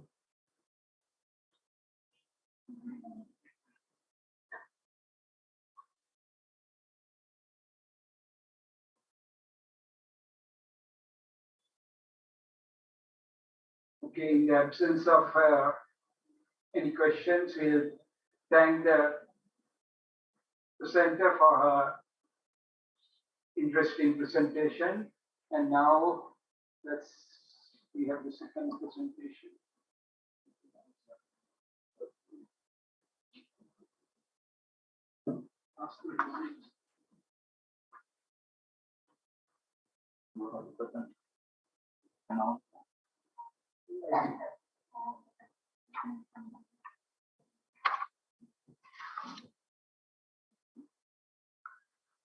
The next presentation, you can hear me, right?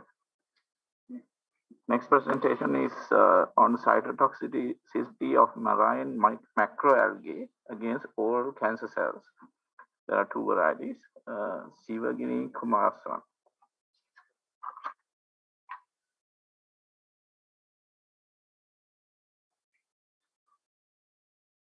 Hello, everybody.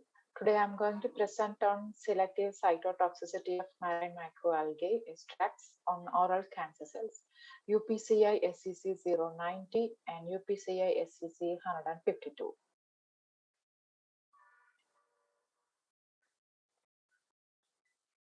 Let's see the introduction. Oral cancer is a subtype of head and neck cancer. It arises either from tongue, gingiva, lip, salivary gland, palate, floor of the mouth, or buccal mucosa. If you see the mouth and oropharynx cancer mortality in Sri Lanka, in females it is 8.8% and in males it is 18.8%.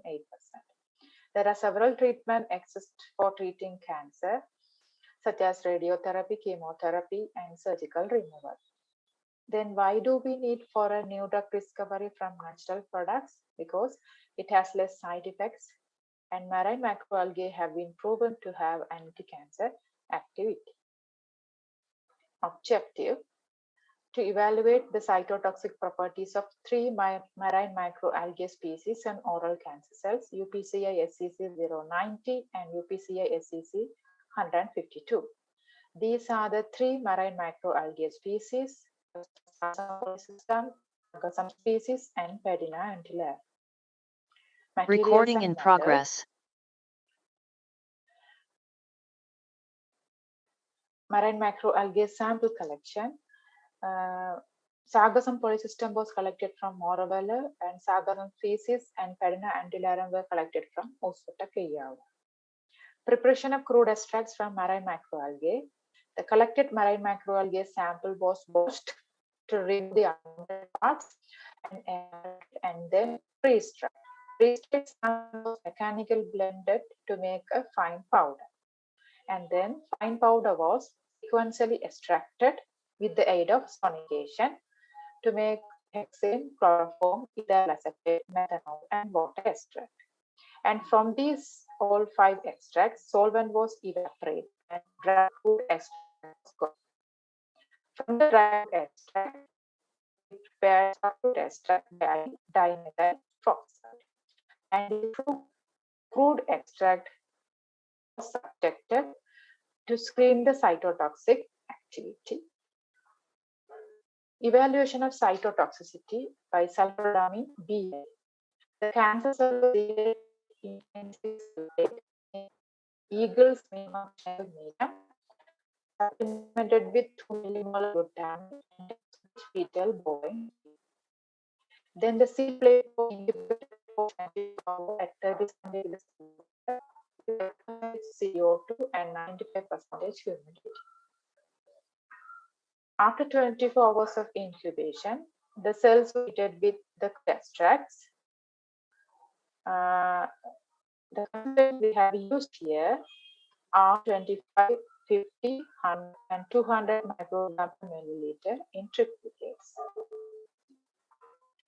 After treatment, the cells were incubated for 40 hours at 70 degrees Celsius with 5% CO2 and 98% humidity.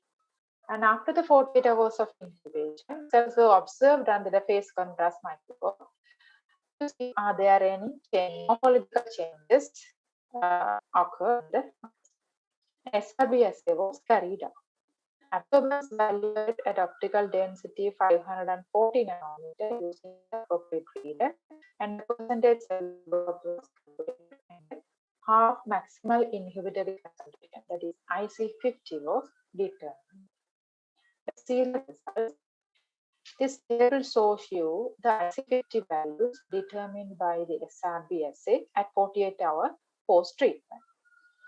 The values with asterisk mark denotes the active extract, which means the IC50 value less than 100.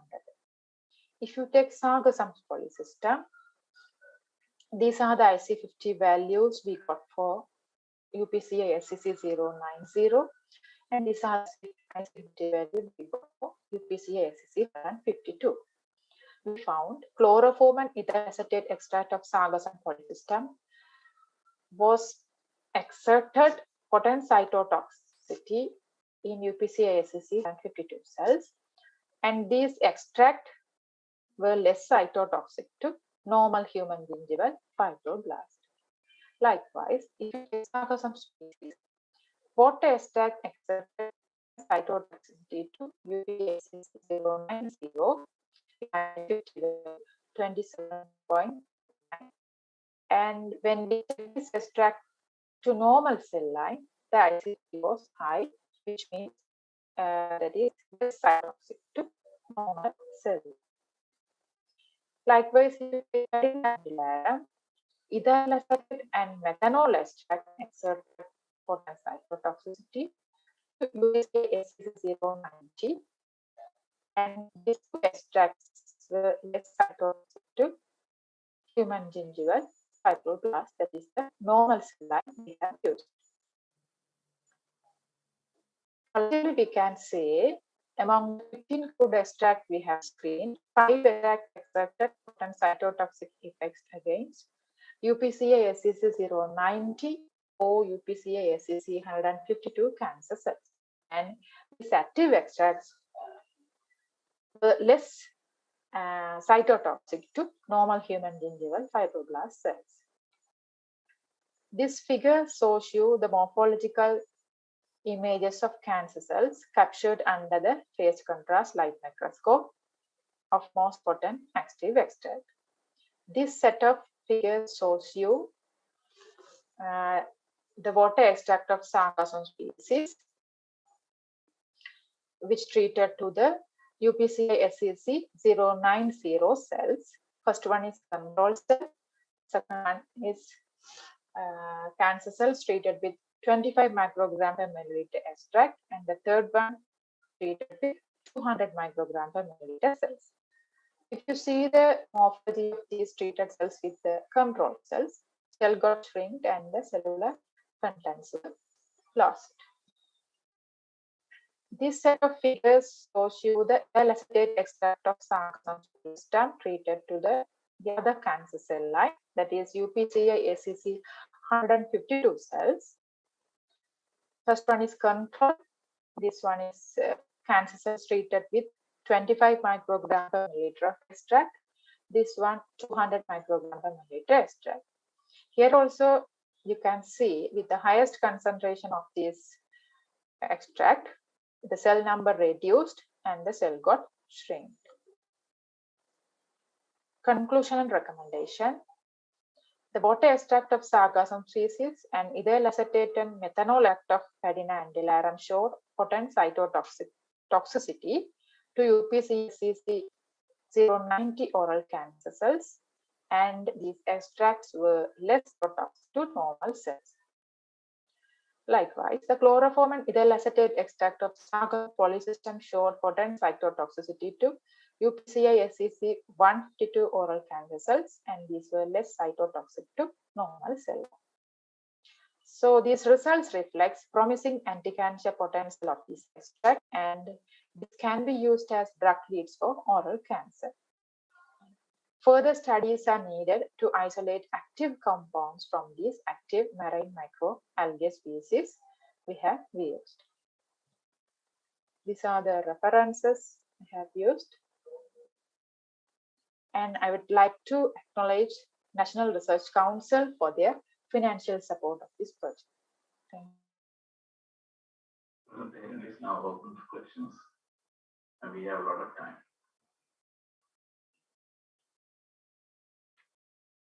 Actually, I have a question. Are these edible, especially for this sargassum species? Ulva, if it is ulva, it is ulva species. If it is ulva species, that's edible. The reason I ask is a lot of people who chew betel leaves get oral cancer, right? So that this can be added as a supplement, whether it will be much for that.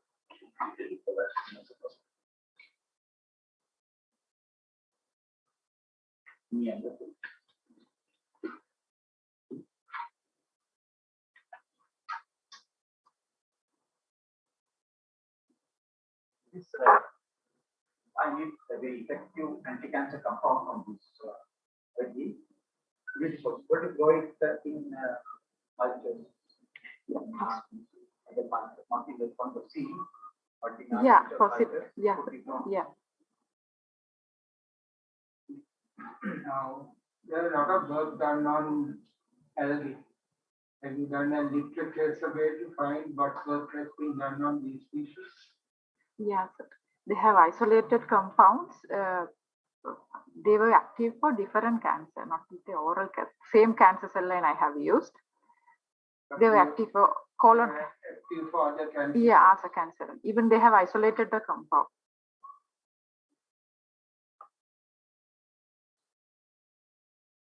So what do you think? You might end up with the same compound or a new compound? Maybe new compound. New compound. How do you know? After isolating only. Yeah, after isolating only. These are crude. I'm in the process of isolating compounds. What are the methods you are going to use to isolate the compounds? Chromatography. What type of chromatography? Liquid chromatography and size exclusion and HPLC. And depend on the compound I got, I have to decide which method I have to go. Okay, let us turn to the present in the usual way.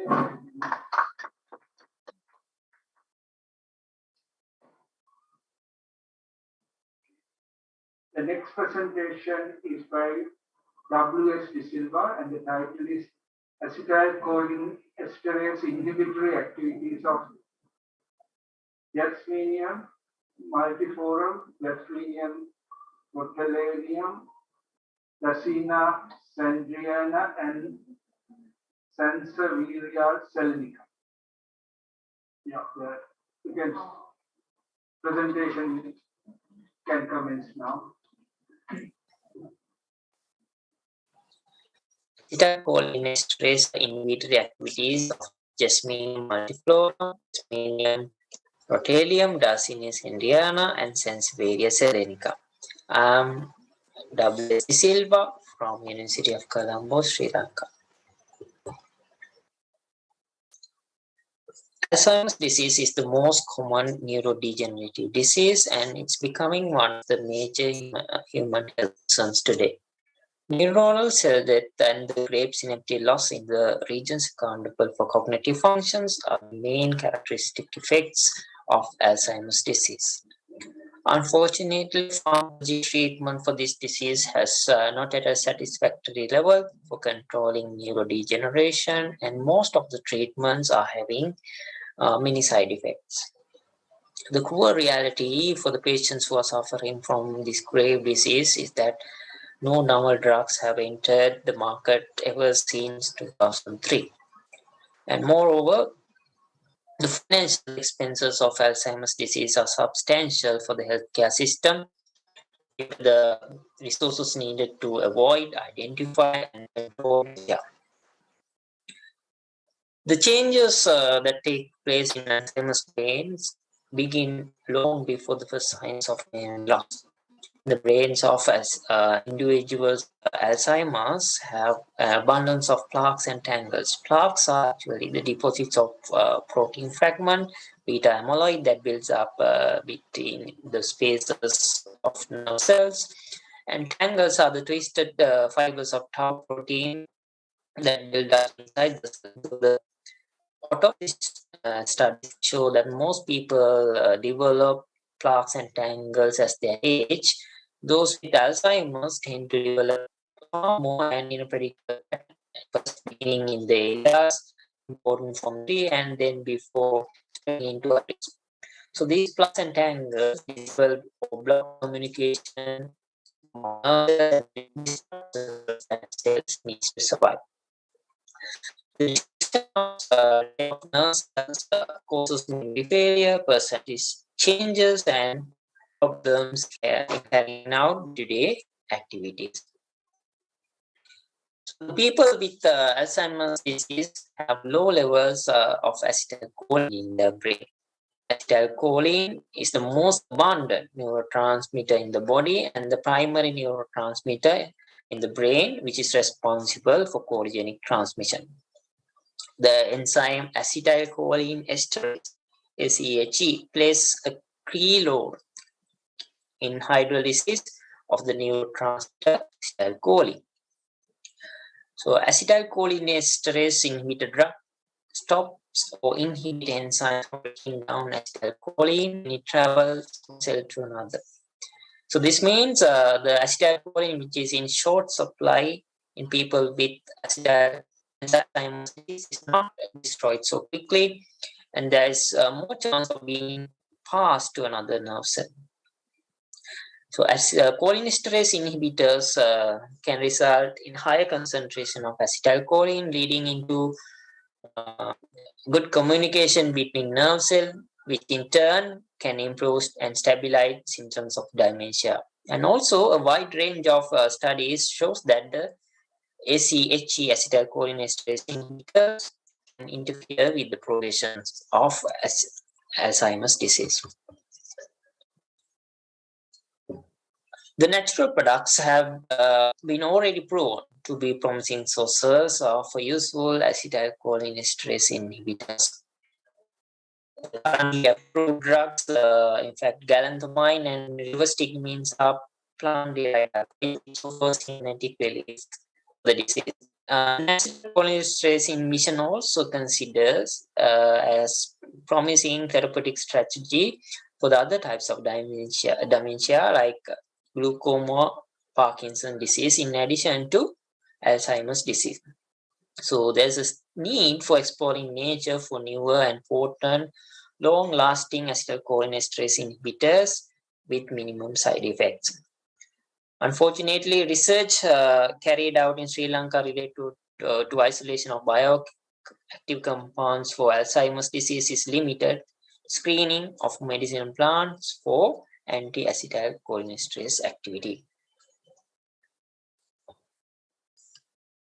So the objectives of the study is to investigate the anti-acetylcholinesterase activity of crude extracts of the selected medicinal plants, and to finally to isolate natural acetylcholinesterase drug leads for Alzheimer's disease from medicinal plants. Methodology: Jasminium multiforum, Jasminium rotalium, Dendria, and Sansevieria serenica were collected from different plants, parts of Sri Lanka, and then it was identified. And Jasminium multiforum and Jasminium rotalium, both belong to the family Olaceae, and Darsenia sendria and Sansevieria serenica both belong to Aspergillus family. And all the plants were used in traditional Ayurvedic system to treat memory-related disorders.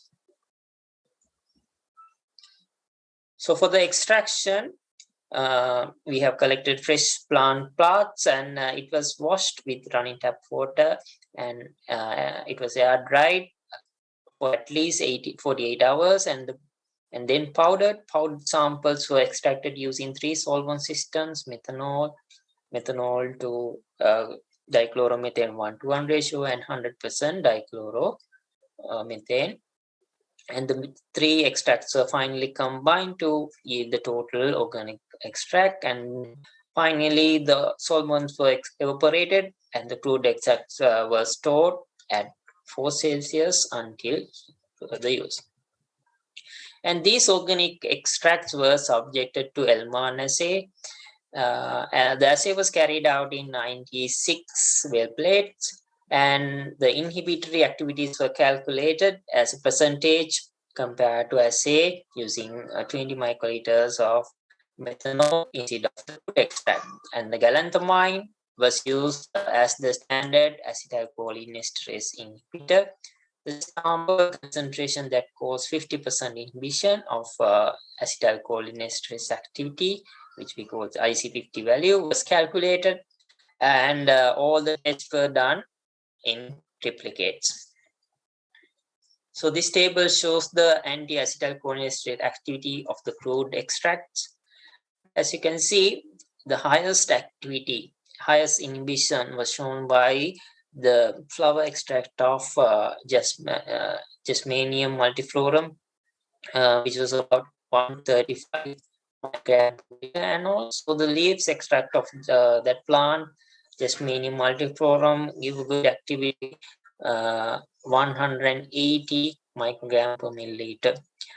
The other plant in the same family, Jasmanium rotarium, also showed a similar kind of activity for flowers and leaves in 180 and 190. So both were very important activities, and out of the 12 organic extract we tested, 6 achieved 50% inhibition at 400 microgram per milliliter concentration.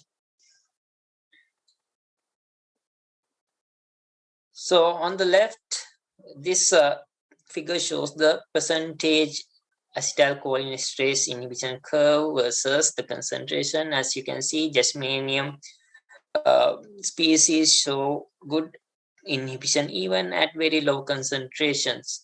And this other bar chart from in the right hand side of the slide shows the IC50 values of crude extracts. So here also we can see that Jasmanium leaves and flower extract, right, achieve 50% inhibition even below 200 microgram per milliliter concentration. So these were showing very potent activities. So in conclusion, we can say that the flower extracts and the leaf extracts of Jasmanium multiflorum showing IC50 values of 135 and 180, and Jasmanium rotarium showing IC50 values of 180 and 190 microgram showed very potent activities that which can be used to isolate drugs with anti-acetylcholinesterase activity. And further investigations are undergoing to isolate these drug leads from the plant extracts. Thank you. Thank you for your presentation. The presentation is open for questions.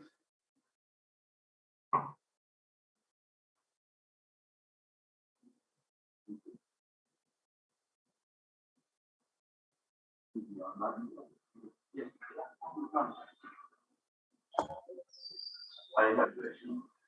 So this is, did you select this species because this is something related to aromatherapy? Sorry, sir, I couldn't hear it properly.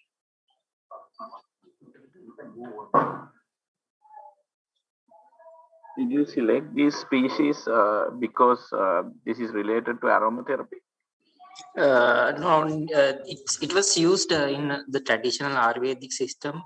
So that's why I choose these plants. Actually, we are currently screening many plants for this disease to isolate. Asking is if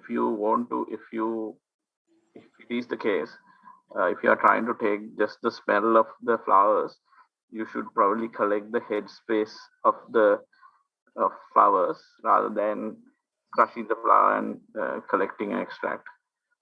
I'm just giving you an idea. Yeah, thank you.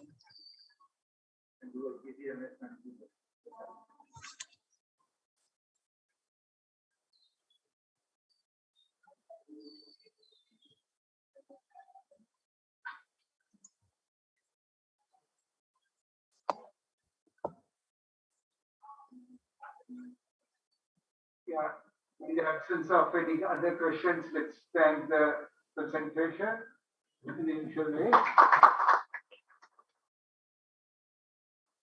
Next presentation is determination of an anti-tubular activity of selected phytochemicals using molecular docking.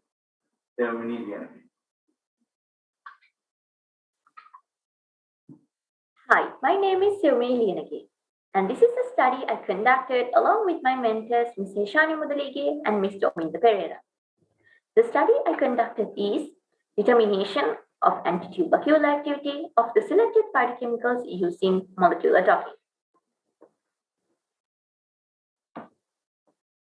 These are the contents that I will be describing today. Molecular docking is a molecular modeling technique. It helps in finding structure-activity relationships in different biological molecules. And also it is beneficial in finding treatments for various particular diseases. Tuberculosis is a highly contagious disease caused by the bacterium Mycobacterium tuberculosis. This disease expels when an infected person sneezes or talks. This disease is transmitted through the droplet nuclei and it will reach the alveoli of the lungs. It will pass through respiratory tract, bronchi, and nasal passages. In the year 2020, 5,956 cases were reported in Sri Lanka. In the year 2019, 10 million people developed this disease worldwide. And also in the year 2019, 1.15 million people were co-infected with HIV, along with 217,000 deaths. According to WHO, in the year 2021, 9.9 billion people were affected with this disease worldwide. And also, there are two types of tuberculosis, and they are shown in this figure. It is latent TB infection and active TB disease. There are signs and symptoms of this disease, such as persistent cough for more than 3 weeks.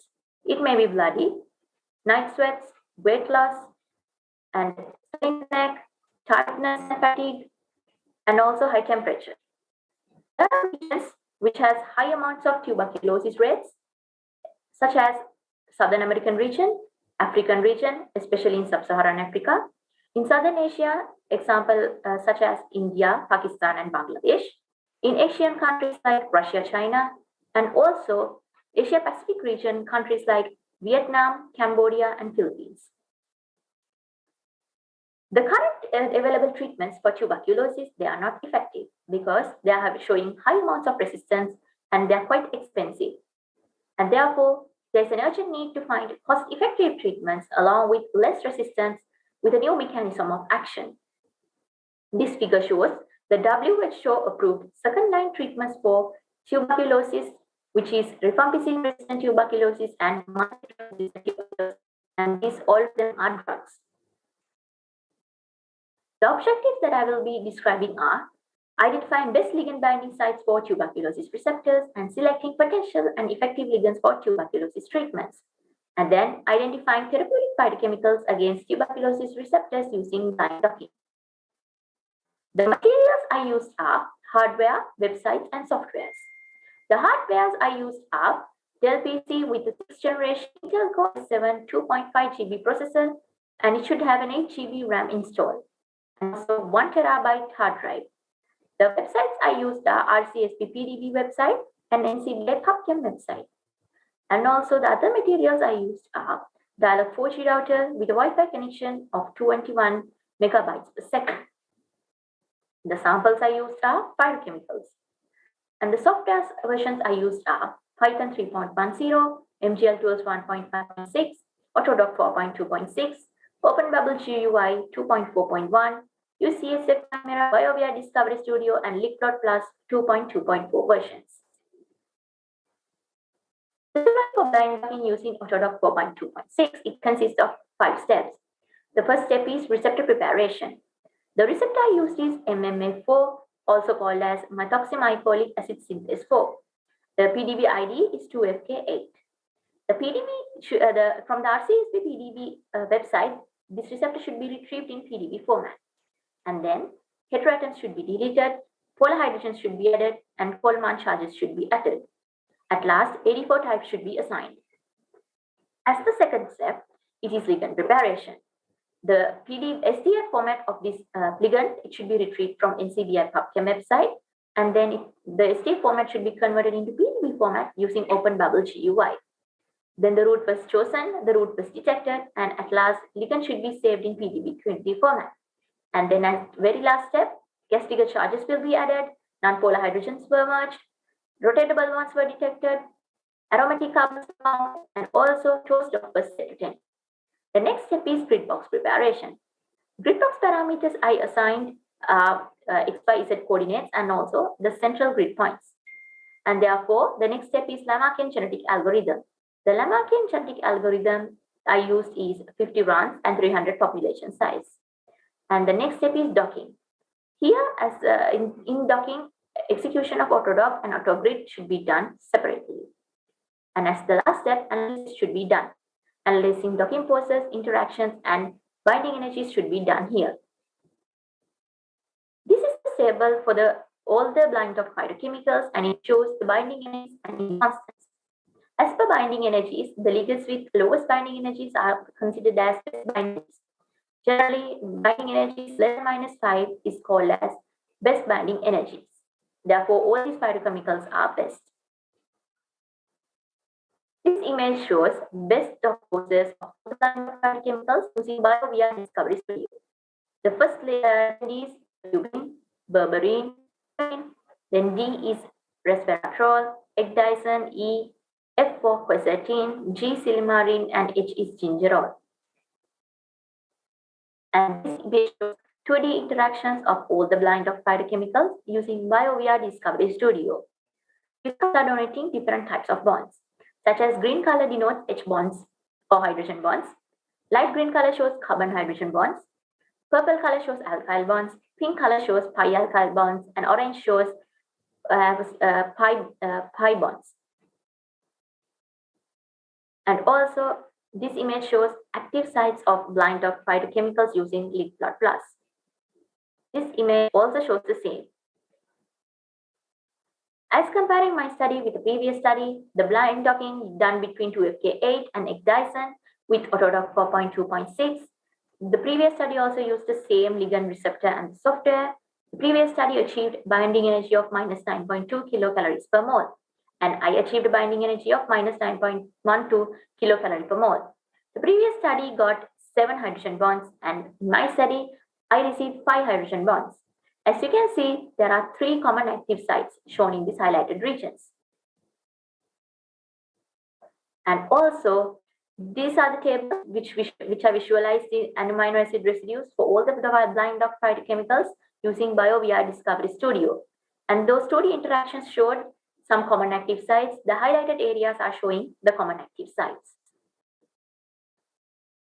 And I conclude that ecdysone was identified as the best phytochemical due to the binding energy -9.12 kilocalories per mole. And there are high number of hydrogen bonds. It had high number of hydrogen bonds, which is 5 in number. And it has a bit higher inhibition constant, which is 205.7 micromolars. Therefore, ecdysone is considered as a potent inhibitor. And then common hydrogen bond residues were found between ecdysone ligand and the 2FK8 receptor. They are HIS-150, VAL-27, and TYR-42.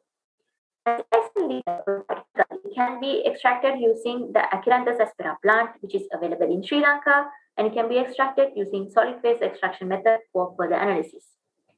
And as future work, in order to validate this 2FK8 receptor, redocking can be done.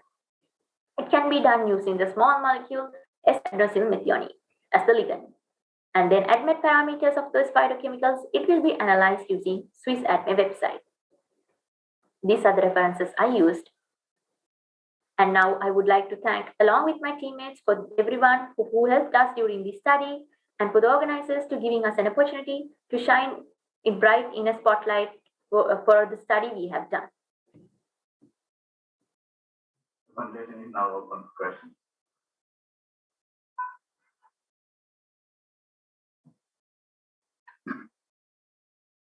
Okay, good afternoon. Can you hear me? Yes, I can hear you. Right. Okay.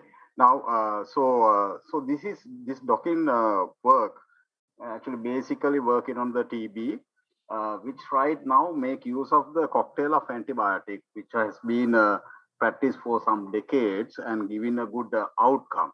Now, what is the whole purpose of looking on a specific singular receptor in what would be its final outcome in the clinical practice? Because the strategy right now is using the multiple targets on getting the infection control.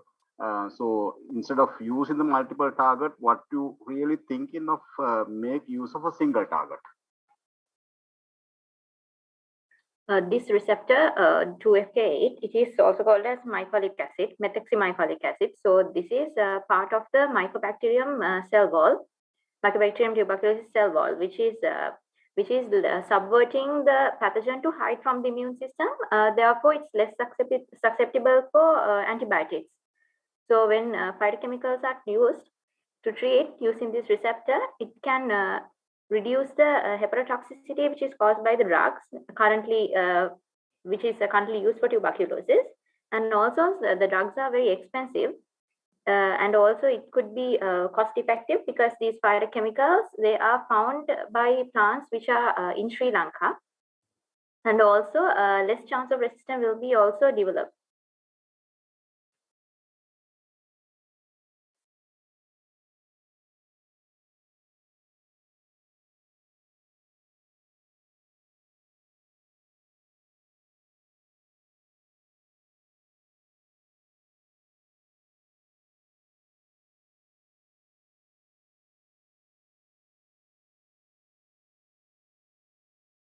Happening right now, the conventional treatment for the TB is well established.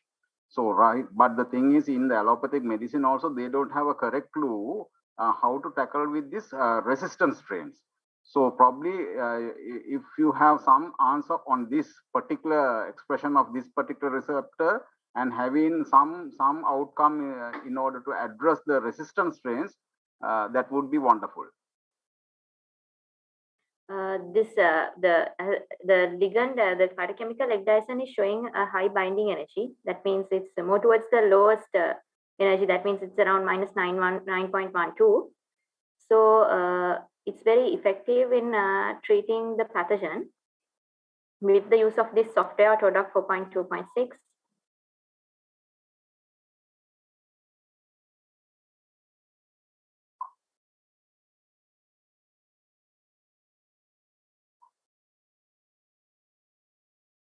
Thank you very much.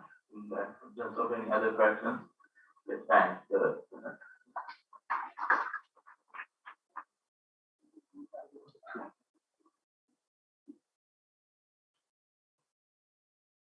Yeah, I thought I'll just make a general comment.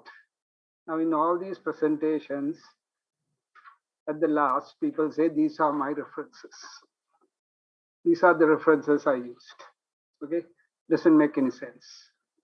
Okay, can you look at any other one of this? No. Well, in a research article, you give references, you put a number and give it at the end. So you can turn to the end, look at them and do the reference.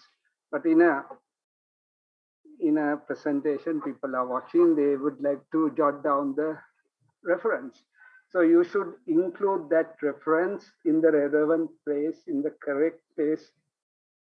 If it's in the introduction, it should come as a line right at the bottom. I have seen this everywhere in Sri Lanka, but never abroad. Okay, so this, I think it's up to you, but I think the correct way is to place it at the correct place in your presentation. Okay, just a general observation.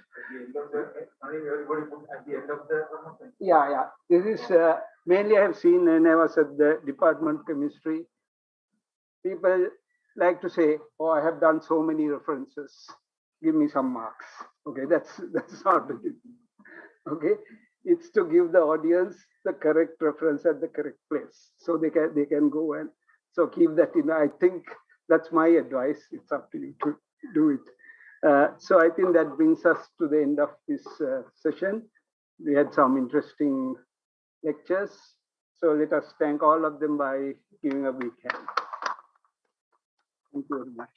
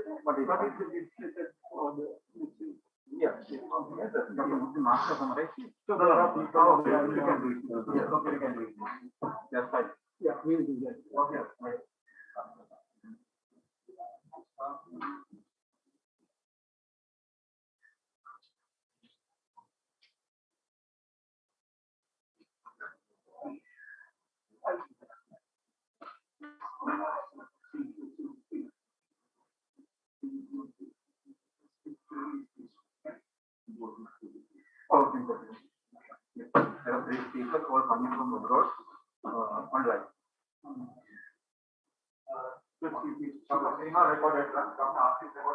No, online. Who are online coming from our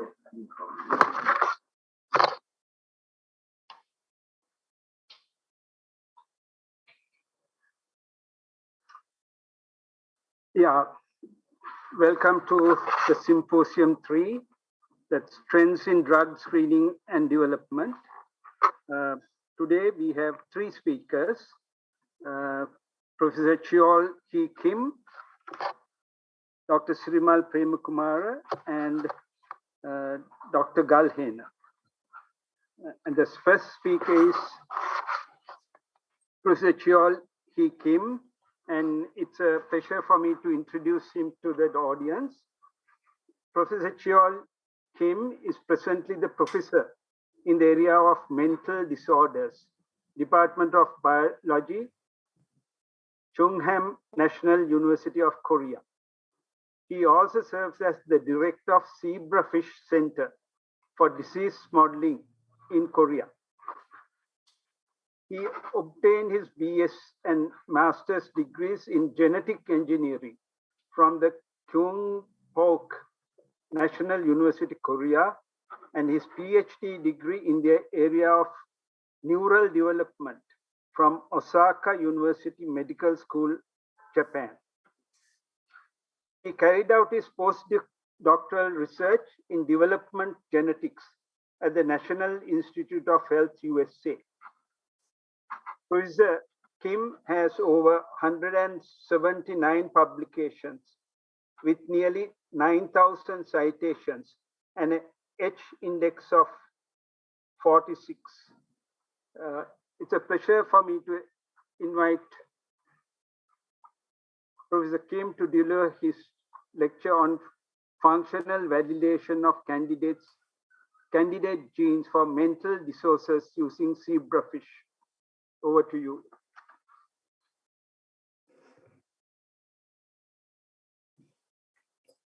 Hello, everybody. Can you hear me?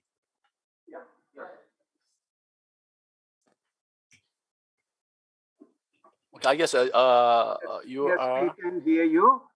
Okay, and can I start my talk? Yes, please go ahead.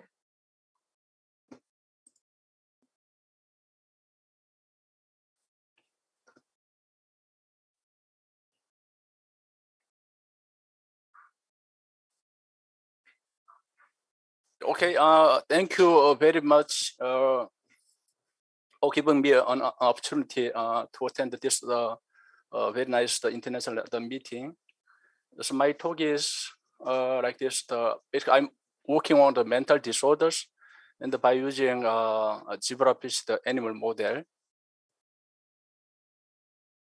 I'm here, okay, Sri Lanka is here. Actually, years ago, I visited Sri Lanka about 2 weeks. Okay, this is a zebrafish, a small the fish, about 3 or 4 centimeters. Actually, this animal originated from the India. The idealized actually this symposium session 3 is mainly the focusing drug development. Thus, I will try to introduce how we can use this small zebrafish from disease modeling to finally the drug discovery. The first, why we use the zebrafish, I have to emphasize the importance of the vertebrate. As you can see, this is the human. Okay, actually, I identified this gene. Okay, this is a my gene, naming the mind bomb. The gene is involved in the neuronal development. As you can see here, if you compare the human protein and the mouse and the zebrafish at the protein level, it looks almost the same. Okay, thus I'm trying to explain this situation by introducing the Lego blocks. Okay, if we think that the single genes as the Lego blocks, we have the same Lego blocks, meaning the same genes between human and fish. By a combination of these Lego blocks, we can make the many kind of different shape of animals from the fish to mouse and human. See, it's very small. This is the Eppendorf tube in the laboratory. However, we can get many number of eggs here from 200 even the 1,000 eggs from the female at the fish. See, basically the merit of this model animal is the large number of the animals we can get, and the development is very rapid, and finally this is a very cheap compared to the mouse. And I also emphasized about the genome project. After the human genome project, that was already done 20 years ago. However, during the last 20 years, there was the big progress in DNA sequencing technology. I can say more than the million times progress in the DNA sequencing technology. With this technology, we can introduce for like this the GWAS to study the human genetic disease. Okay, and nowadays, okay, there are the rare disease, meaning the untouched. We never studied the disease because it was so difficult to handle. But now, as you can see, there are actually thousands of new diseases. But all these diseases could be new drug targets. Among these rare diseases, the more than 40% of involved in the nervous system. Okay, and we can say, okay, there's so many new genes, especially in the brain disease, compared to just a limited number of genes. For example, the Alzheimer's disease genes, the Parkinson disease. However, there's so many new genes involving the neural disease. Then why we use the animal models, okay, there are again 30 million times the more information about the disease, new disease-related genes. Our final goal is, okay, we have to develop the drugs. Nowadays, I have a main interest in the mental disorders, again, the brain problems, and how about the fish brain? The size is very small. However, the basic structures of the fish brain is basically similar to our brain. And as you know, the fish have this kind of the character, the shoaling. Thousands of 10,000 of the fish make a group, and they can move in the one direction, meaning they have a very tight social interaction. So we can use this behavior to study here the autism. Autism mainly have the problem in social interaction in human. So we developed this zebrafish. We already reported this several years ago. Here's the fish. Basically, we use 3 wild type fish as the social cue, and we test the fish first with the wild type fish. As you can see here, they show the very tight social interaction. However, if we knock out a gene involved in the autism, the animal looks quite fine. However, we test the social interaction. Here they show the very different way in the social interaction. And we also developed like a very easy. We call this just the bowl assay. Just if we put the several animals in a bowl, they show again very high social interaction. However, this is the animal model for the schizophrenia. This was identified from the human patient. We knock out this gene, and then you can see basically we take the video recorder and analyze their distance. And we have knockout technology, so-called nowadays CRISPR. We were involved at very early stage of this knockout technology from the zinc finger nuclease from 2008. And fortunately, we had another good chance to having a collaboration. The human genetics people in the Harvard Medical School for last more than 10 years. Okay, just I'm showing the direct examples of the product. All these are basically we identified the target genes or with a new neural disease. Today I will introduce some of these successful cases. First, because most of these are the new disease, just don't care about the name thing, just simply the new syndrome. Okay, usually it was so difficult. So this is the human the patient, the pedigree. It took so long time, 1, 2, 3, 4 generations, and the patient is all of the patients are the males. However, we didn't know about the gene. Okay, it took several generations. However, nowadays in the big progress in the DNA sequencing technology, because nowadays they can sequence the whole genome of all of the family members, and eventually they recently they found one a candidate gene as a cause for this disease, and they informed this human the patient information to us, and we made a knockout zebrafish. This is at the early stage, just at day 5 of the fish development. The body size is about just 5 millimeter. They have the big eye and the ear and here the pectoral pins. From this movie, you will see the eyeball movement. The meaning, the fish can start the vision from day 3. However, in a knockout animal, they don't actually focus the eye. They don't move the eyeball.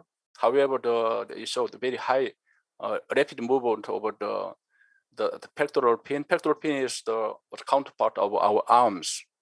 And if we see the jaw movement, they also very high rapid over the jaw movement. I was so surprised with this behavior, because all these the behaviors are very similar to the human, the epilepsy patient. And then we also made the knockout the gene in a mouse, and we found the very similar phenotype in the mouse.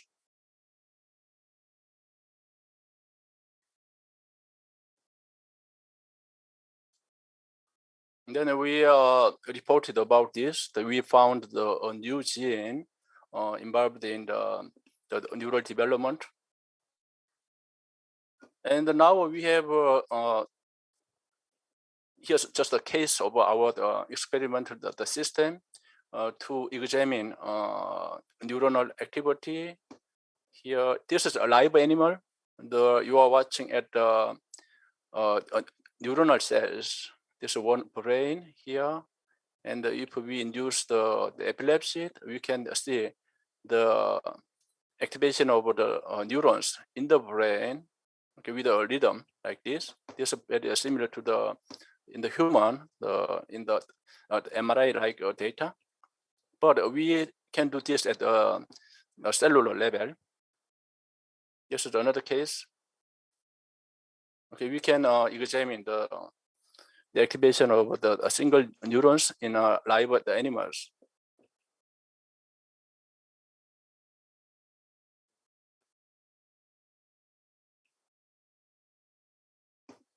Okay, and so with this the new gene, and we can use this as the bait to find another new gene. And okay, just I don't have time to explain the details, but anyway, if we have a new gene, then we can identify another new gene. Okay, we found this, and we made a knockout animal. This is the control. However, the knockout animal, they don't move. However, this animal is alive. They have normal heart beating. And we noticed this gene was actually located in the chromosome 1, the P arm like this. What is? Okay. This is a gene involved in the ALS. What is ALS? It's the Lou Gehrig disease. Because this is a very serious disease. There is the international consortium to identify the genes. But this is 2013. At that time, they used 30,000 of the patient, and they narrowed down the location of the candidate gene, and we realized this gene is actually located in the human chromosome. And then we made a knockout like this. Okay, this is the general the assay. If we call this a tail suspension test. If you take the tail of the mouse, they try to resist. However, in the case of knockout mouse, because they have a problem in the muscle movement. Okay, I simply showed the two cases of neural disease. One is the epilepsy, and the other was Lou Gehrig. However, the target proteins, they bind each other. And our conclusion was, okay, this protein complex, the work as a switch in development of the interneurons. Okay, in the interneuron, again, simply there's plus and minus the regulatory interneurons. And here there's a Parkinson disease and Huntington disease.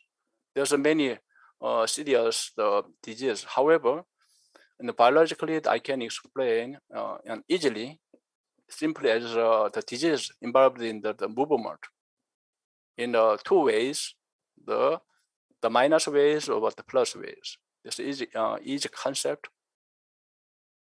like this. Okay. In other words, the hyper or the hypo. Okay, too much or too less in controlling the muscle movement. And we can say we can use this animal model to understand the epilepsy and the logoric disease. And with this result, we have established the patient foundation in Dubai, 2018. Thus, we have international the patient foundation. Our final goal is to develop the diagnostic and drug development. And suddenly there was another the patient foundation like this. Okay, because I have the many cases. Just I'm simply introduce what we have. Just in this case, the Washington University, they have this kind of patient, and they have the gene. So we made a knockout geography for this patient. And I'm moving to the another story. I have a report about a new gene. Okay, years ago, this gene is involved in anxiety control in animals, including the human. And I have interest in the very specific brain region. We call this the habenula. In the human brain, this is a very small the brain organ located close to the final gland. However, this brain region is very important as an emotional center involved in the pain, stress, anxiety, and the depression, schizophrenia, and the psychosis. This is the zebrafish brain. Okay, this gene is only expressed in this specific brain organ. This is a counterpart of the habenula in a human. That we made a knockout, and there's another case of the behavior test. We call this the novel tank, meaning when you meet a new person or you are in a new environment, basically animals be nervous or anxious in a new environment or a new people. In the case of fish, if we put the animals in a new room, new tank, they are afraid, and then basically they stay in the bottom. However, after 10 minutes, they become to adapt this new environment, and they started to swim freely in the tank. However, knockout over this single gene expressed in this very specific brain region show very strange phenotype. This is very important and interesting the phenotype. Just we explained this because they have the higher anxiety compared to the wild type. Just like we can say we have a gene involved in the emotional control. Yes, because I also have interest in the natural product. Our final goal is to develop the drug from the chemical library or the natural the product. That I found there was one report. If we treat some extract from this plant, show very similar the phenotype to our knockout zebrafish. And we also made a knockout mouse. In mouse, to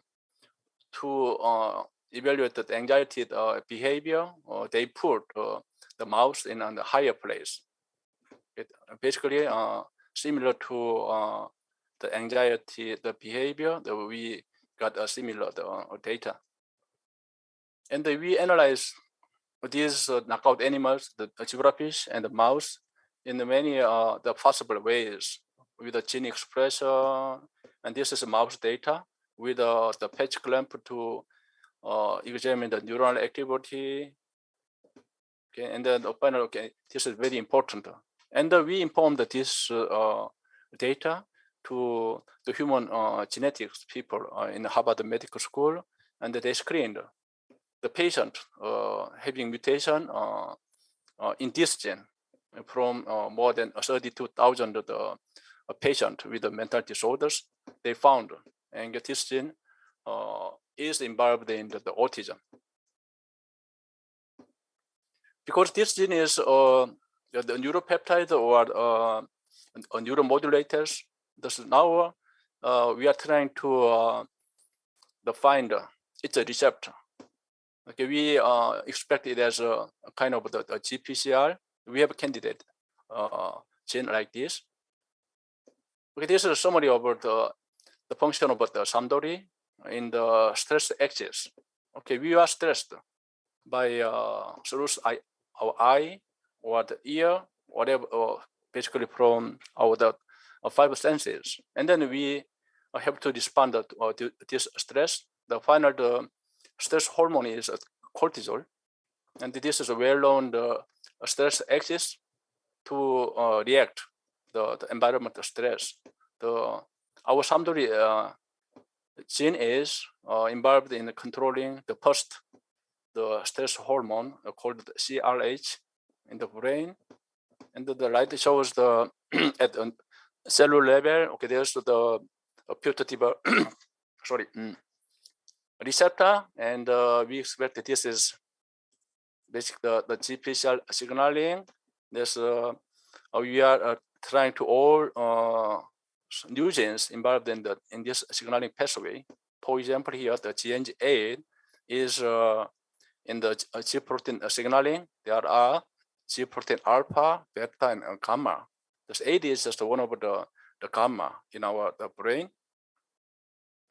If we knock out this gene, see, basically show this kind of the behavior. This is a normal mouse.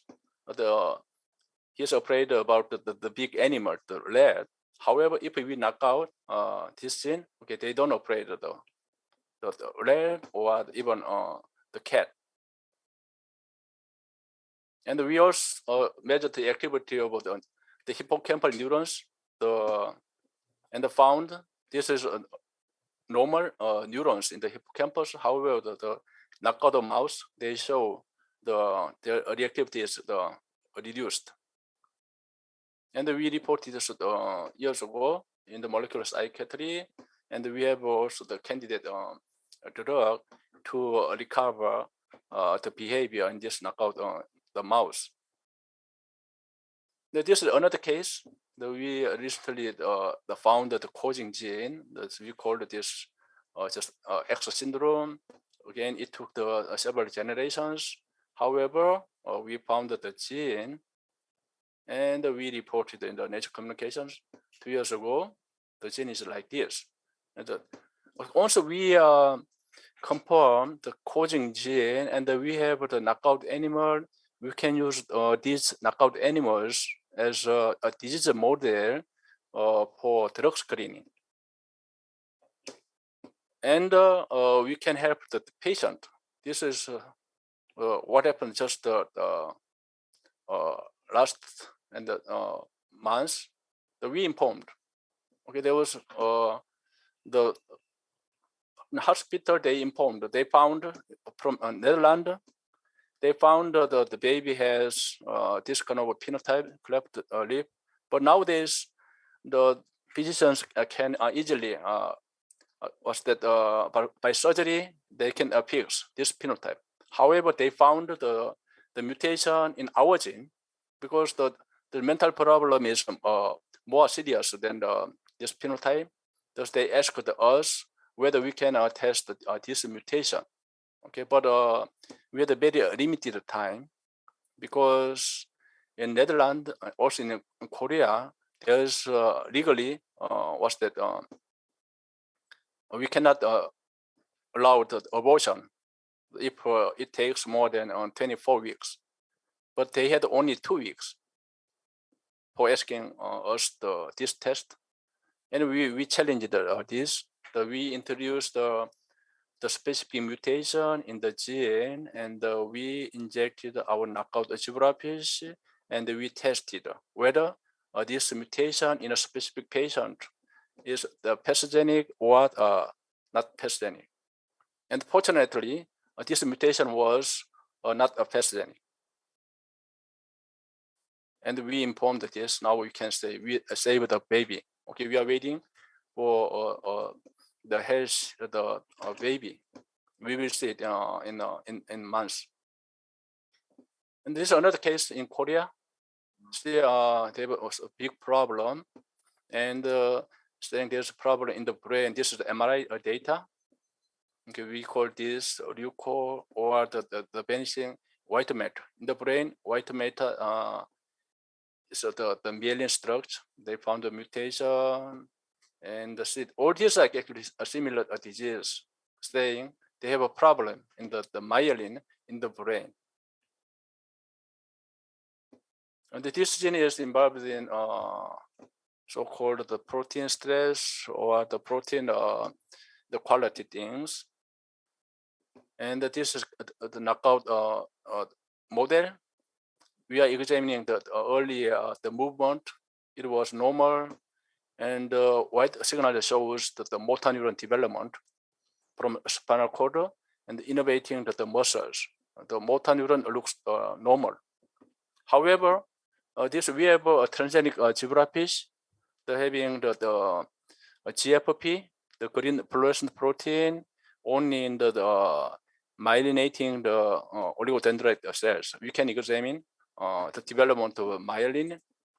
The body looks normal. However, if we carefully examine the myelination, okay, as you can see here, there's clear the defect of the myelination. The situation is very similar to a human case.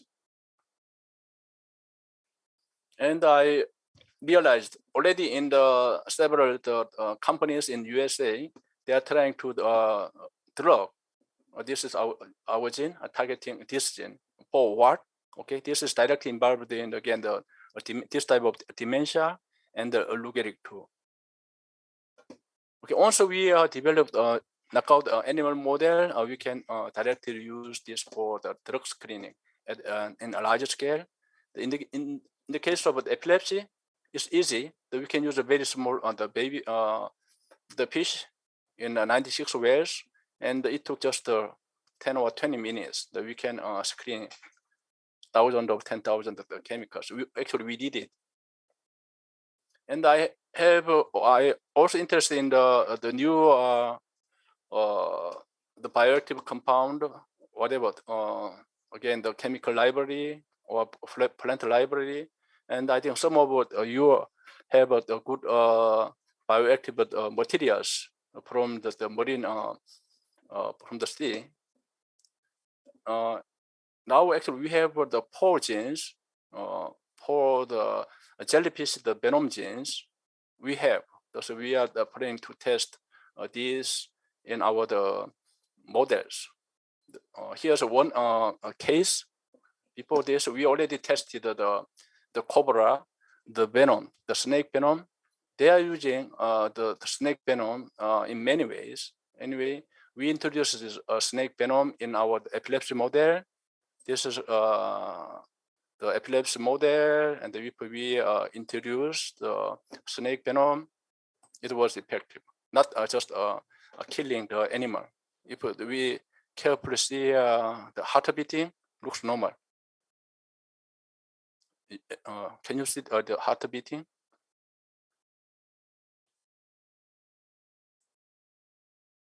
Okay, and also another case of the peptide things. Okay, as I already showed, the stealth axis and the ACTH is also important. The ACTH is already used as a drug in many ways. See, the ACTH is, and here, this is ACTH, and the part of the ACTH is we call it as another the hormone, the MSH like this.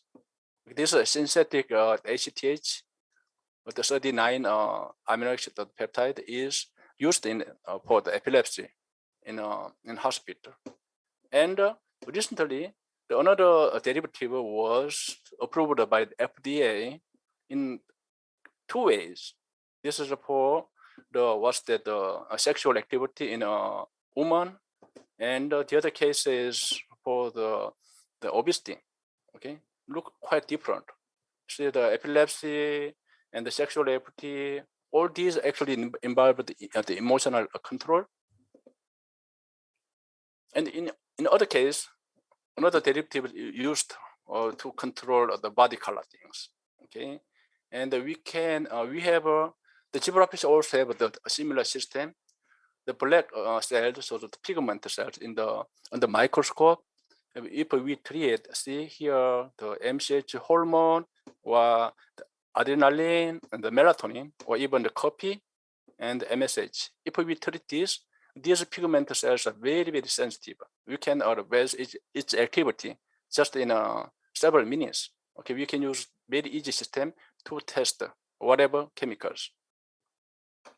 And at the molecular level, if we compare the receptors, basically the structures are very similar. Okay, this is a major target for obesity study. The MC4, this is expressed in the brain. However, this is expressed in the skin. Okay, 1 and 4 and the human and the fish, all protein structures looks basically very same. With this system, we already screened more than thousands of chemicals, and we identified some good one, and we already tested it in the mouse. This is involved in the appetite, the food intake. As you can see here, just at a microgram level in a mouse. How long I have? Sorry, I don't know. Okay, this will be the final case. Okay, this is still unpublished. We have another patient. Okay, have some autism and intellectual disability. This patient have this kind of phenotype. They have a problem in the eyeball movement, and the eye contact is very important in social interaction. And I have to introduce about these things, the CPG things. Okay, CPG is the nervous system controlling the easy cases. For example, the heart beating. We have the regular heart beating. There are nervous system controlling our heart beating. Okay, we have in many ways. Okay, we have many other CPG. The biggest one is our brain. Okay. However, we have the CPG in our brain, but not on the heart, and even in our intestine. You know, the enteric nervous system, and this also is involved in the controlling our locomotion, movement. If we have a problem in this system, it causes the Parkinson's disease. Yeah, we made a knockout. Okay, fish also have the regular movement. This is wild type, and this is just a day 2, very small. Just about 2 millimeters. If we touch with a needle, you will see the movement, escape movement with the direction. However, the knockout animal the body shape looks normal. They don't move. However, respond to the touch, meaning they have a normal sensory, but they have a problem in the organization of the neuromuscular system. With this system, we screened the chemicals. It's very nice. I was so excited. Okay, thus we can test whatever the compounds, chemicals. Okay, now we have actually in my lab I have 2 students from the Sri Lanka. Okay, they are here with me. See. Okay, Saumya and the Tilan, okay, and with the other Korean student. Thank you very much for your attention.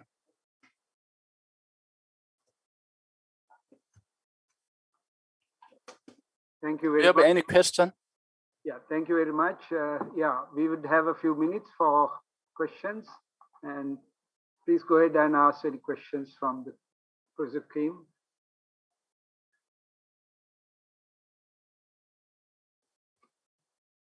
Professor, because fish is a social animal, have you put a knockout one with a normal bunch of animals and see responses?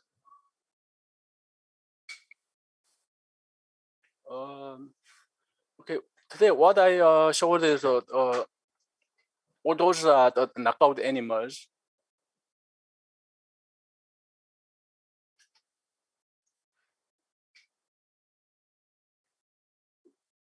Is it okay? Otherwise, if I misunderstood your question, I was asking, have you put any one of these knockout animals with the normal ones, and how did they respond after that?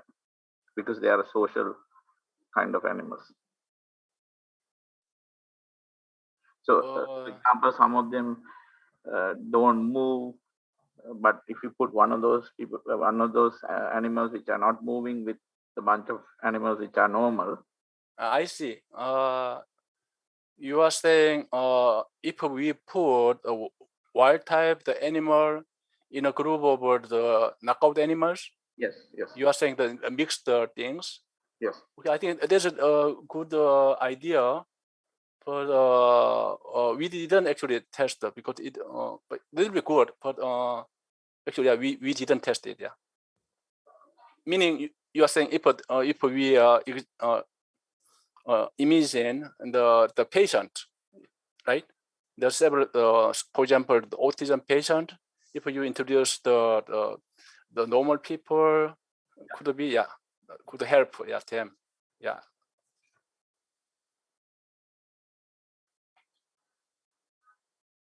Any more questions?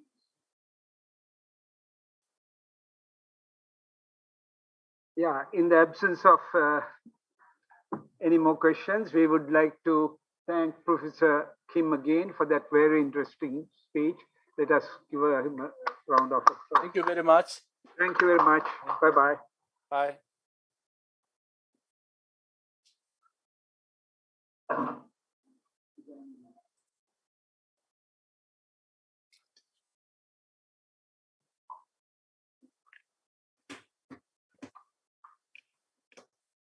Yeah, it's time for the second lecture on this symposium, Trends in Drug Screening and Development. And it's by Dr. Sirimal Premakumar. Dr. Sirimal Premakumar is a well-known and a leading natural product chemist in Sri Lanka. He obtained both his BSc and PhD degrees from the Department of Chemistry, University of Colombo in Sri Lanka. In fact, I can very clearly remember him as a student in the early 1980s. He is presently attached to the Department of Basic Sciences, Faculty of Nursing of the University of Colombo, and he is also a visiting academic at the Southern Cross University, Australia. Dr. Premakumar is best known for his role as the former director of ITI, or Industrial Technology Institute of Sri Lanka, where he played a major role in the research developmental activities. He is a versatile researcher and has been involved in many aspects of natural product research. It's a pleasure for me to invite Dr. Premakumar to deliver his lecture on drug discovery from marine natural products, current status and future trends. Over to you, Sirimal. Good afternoon, everybody. Let me thank the organizers for inviting me for this important international conference. My topic for today is drug discovery from marine natural products, current status and future trends. So as we all know, 60% of the drugs currently on the market are of natural origin. Now these drug compounds are known to present several advantages compared to the non-natural compounds. such as the high chemical diversity that we see in these natural products, and also the biological specificity, the binding efficiency, and the propensity to interact with biological targets. So if you take the vaccines and biologicals that are in therapeutic use also into account, then about 75% of the pharmacotherapeutics presently used are of natural origin. However, searching for drugs from marine sources, of course, is relatively recent. However, the first use of marine natural products by man dates back to 1600 BC due to the use of the Tyran purple extracted from marine mollusks, which was used by Polynesians to dye fabrics. So this was an expensive dye that was marketed during that era in the Polynesians markets. And other than that, the use of marine natural products within last several decades, of course, like marine biopolymers like EGA and canchinan, and also the vitamin A and T, and polyunsaturated fatty acids like EPA and THA are the other marine natural products that are familiar with the use of for various needs. So if you look at the marine ecosystem, as we all know, the ocean covers about 71% of the Earth's surface and represent about 95% of the biosphere. And it is estimated to contain about 1 million species, of which about 230,000 species of fauna and flora have been recorded. 90% of the marine species confined to a very small part of the ocean, which is about 50 million square kilometers, which account to about 14% of the total sea area. Now, here, the few thousand species of these organisms are pelagic and remainder are benthic. Now, bulk of the benthic species are restricted to tropical coral and rocky reefs. So, this exceptional concentration of species to tropical coral and rocky reefs provide or render inter and intra-species competition for food and space, giving specialist lifestyles to these organisms. And these specialist lifestyles are often expressed through natural compounds of many unique forms. They are used for defense, offense, chemical communication, and we see exceptional degree of qualitative diversity within these organisms. And this qualitative diversity correlates to genetic diversity, which often surpass that of terrestrial organisms.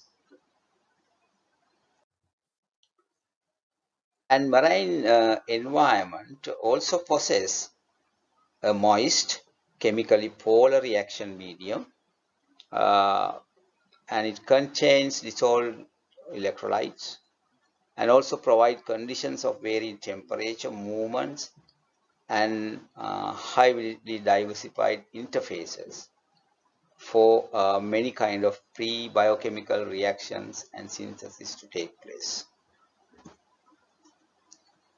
Moreover, the marine environment provides general screening or buffering effect against the photic, thermal, chemical, or mechanical changes which can affect the lipid compounds to promote greatest variation in living marine organisms and their chemistry. So this taxonomic diversity, the genetic variability, intense competition for food and space, together with conducive environment for chemical diversity. The marine environment provides an abundance of highly specific, more potent and promising diversity of materials for biochemical applications.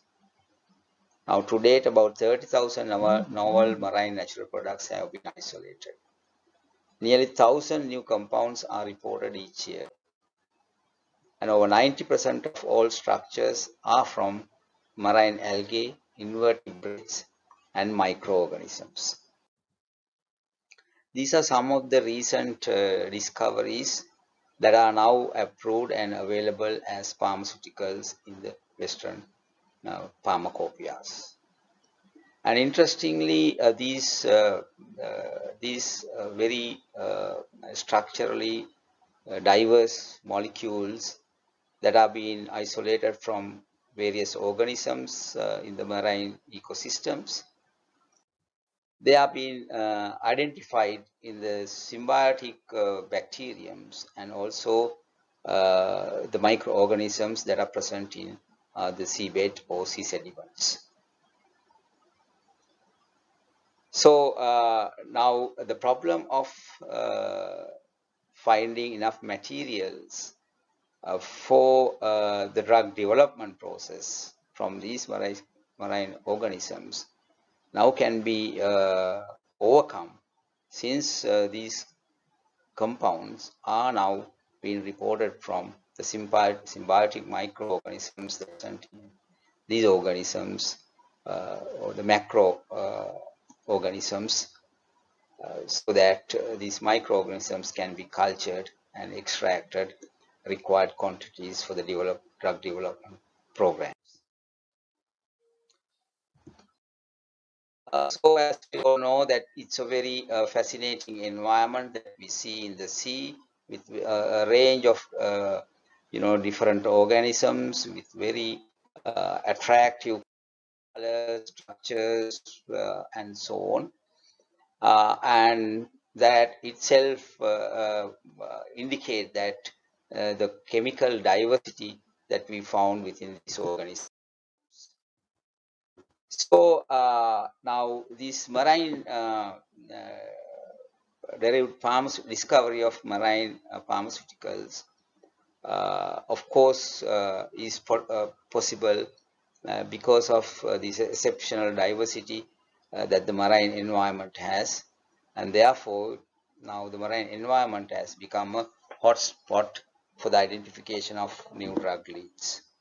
Now, over 30 animal phyla described to date, 32 are represented in the aquatic environment, and 15 are exclusively from marine environment, which indicates that this environment gives ample diversity for discovery of new drugs.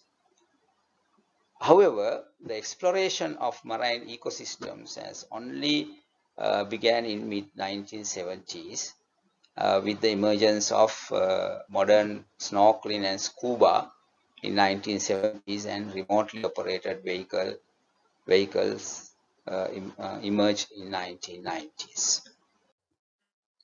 So the first drug that was discovered from marine organisms is reported to be the cephalosporin, broad spectrum antibiotic that was isolated from marine fungus Cephalosporium acromonium. And now this drug has been further diversified, and now it is now what we have is fifth generation cephalosporins, which are active against gram-positive cocci, especially methicillin-resistant Staphylococcus aureus. So the drug discovery, if you look at this chart, you can see that it's steadily increasing, and it's almost doubled every decade. Now, as I told you, we have about 30,000 new marine natural products reported, and each year we get about 1,000 new compounds reporting from various parts of the world. And if you take the organisms that are being subjected for drug discovery, as you can see, mostly the marine microorganisms are being experimented, and also the sponges and the coelacanths. And so they are the most experimented organisms from the sea. And if you look at the countries that are involved in the marine drug discovery program, China is leading the research activities in this area, followed by Japan, Taiwan, and so on. But if you look at this chart, we see that the involvement of the South Asian countries in this marine drug discovery program is minimal compared to the other countries that are around the South Asia region. So let us look at the drugs that are available now in the market for cancer especially, and also as antiviral agents. Now this was a breakthrough actually on the HIV or AIDS treatment, which was approved in 1969 and isolated from the sea sponge Tessitia crypta, which is a large shallow water sponge that was found in Caribbean region. And this was first studied for medical purposes in 1950s.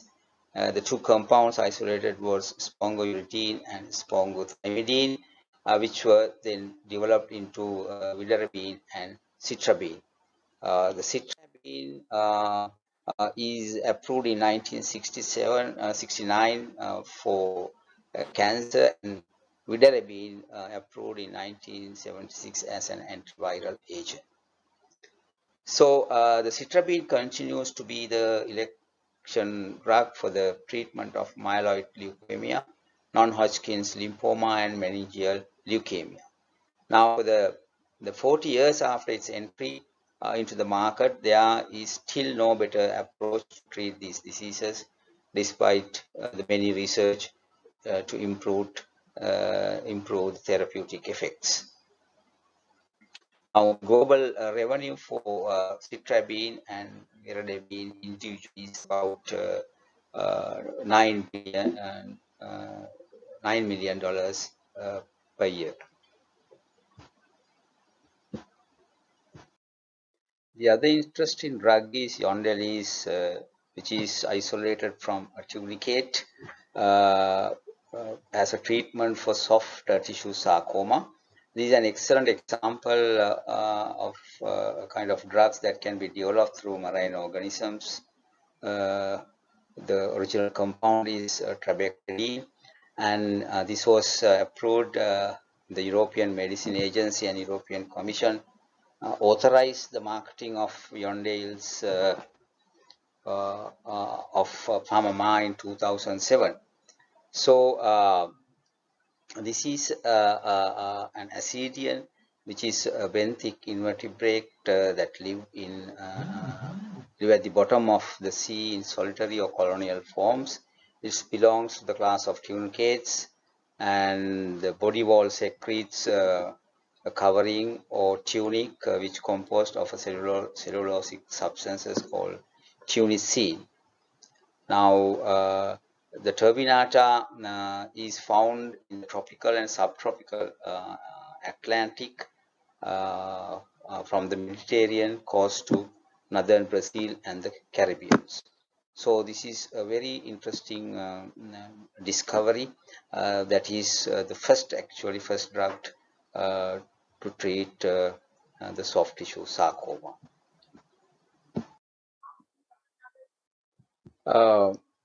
Professor George R. Petit, a marine chemist, So he's known as undersea treasure hunter, and he and his colleagues have collected some 14,000 specimens from the sea, and they have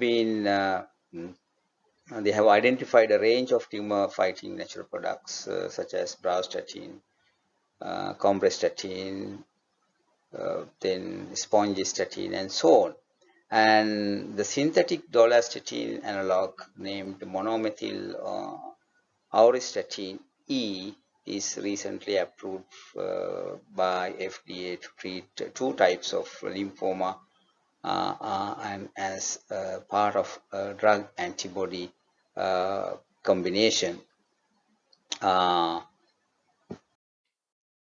The bravastatin, the chemical structure is given here. So I had the opportunity to work on bravastatin when I was as a visiting academic to Southern Cross University, where I was involved in development of nitric oxide bioassay to test the antioxidant properties of bravastatin. These are the bravastatin analogs that have been developed, and 18 of these compounds have been structurally characterized. Now, problem here is, of course, now as you can see, from 14 tons of these organisms, they could only get 18 grams of bravastatin 1. So, which is even not sufficient to complete a single clinical trial.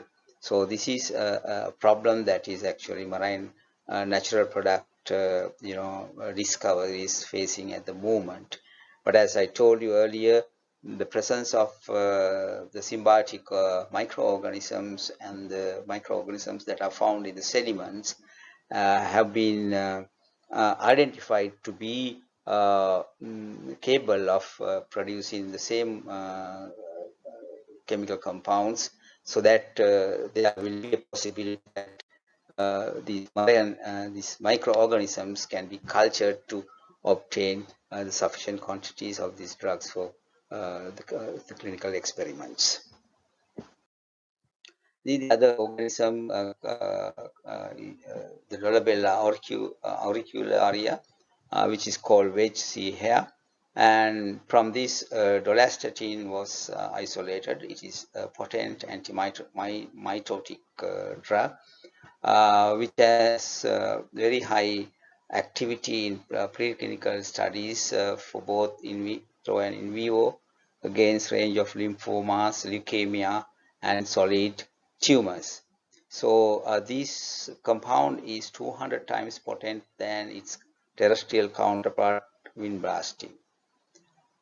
Because of its toxicity, actually it cannot be used as a drug itself. For combination with monoclonal antibody was developed, preserving the 200 times potency, and is now available as Adecteris, sold a 50 milligram vial at a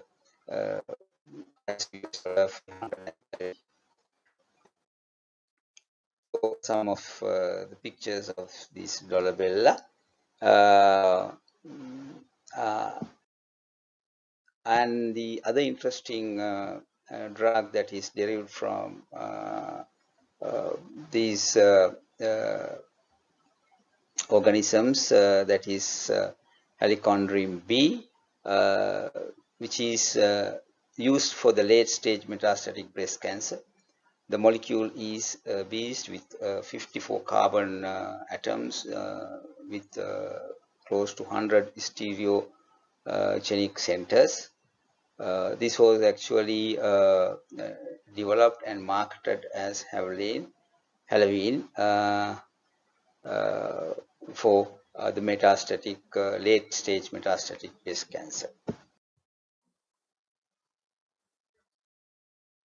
And the other interesting compound is eribulin, which is a mitotic inhibitor, so that the cell proliferation or cell multiplication can be stopped. And once this multiplication is stopped, then the apoptosis or the programmed cell death is induced. So this compound is now being investigated for use in a variety of solid tumors, including lung cancer, prostate cancer, and sarcoma. Didemnine is another interesting compound which was isolated from the tunicate Trididenum solidum. It's a cyclic deoxypeptide, but this actually was failed at the clinical trials due to the toxicity. Now this has been replaced by apridine, manufactured by Pharmama. The apridine is obtained from Apridium albicans and structurally quite similar to didemnine, but it is less toxic, and it is currently in phase 3 clinical trials with positive results. So open drug status has been granted in 2004 for the treatment of multiple myeloma and acute lymphoblastic leukemia. So likewise, a range of different compounds have been tested.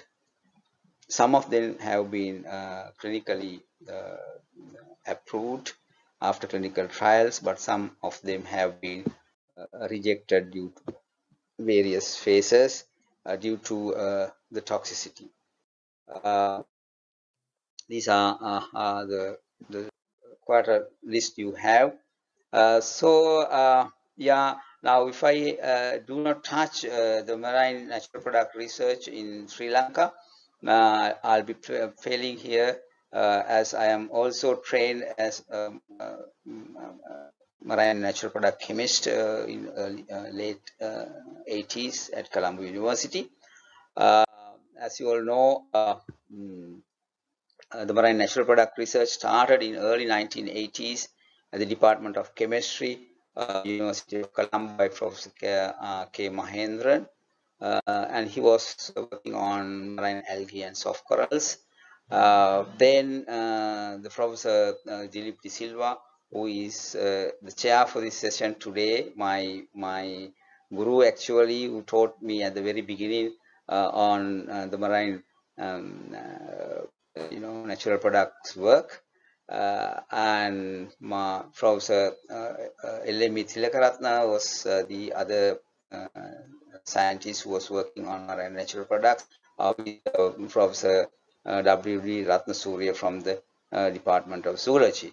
So Professor Tilakaratna, Professor Ratnasurya were our supervisors to one of my colleagues, late Lienege, and myself was in that team who were interested in marine algae and soft corals.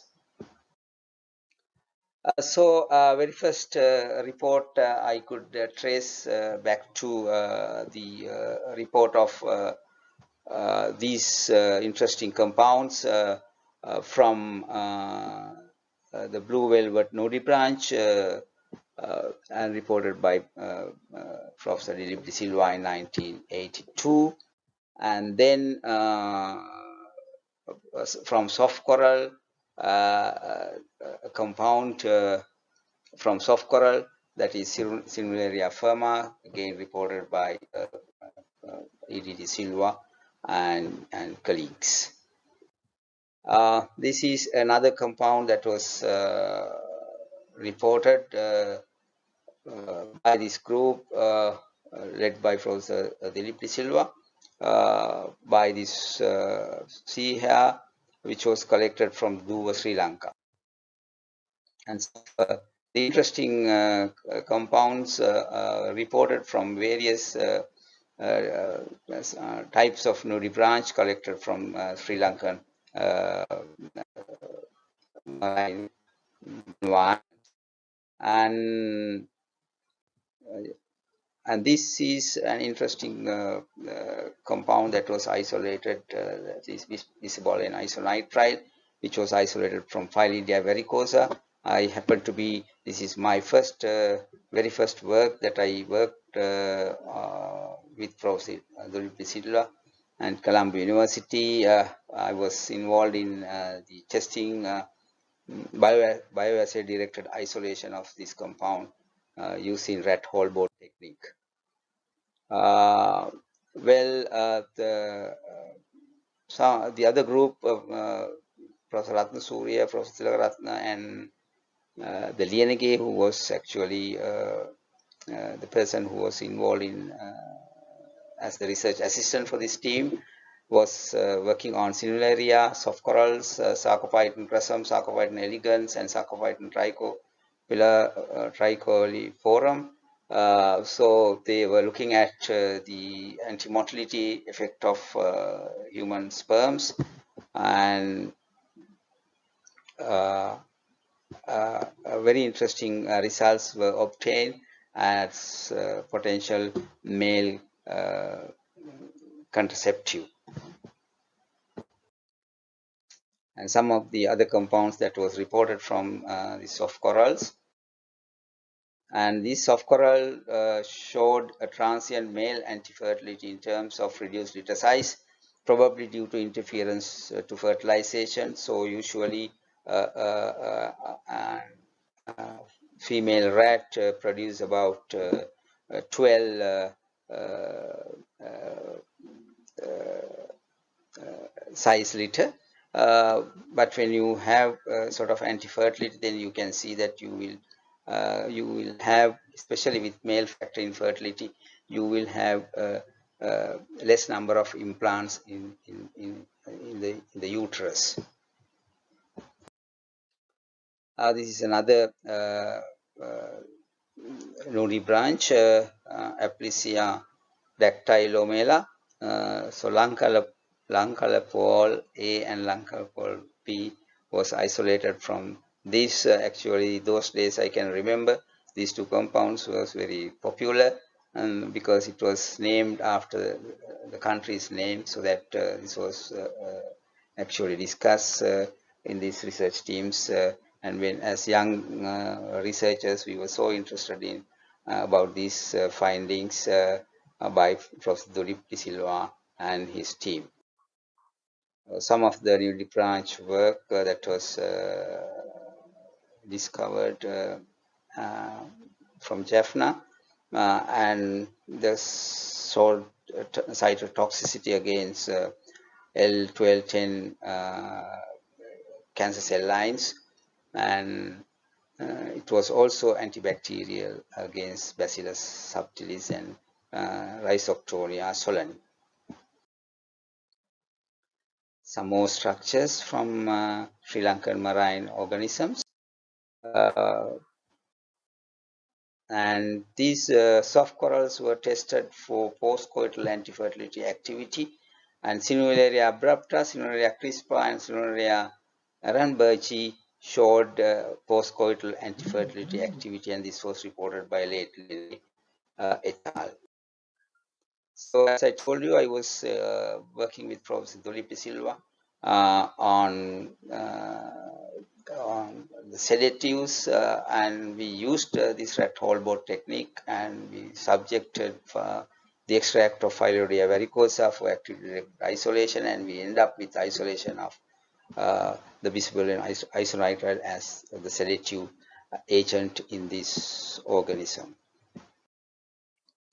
And I was fully involved in thereafter on red algae, and we screen red algae for various different activities, and we end up having reported various different activities like gastroprotection, antihypertension, sedative, analgesics, and so on. And I was interested in the postcoital contraceptive activity showed by this red alga Gelidia lacerosa, which showed 100% immediate post-implantation loss at a very low concentration, like 6 milligram per kilogram in rats. And so we continued on this, and we subjected these extract to activity-guided separation, and we also separated an interesting sperm, human sperm motility stimulant from the same algae from the same extract, and it showed a very interesting bell-shaped activity for the human sperm stimulation property. And we subjected these compounds for spectroscopic analysis at HEJ Research Institute of Chemistry, Pakistan. We came out with the structure for the post-coital contraceptive as a sphingosine derivative. We isolated two compounds. One is with a cyclopropane ring at the 7 and 8 carbon, two interesting compounds. And then we isolated and characterized the 8 known human motility sperm in the world. That is 2-3-diopentadecanoyl glycerol 6-alpha-alpha-dequinopyronoside. And we demonstrated that this compound is very potent compared to the available human motility stimulant, caffeine and pentoxyphylline. So this was codenamed as XAT1, and it is 20 times potent than caffeine and 20 times potent than clinical drug pentoxyphylline.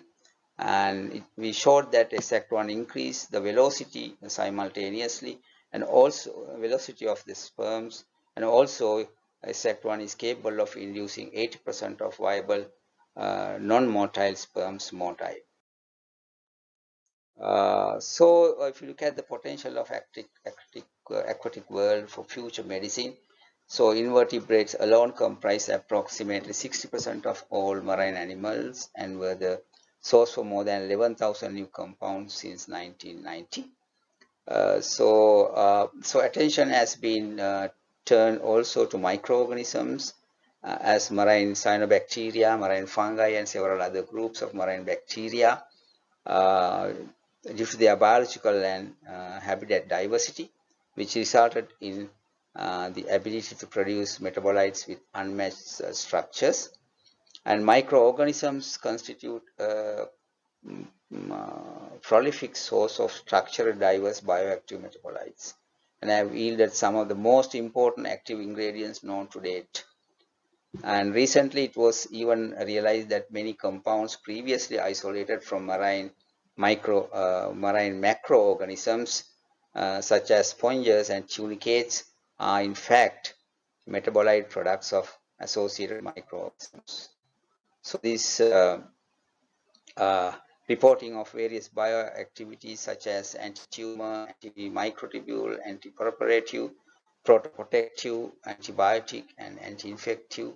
So the marine natural products have been become an exceptionally interesting high-value ingredients for application in the pharmaceutical industry, and more companies are investing in this field now. So following the same trend, cosmetic industries also progressively turning to the sea in the search for new ingredients. And these extracts contain vitamins and minerals, and they show ultraviolet and antioxidant protection and general anti-aging benefits. So in fact, activities such as antioxidant, anti-wrinkle, anti-tyrosinase, anti-acne are among the most usual activities of marine cosmetics ingredients for skin health. So all the progressive improvements in the past 50 years of exploration of the marine environment pointed out earlier have resulted in the isolation of approximately 30,000 structurally unique bioactive natural products. Despite this enormous number of structurally unique bioactive marine natural products, to date, the global marine pharmaceutical pipeline includes only 8 approved drugs, 12 natural products or derivatives in different clinical phases, and a large number of marine chemicals in the preclinical phase. So marine derived drug market growing at a rate of 11.2% and expected to reach 21 close to 22 million US dollars by 2025. So the pharmaceutical application, as pointed out earlier, the natural product screening remains one of the most useful avenues for bioactive discovery. In the past decades, of course, studies on marine natural products have been focused mainly on macroorganisms such as sponges, corals, and other marine vertebrates. Though significant developments have been made in the microorganisms area. However, despite the large number of marine natural products isolated from marine organisms, many of them with pronounced biological activity, the great majority does not surpass the pharmaceutical preclinical trials, and only a very few have been marketed as pharmaceutical products due to toxicity that we observed in these interesting molecules. So in conclusion, marine natural products constitute a strategic research area with enormous economic and social revenue, where scientists all over the world are interested. According to Euroocean, there are over 590 European marine projects funded by EU, which shows the engagement of academia and industry in bringing more marine bioactives into the market. Being a marine biodiversity hotspot, Sri Lanka too has an enormous potential for bioprospecting from their marine and other aquatic resources. So let me acknowledge Professor L. Mithilakaratne, Professor W.D. Ratnasurya, the two my supervisors, Professor Dribli Silva, who taught me marine natural products at the very beginning, and Professor Ataur Rahman, who assisted me and taught me on the structural elucidation of these interesting compounds, and my co-worker and co-researcher who supported me on the clinical studies. We tried to see whether this the human's mortality stimulant, step 1, we can develop a compound drug that can be used for assisted reproduction. And my first research assistant who helped me on my marine natural products work, especially with respect to the human motility stimulant. Thank you.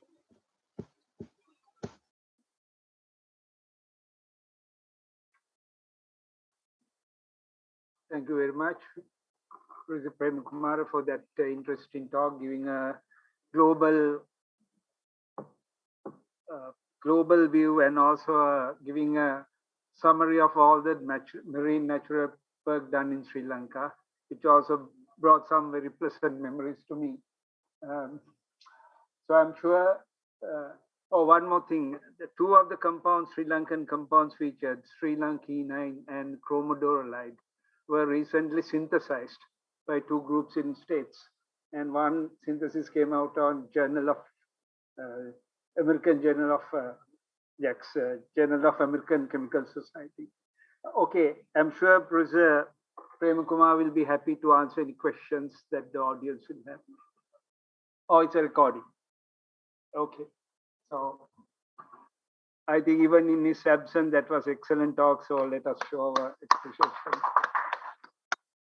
Okay, now is the next one recording?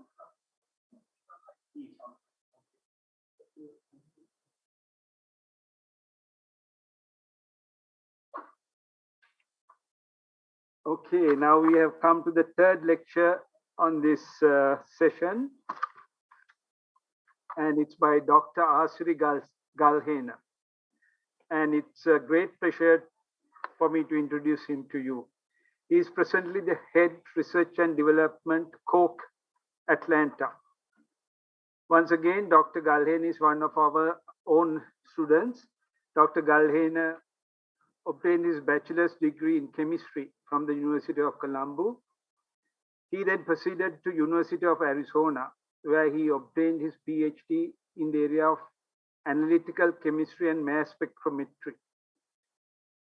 Dr. Galhena did his postdoctoral work at the Center for Chemical Evolution Georgia Institute of Technology. His research was focused on mass spectrometry-based chemical imaging and pharmaceutical screening, and his research was funded by the Bill and Melinda Gates Foundation. In 2010, Dr. Asri Galhena joined the Ingredient Quality Department of the Coca-Cola Company as a scientist.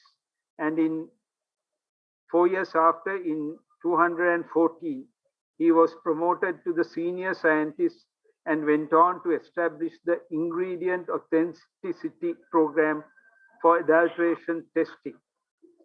He is presently the manager of flavor ingredient release, where he is responsible for the approval of the ingredients that goes into Coca-Cola products globally, which includes the top $20 billion Coca-Cola brands.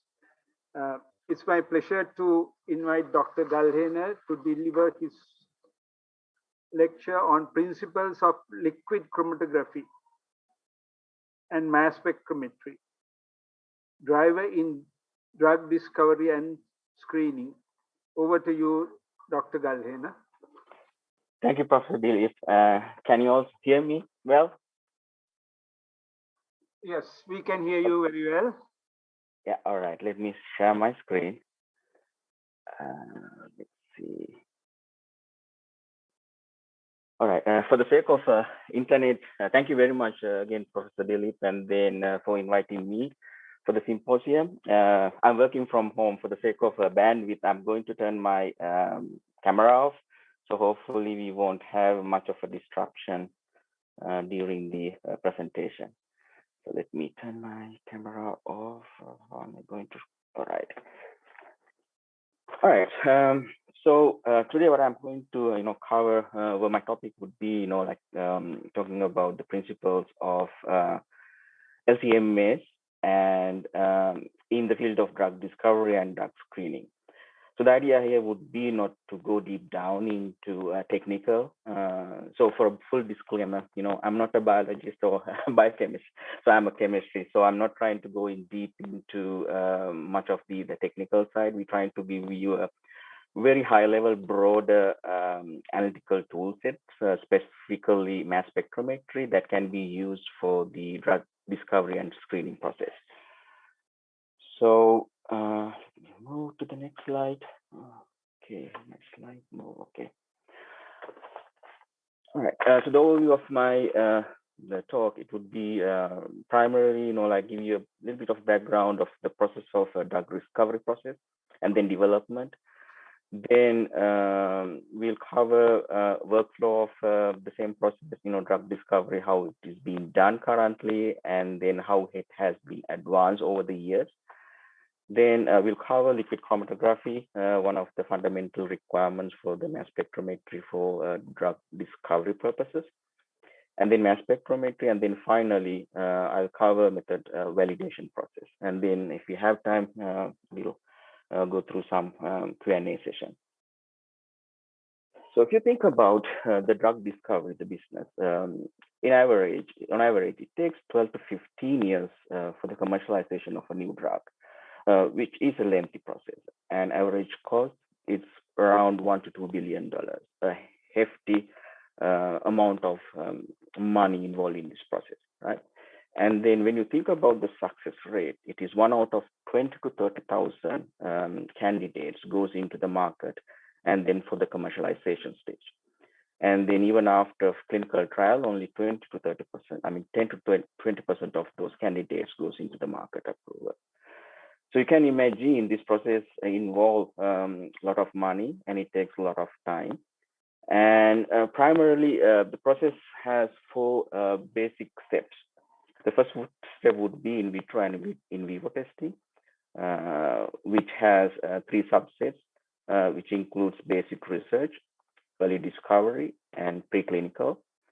So once you pass that preclinical stage, you have to submit IND application for FDA approval, which is an investigational new drug application.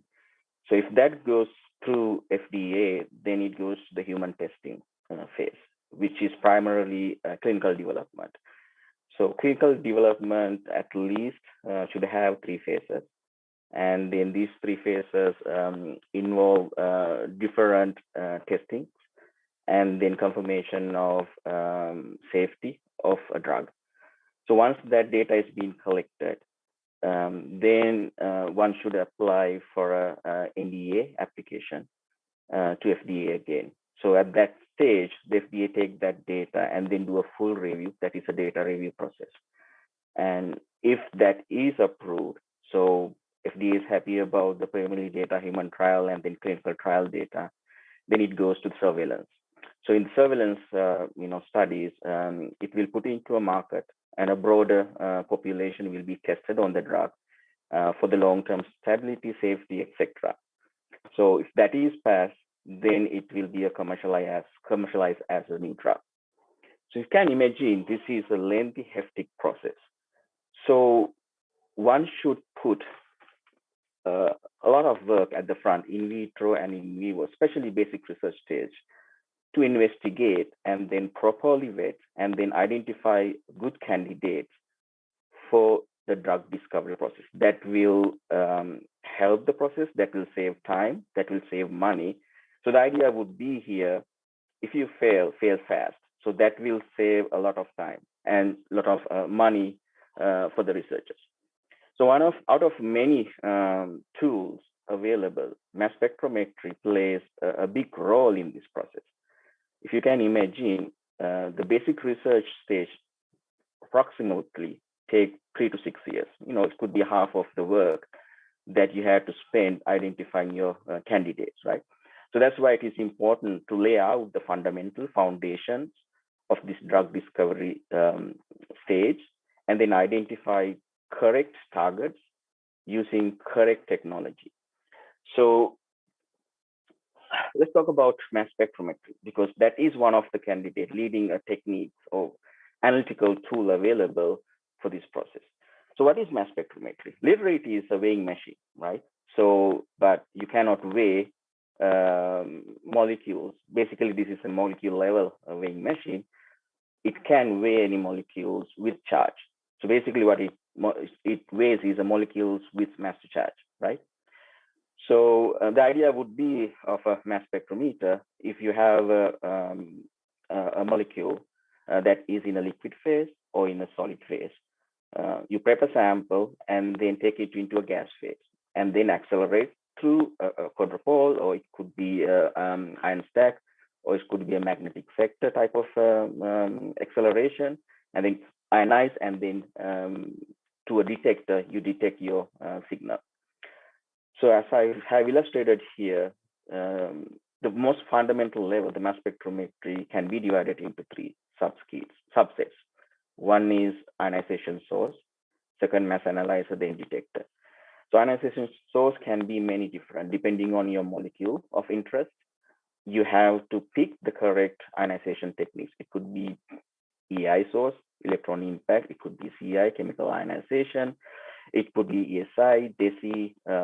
You can be DART. It can be FAB. The list keep going on, right? Then once you ionize that molecule, then what you have to do is use a mass analyzer to analyze those mass. So here, remember, we are not analyzing mass, we are analyzing mass to charge, right?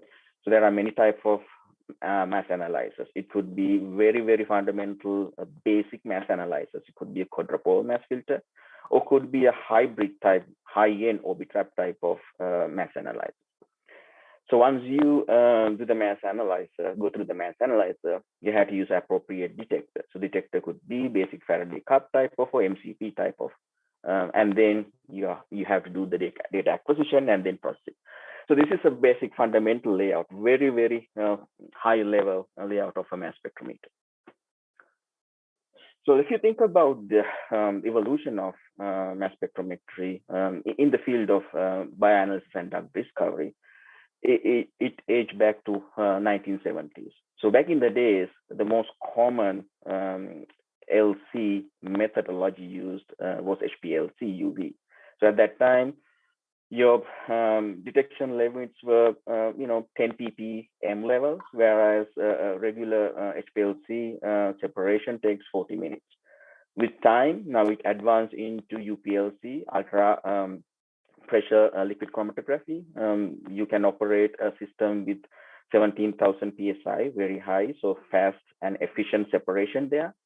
And then also your sensitivity of your instrument. For example, Orbitrap can detect ppb level, even ppt level. So if you think about, ppm is one, if you fill a swimming pool with ping pong balls, right? And then 1 ppm is 1 ping pong ball out of the whole amount of ping pong balls you filled with the swimming pool. So you can see how low this instrumentation can detect and then identify these molecules using high-end mass spec. So the question is, there are many number of instrumentations available, but you have to be careful by when you select the correct technology, correct instrumentation, correct separation.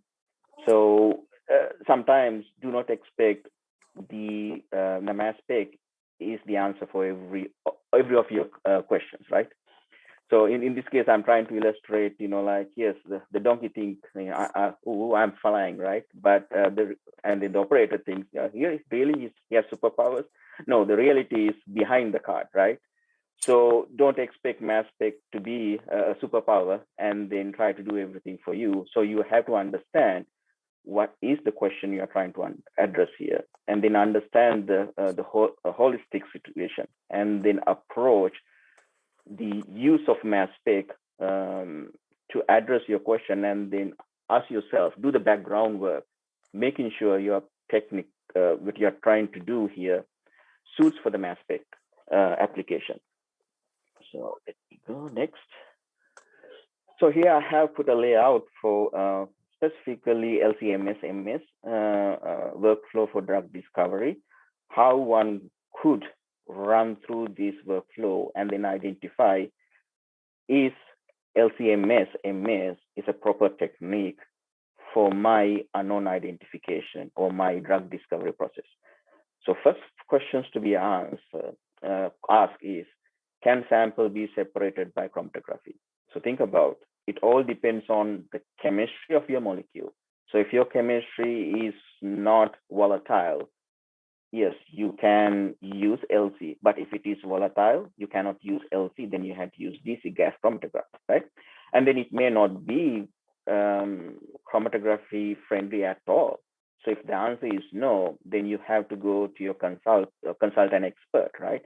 There are the complementary techniques that can be used in MR, crystallography, to use the same purpose, right? So if the answer is yes, then you can go to the next level.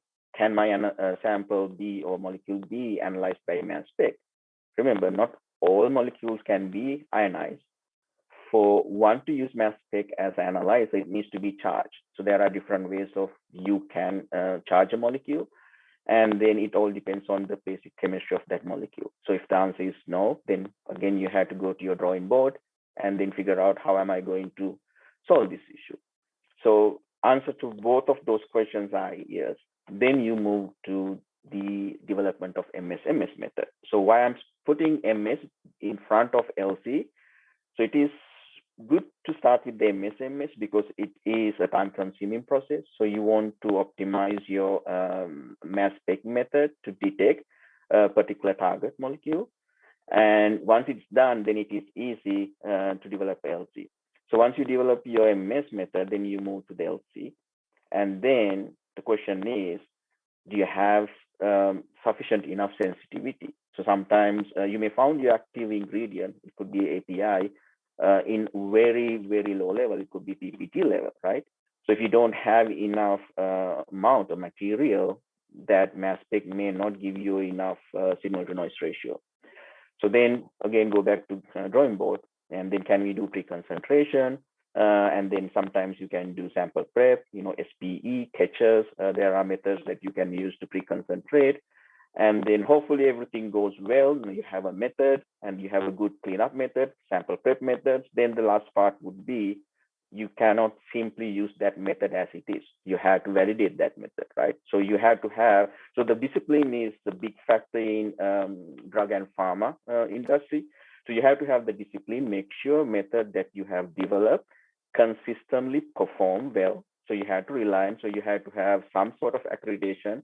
So it could be ISO, it could be A2LA, it could be SANTE, depend on different geography. So you pick what is best suits for you.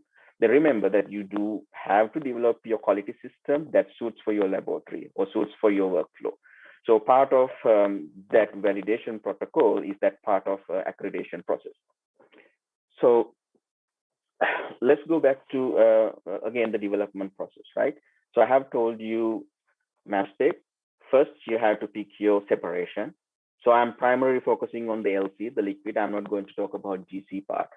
So LC, MS, MS has primarily 3 different segments. One is separation. So in this case, I'm showing you a high performance HPLC device where you have mobile phases and then you have your column.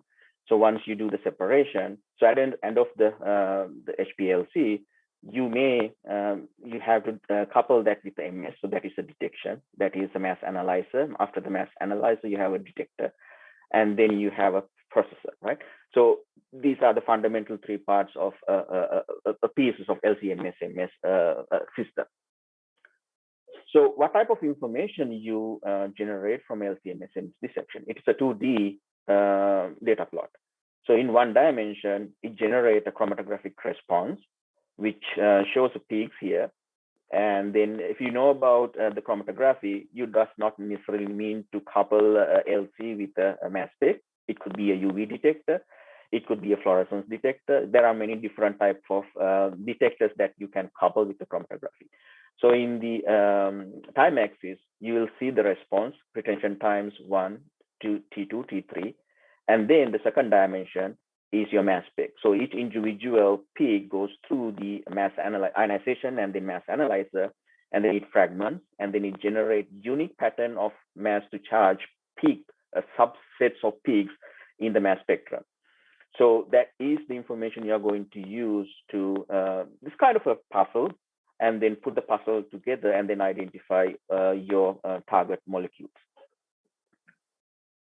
So when it comes to LC, there are different types of LCs again. So the puzzle is getting complicated, right?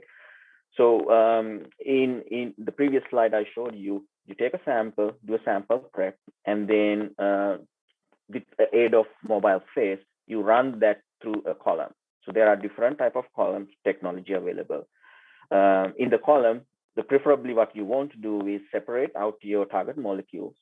And then in this case, the 2 molecules with red and blue, at the beginning of the column, they are not separating very well, but with the time LUs, when the 2 compounds goes through the column, they separate out well, right?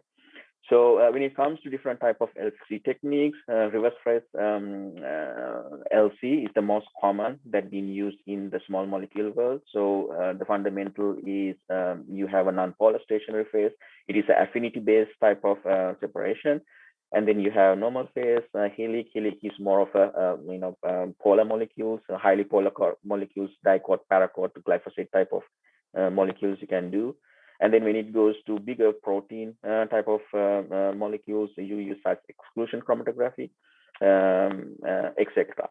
So what your target here is to have the best resolution, where the resolution is defined as the time difference between closely eluting 2 compounds, the red signal and the blue signal, and then the half of the full width half max width of the peak. So the greater the resolution, that is better. That means you will have less interference. So once you've done the resolution, so again, I'm going to go through kind of a fundamental separation slide deck here. So here I'm illustrating a C18 bonded silica column, where you can see 4 different target molecules. where in this case, you start with the mobile phase B, which is your organic phase. So you have an organic phase, and then mobile phase A is your aqueous, mobile phase B is your organic. So remember that the polar compounds won't retain in the column for C18 reverse phase chromatography, right? So you start with the low organic phase, mobile phase, where the aqueous phase is higher, and then you flow the mobile phase through the column. So because of it has different affinities, then different molecules start eluting through the column. So red molecule has more polar characters. So it elutes with the higher aqueous mobile phase. So that's why it comes out of the column first. As you can see here in the chromatogram, it shows the first peak of red peak. Then here comes the green, vice versa. So it's based on the affinity of the molecule to the stationary phase versus mobile phase. It shows different eluting orders. So the yellow one is the least polar. So that's why it elutes with the high organic mobile phase.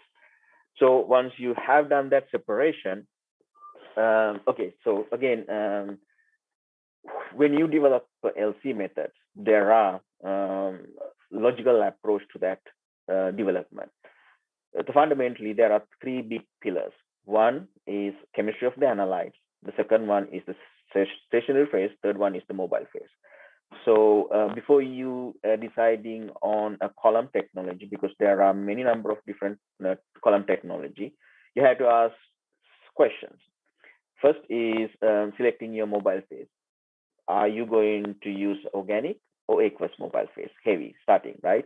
So that all depends on your polarity of your molecule.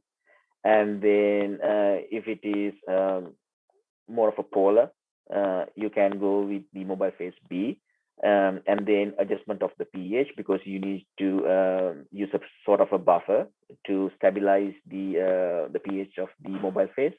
And then also once you optimize the mobile phase, then you have to pick the stationary phase. Again, what type of chemistry? Column chemistry. I have shown you there are many different type of column chemistry. Reverse phase, normal phase, helix, size exclusion, depending on your application, right? So once you go through this logical approach of selecting your LC-MS, hopefully at the end of the day, what you're expecting here to have optimized eluting condition and LC method that works well for your target molecules. And once you have the LC, then you have to pick the detector. So as I mentioned in my previous slide, there are many different type of mass specs. So depending on your application, you need to understand, okay, where am I going to get the full benefit for your money, right? So when it comes to drug discovery, and especially unknown discovery, there are two major buckets. One is knowns. Knowns can be divided known knowns, right? And then known unknowns. So in that purposes, you primarily focus on using quantitative type of target screening. So that you can use ion track type of unit mass resolution, low end mass specs, or else triple codes. Here to do MS, you try to use, again, it costs around $400,000 US dollars. Whereas when it comes to unknowns, you really do not know what is there. And then there are two different types of unknowns. Again, unknown knowns and then unknown unknowns. So for those, your approach would be non-targeted, because you really do not know, more of a discovery stage there. And then to do that, you need to rely on a high resolution mass spec, which is more of Orbitrap. It could be a QTOF type of instrumentation. It could be a sector. It could be a FT, whereas a resolution can go for the 4th decimal point. So here's one example I can teach you. So if you know about Glycyrrhizia galabara, which is locally known Valmi. So one of the active ingredients in Valmi is glycyrrhizic acid. So which has anti-inflammatory, anti-diabetic, and antioxidant claims. So if one come to you and then give you a plant species for example, Valmy, and then ask you to quantify the amount of glyceric acid. So that is a known case, right? So you know Valmy contain glyceric acid and you want to quantify. So your target approach would be a known approach. Yeah, you can use low resolution mass spec using LCMS or LCMS-MS type, right? Because you know how it fragments, you know molecular mass, molecular weight, etc. And then there might be some other species known to have glyceric acid. We don't know at what amount. So in that case also, you know your target. So basically, you know glyceric acid is the target, but you don't know glyceric acid may or may not present in that plant species, right? So that purposes also, you know your target, then you can use quantitative mass spec to quantify any glyceric acid in unknown species. So when it comes to unknown, known, again, same example. So there are some, there's a plant species that shows the same anti-inflammatory, anti-diabetic, characteristic. So you think, okay, it might be a glyceric acid type of molecule. So we may not sure, and then you can use more of a qualitative, non-targeted approach, and then screen broadly to see what is present there, and then can you find any molecules in the same group as of glyceric acid. So I guess, so in this case, you will rely on really accurate mass, and then molecular formulation, and then unknown identification using libraries. So that's kind of a very high level of the approach. So then once you decide on what type of mass analyzers, based on the application, you have to figure out a way to bring your molecule into gas phase, right? Because mass spec needs ions. So depending on your molecule, again, there are nonpolar, polar, and ionic. So if it is a nonpolar, LC won't work most of the time. GC is the application you should use, GC-MS. Whereas ionic, mostly polar. Polar is preferred using LC-MS. And once you do go through the proper separation, then ionization techniques. There are many different types of ionization techniques here: ESI, APCI, APPI. They have different characteristics. Most common ones for in drug discovery, people use ESI, which is easily ionizable. And let me run through how the ESI process works. So in the ESI process, you couple LC in front of ion source. It goes through a nebulizer, and then it flows through a small needle, and then you connect the needle end and then the end of the ion source. Usually it's a skimmer with 3.6 kV high voltage. So it accelerates these droplets with partially charged ions, and then it goes through desolvation process. And then the process of ionization would be attached of protons. And then depend on molecular chemistry, it may attach one proton, or it could be attaching multiple. So in this case, I'm showing you a molecule, LCMS, a mass spec of a molecule that is carrying multiple charges. So it can carry 8 charges all the way to 13 charges. And then remember, depending on the number of charges, the mass to charge that will generate from that same molecule may vary. So it could be 1100 all the way 1800. But the good thing is, when the mass spec can identify how many charges that particular molecule carry, that particular peak is carrying, and then you can back calculate the 2 into the molecular weight. So here I'm showing you the mass charge ratio of 1418, which is carrying 10 charges. So you correct that for the charge and then subtract 10 protons or 10 hydrogens from the molecule, and then it calculates the theoretical molecular weight, which matches with the molecular weight here we are looking at. So there are advantages and disadvantages. So advantages are the soft ionization. So it keeps the integrity of the molecule. So that's a big benefit in the pharma world. So, and then disadvantages are there. It might easily get dirty, the source, so which might be a hassle when it's time to clean your ion source. So now when your molecule has been ionized, now you have to use the proper analyzer. So I'm not going to go through different type of analyzers. I'm going to primarily focus on low-end quadrupole mass spec analyzer. So mass spec, quadrupole analyzer, it is basically 4 rods applying DC and AC alternating charges on the 4 rods. And then depending on the master charge, you can filter out or you can select particular master charge, go through the quadrupole and then all the way hit the detector. So in this case, the first simulation, it is picking yellow ion, and then it collides the rest of the ions on the quadrupoles, and then let the yellow one goes through, so vice versa. So that is how the quadrupole works. And then sometimes you have to fragment those molecules. So in the second diagram, I'm showing a simple MRM scanning method, where in the first quadrupole, this particular design has 4 quadrupoles. So first one is the precursor ion Q1. This is called a QQQ configuration, triple quadrupole. In the first quadrupole, you pick your precursor ion and then let it go through a collision cell. In this collision cell, you use an inert gas, collide with the molecule. It goes through a fragmentation, so it calls collision cell. And then, so basically, it's kind of you will excite that molecule into a state that it goes to a fragmentation, and then the Q3, you set the mass filter for look for a particular fragment of that precursor ion.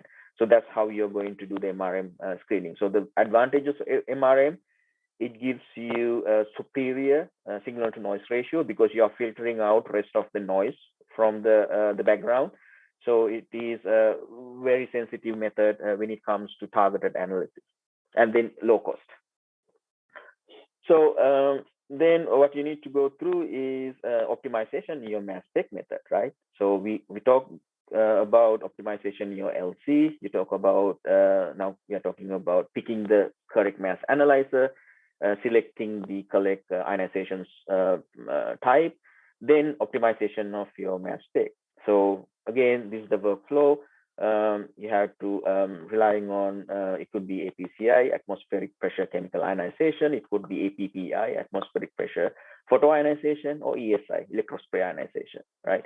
And then you go to the determination of mass. So you have to pick a parent ion, precursor ion. So that's the target. So it could be from your literature. And then it could be, so the modern day mass spec can automate this process. So that's a good thing. So you can set up experimentation to fragment molecules and then identify your precursor and then your fragments. Then you have to optimize your ion source conditions, capillary, cone voltage, etc., nebulization gas, pressure, temperature, gas flow, etc. Then you have to pick the best MRM transitions, your precursor and product ions, and then best collision energy to get that same ratio, right? So I'm not going to go into detail. So that's kind of the workflow one has to go through.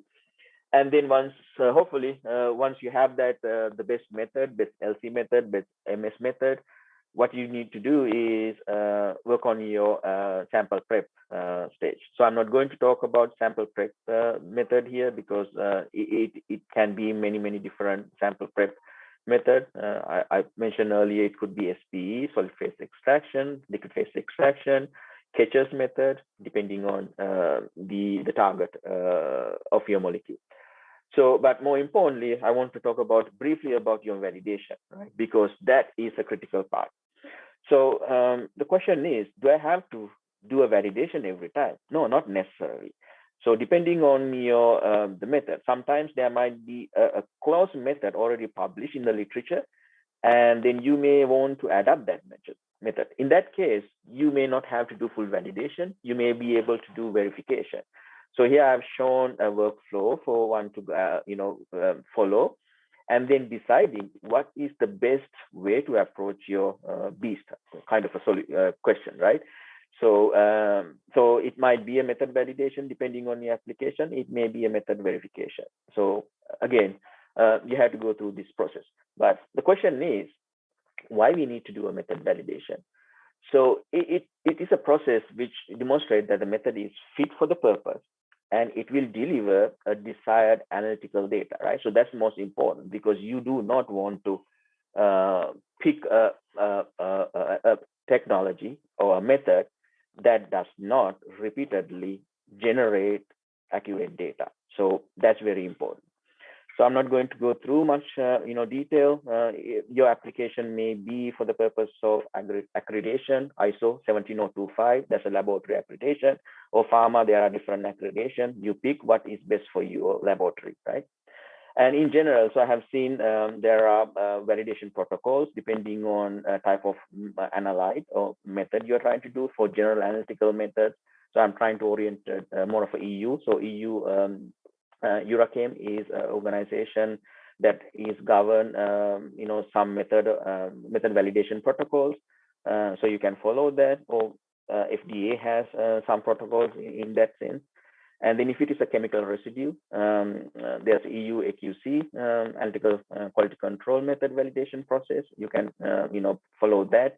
FDA has the same documentation available. And when it comes to pharma, you can follow ICH or FDA or USP, FDA or USP, United States Pharmacopoeia. So what do you have to test for method validation? There are different criteria, again, depending on what you want to do. So if it is a quantitative method validation, you can select what characteristic, what elements do you want to include in the validation. Again, your quality system should decide what suits best for you, and then that is up for you, not for ISO. So there are some guidelines, you decide what suits best for you. So if it is a quantitative method, so you need to do basically, all of these 10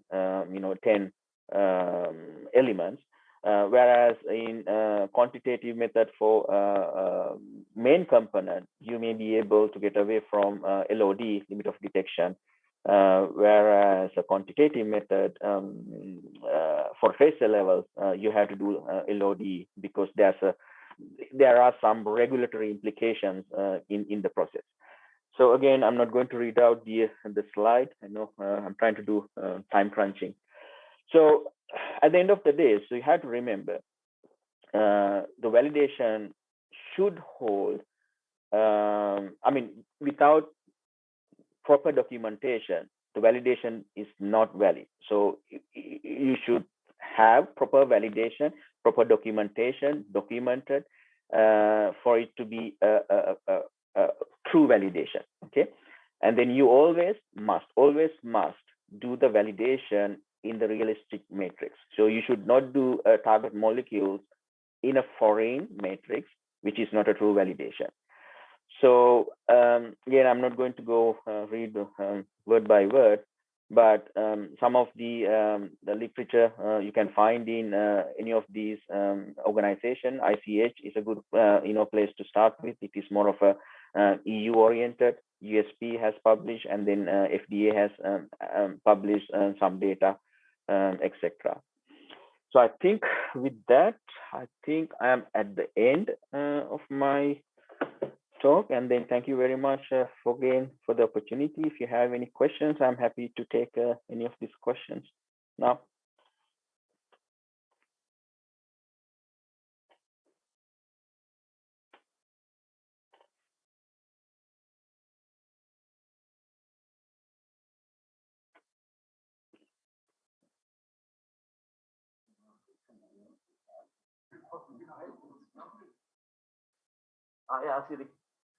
Hi, Modisa, how are you? How are you? Good to see you. Yeah. Let me put my camera on. I think I can put it on. So how are things? Not bad. Same as usual. He came very long. I got to know him there. Hope things are good. Yeah, no, busy these days. But yeah, it is. All right. I'll get your information from your brother. Oh, okay, no problem. So I try to do more of a very high level here because, we do, I mean, full disclaimer, Coca-Cola is not doing in the business of pharmaceutical, developing pharmaceutical industry, right? So we just kind of, we have some applications it's for the sake of, screening, but we are not trying to commercialize any drugs or anything. But do Coca-Cola do anything beyond their portfolio with the facilities? Yeah, we do. I mean, we have a lot of sweetener research because per se, even flavors and, flavor industry, right? That's a regulatory, compliances. So we need to make sure some of those are natural ingredients. So they have some medicinal properties. So we need to do some of these research, make sure, if something is present, if it is within the regulatory level, and then especially when we do the label claims, right? So we have many new different, not only soft drinks, right? We have teas, coffees, herbal products, etc. For example, kombucha is a fermented product. So that's why we kind of have this research facility to do those monitoring. Yeah.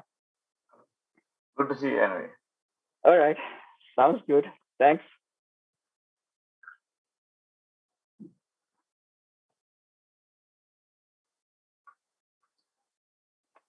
Yeah, looks like no more questions.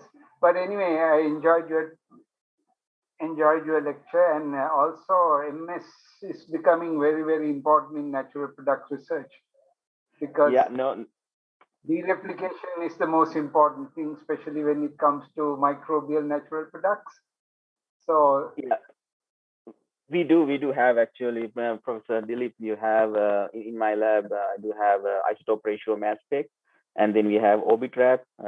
So all the high-end instrumentation we do a lot, especially when it comes to authenticity. It is a big battle for us to make sure, especially for label claims, right? We want to make sure it is natural when it comes to natural. So that's a big. And then MALDI is the one we need to do microbial testing, MALDI-TOF, to identify the strains of different microbes. Especially when I talk about that kombucha, it is a fermented, beverage. Whereas we want to make sure it is one of those strains we are putting in the mixture, etc. Yeah. Okay, then very nice. Thanks. And talking to you. Once all right. We would all like to thank you. So let us thank Dr. Galhena. Thanks.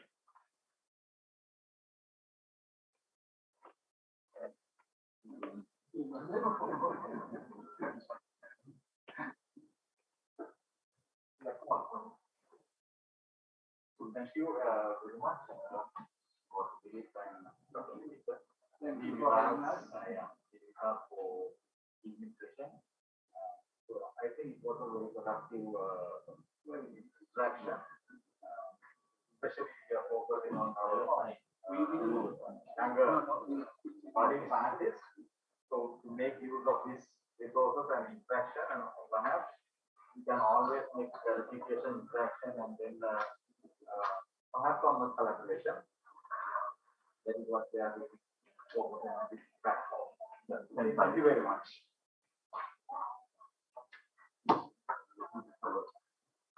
This will quickly do that.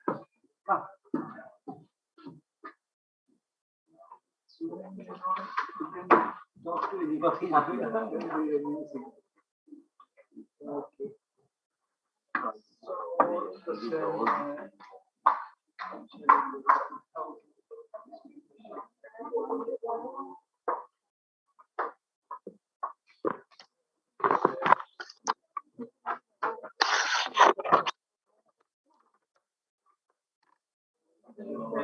Extract.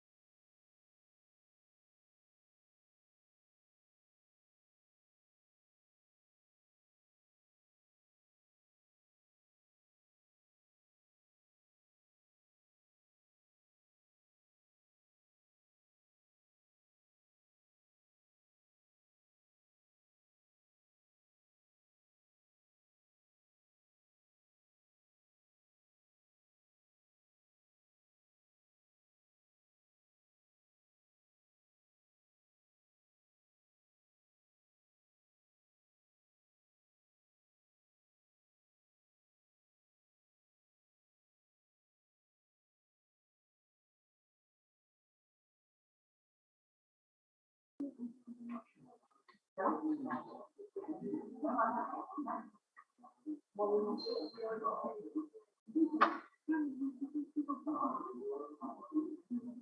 evening. Welcome to the third International Conference on Frontiers in Molecular Life Sciences. We have come to the poster communication session. Our first presenter is Ms. Bhavya Deepachandri. The title is In-House Development of a Rapid Antigen Test for Detection of SARS-CoV-2 Infection. You can start your video now.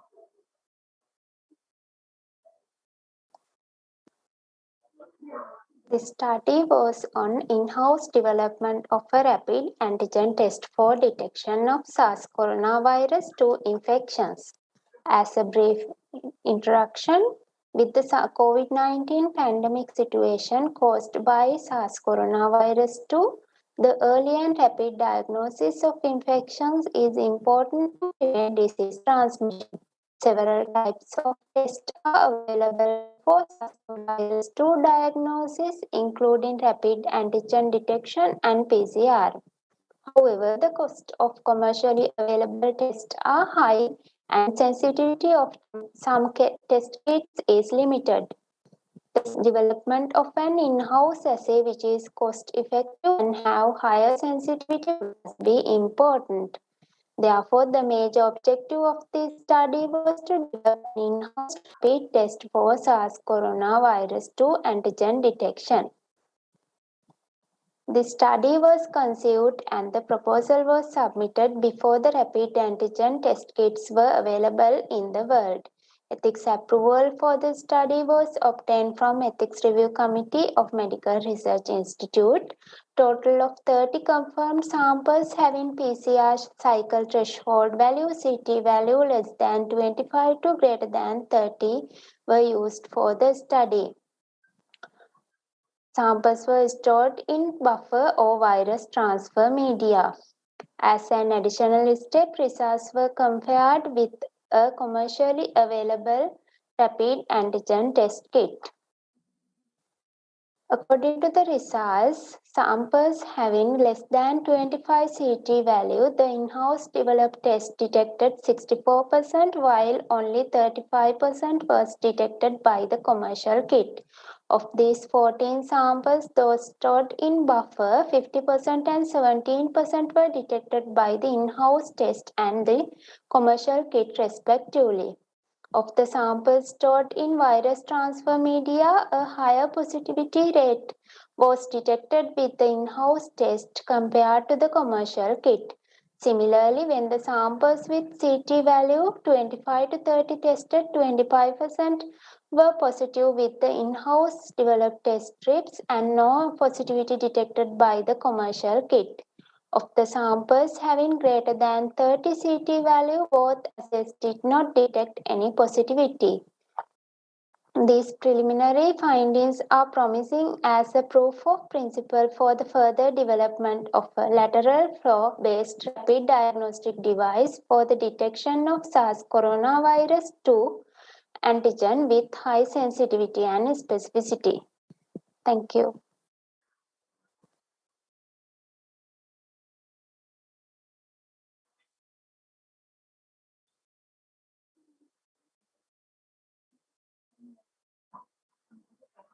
Poster.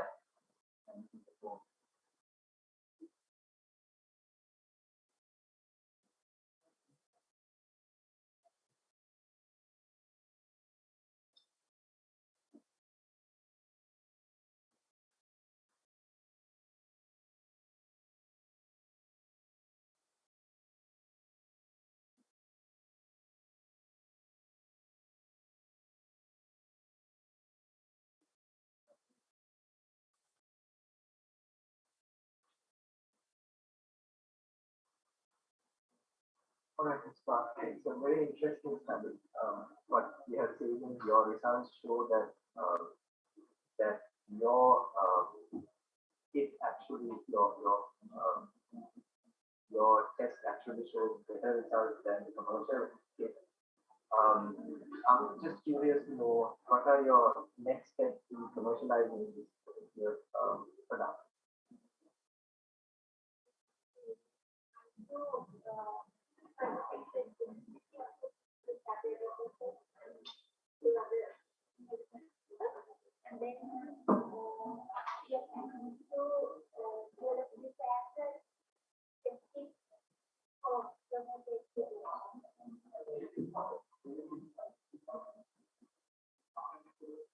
Yeah. So, have you tested this against different variants that you see in the clinical setting? No, during the first pandemic period, we collected samples. Only 30 samples we used for the analysis. So these numbers that you're showing, are they for alphabet? During the initial stage of the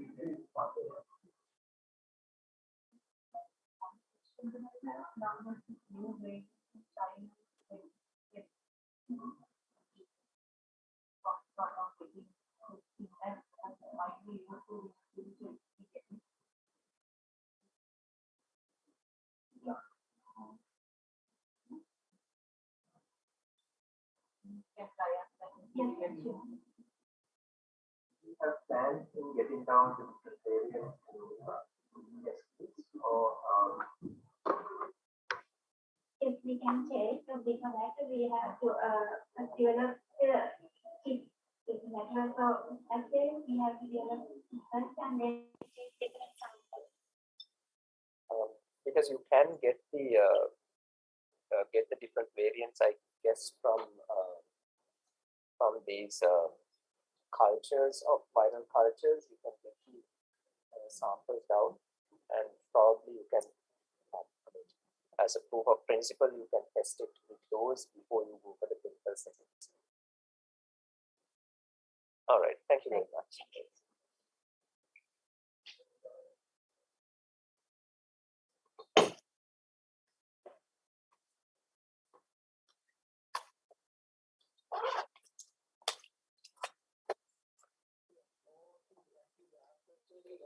We tried our best to continue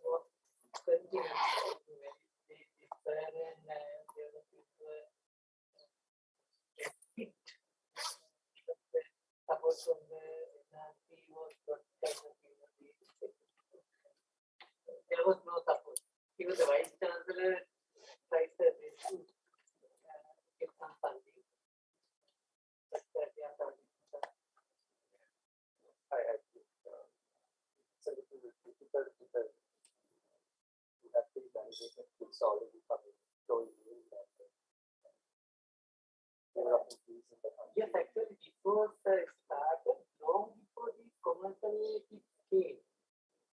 But by the time we got down the things, because it waited in the MRA for a very long time, so by the time we continue our studies, this keeps.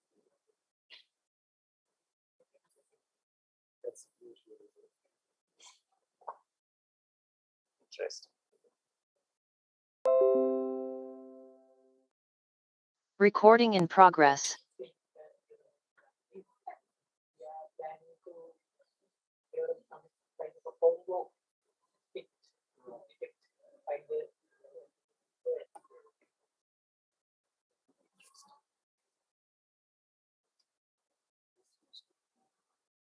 Power switch is probably power cable.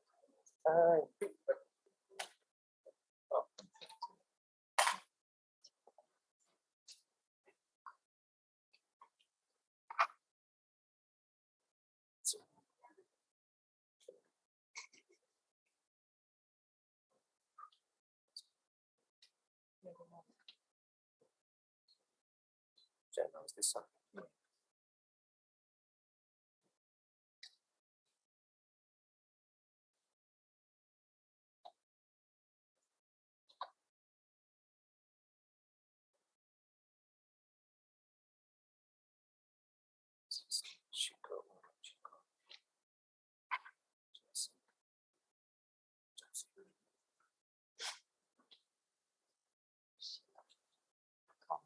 Hello everyone. The topic of my poster presentation is elevated mRNA expression levels of cytokines in patients with psoriasis. I'm Fatima Shabbir, the presenting author. Psoriasis is a chronic disease known for its occasional flaring up on the skin and causing a great discomfort to the sufferer. Around 2 to 3% of the world population is known to suffer from psoriasis, irrespective of their age, gender, or nationality. When looking at the immunopathogenesis of psoriasis, it mainly revolves around innate immune cells, adaptive immune cells, and pro and inflammatory cytokines like IL-6, IL-8, IL-10, and TNF-alpha. So the main objective of this study was to determine and compare the mRNA expression levels of particular selected inflammatory cytokines in patients with psoriasis and compare them with the healthy controls.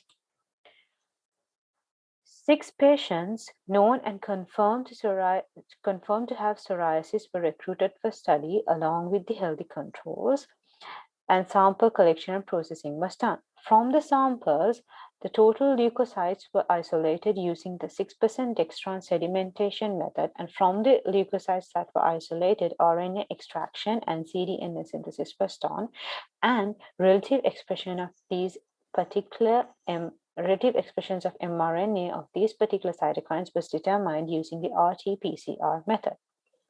It was seen from the results that the mRNA expressions of IL-6, IL-8, IL-10, TNF-alpha were all elevated in patients with psoriasis when compared to that of the healthy controls.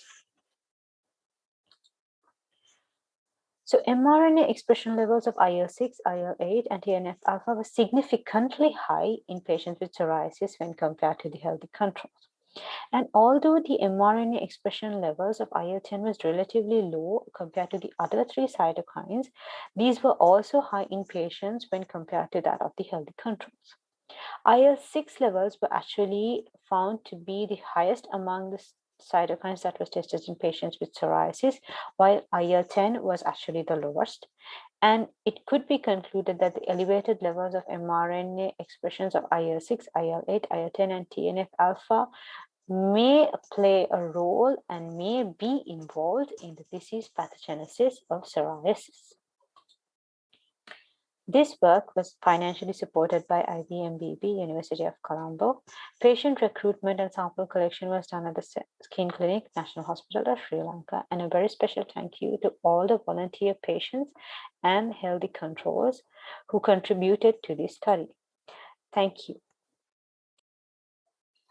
Thank you, Ms. Shabbir. Could you please share your poster?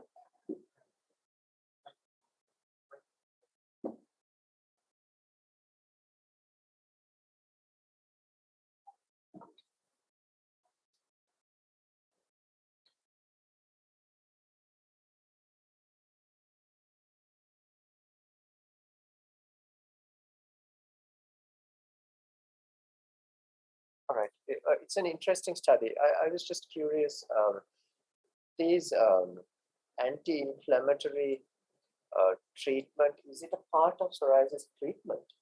No, this was just the cytokine levels that were tested among the patients and the What I'm asking is, like, when in clinical management, how would this kind of results help in clinical management of the disease? So basically, it indicates that the pro-inflammatory cytokines are high, and although the anti-inflammatory cytokine is supposed to be low, but that even that is high in the patients compared to that of the healthy controls. So it could be used as like markers which indicate that these pro-inflammatory cytokines are actually involved in the pathogenesis and bring about the inflammatory reaction, which is also one of the main pathogenesis areas of psoriasis. I mean, causing the skin inflammation. That is one of the areas that is looked into mainly. So these cytokines, which are reduced, actually help in infiltration of the cells and then resulting in maintaining the inflammatory cascade. Any particular reason why these things go up? It's mainly because of the, I just looked into the innate arm of it. So there we found that the macrophages and the phagocytic cells actually release a high amount of these cytokines, again to maintain the inflammatory cascade. it's like the actual cause for the disease is not yet known. There can be many triggers, right? So once it's triggered, the inflammatory cascade is continuously maintained for a while, and then it drops down and then flares up again. So this particular phenomenon is seen in all patients, or you think would it differ from patient to patient? And another part of this study was to look into the oxidative stress. So there we took the entire patient sample size, and that was high. So I'm assuming that this would indicate again that these cytokine levels would be high among all patients. Just a sort of a technical question. Healthy sample, why is it too? Actually, this is actually a case control study, but then due to some financial difficulties with the COVID pandemic era, I wasn't able to actually test it for actual 6 samples. Right. Any other questions from the audience?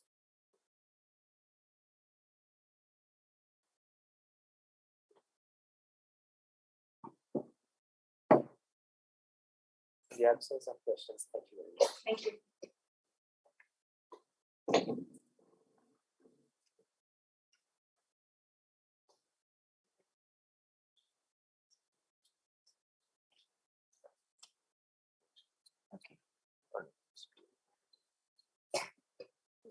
Hello, I'm Rashinka Piris. Our research title is Cross-reactivity of sera of patients allergic to venom of Sri Lankan ant species with Apis dorsata and Vespa affinis venom.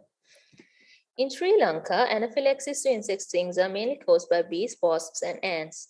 In vitro diagnosis of ant venom allergies are done using whole body extracts of fire ants, and cross-reactive carbohydrate determinants in them cause inaccuracies. But purified bee and wasp venom allergens are available commercially, and therefore our objective was to determine the cross-reactivity of sera of patients allergic to ant stings with Apis dorsata and Vespa affinis venom, and to explore the applicability of available immunocaps of recombinant venom allergens of bees and wasps for diagnosis of ant venom allergy.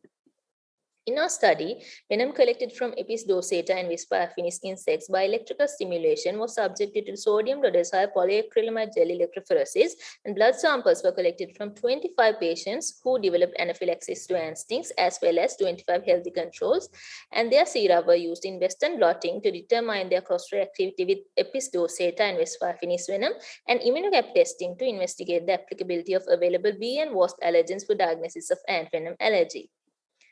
Via Western blot analysis, 3 potentially cross-reactive allergens were identified in Apis dorsata venom.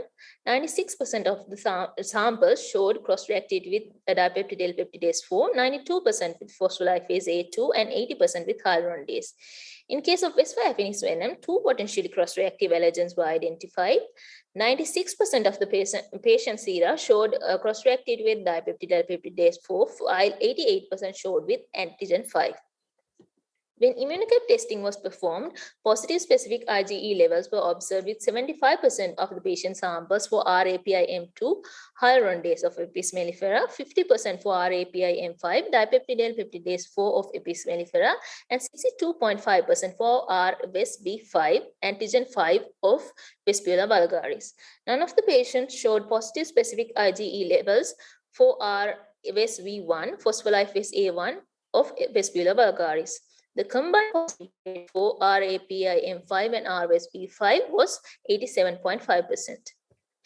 So in conclusion, since sera from most of the patients allergic to ant venom showed cross-reactivity with Apis dorsata and Vespa affinis venom, people with ant venom allergy should be warned against exposure to these bees and wasps.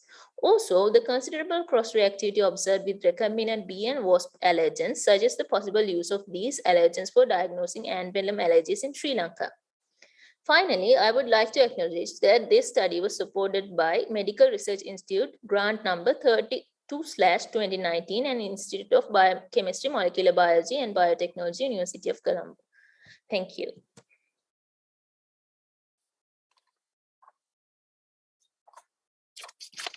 Thank you, Ms. Rashinka.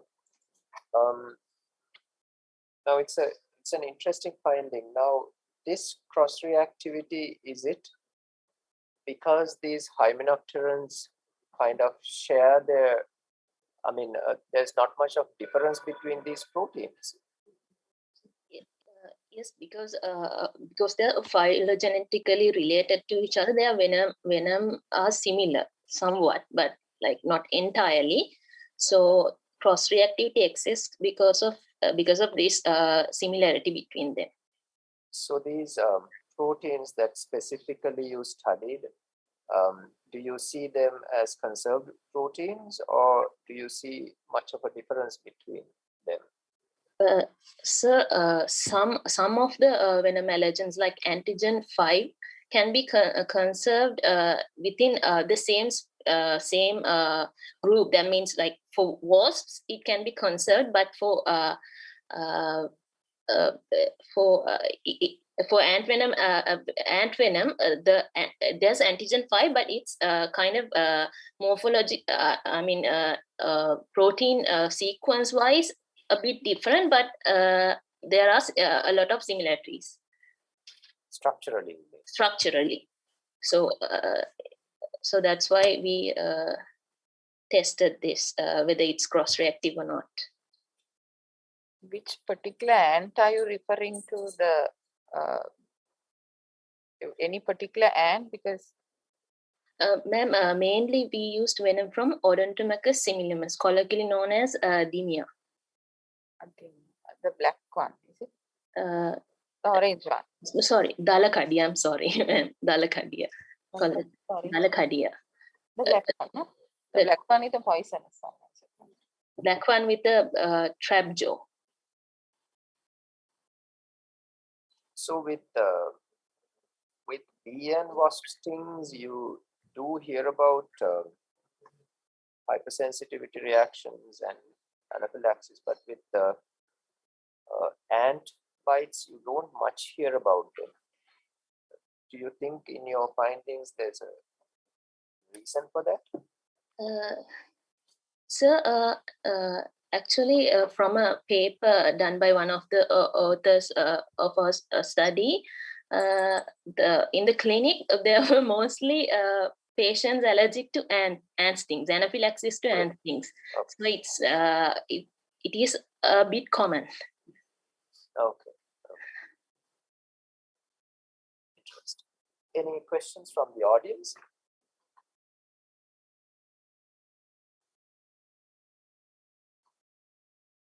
All right. Thank you very much, Ms. Rashenkar. Thank you. So the next presentation is from BM Lakshika P. Jayasekara. It's titled A10398G polymorphism in the MTND3 gene in sporadic breast cancer patients in Sinhalese ethnicity. Hello everyone, my poster presentation is on assessment of A to G polymorphism at the 10,398 position of the mitochondrial genome that is within the MTND3 gene in sporadic breast cancer patients of Sinhalese ethnicity. Moving on to introduction, breast cancer is the most common malignancy among women worldwide. Mitochondrial DNA variants are implicated to be associated with breast cancer, hence there is a possibility of using them as predictive biomarkers, especially for sporadic breast cancer. However, findings on this polymorphism in the MTND3 gene have been inconsistent across populations. A allele at this position has been reported to be risk factor in African American and North Indian women. G allele at this position, on the other hand, has been reported to be a risk factor in European American, Polish, and Malay populations. No effect has been found in Han Chinese women and in South Indian women. So the objective of this study was to assess this polymorphism in the MTND3 gene in relation to sporadic breast cancer in Sri Lankan patients of Sinhalese ethnicity. The methodology included sample collection, DNA extraction, sequencing, statistical analysis, and protein in silico analysis.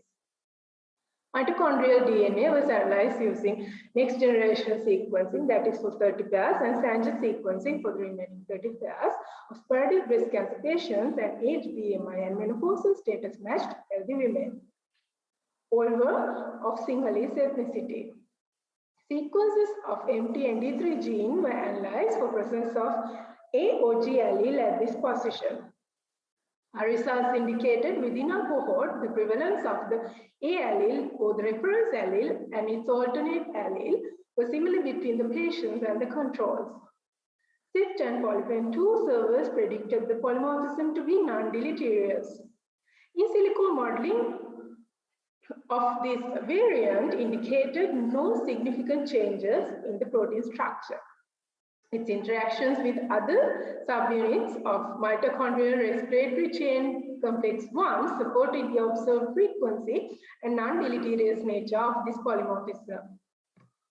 So that brings us to the conclusion that A to G polymorphism at the 10,398 position of the mitochondrial genome, that is within the mitochondrial ND3 gene or its alternative allele, are unlikely to play a significant role in the development of sporadic breast cancer in women of Sinhalese ethnicity. This work was supported by National Research Council of Sri Lanka, grant number NRC 17020. Thank you, and these are my references.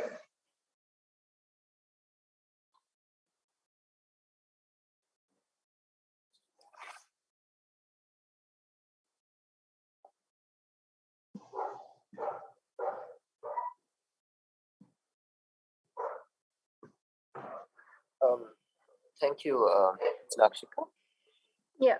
It's interesting to see that different ethnicities have different responses to this kind of a mutation. Yes. Do you think there is a genetic bias, as in the relationship between the ethnicity has genetically has something to do with this kind of effects?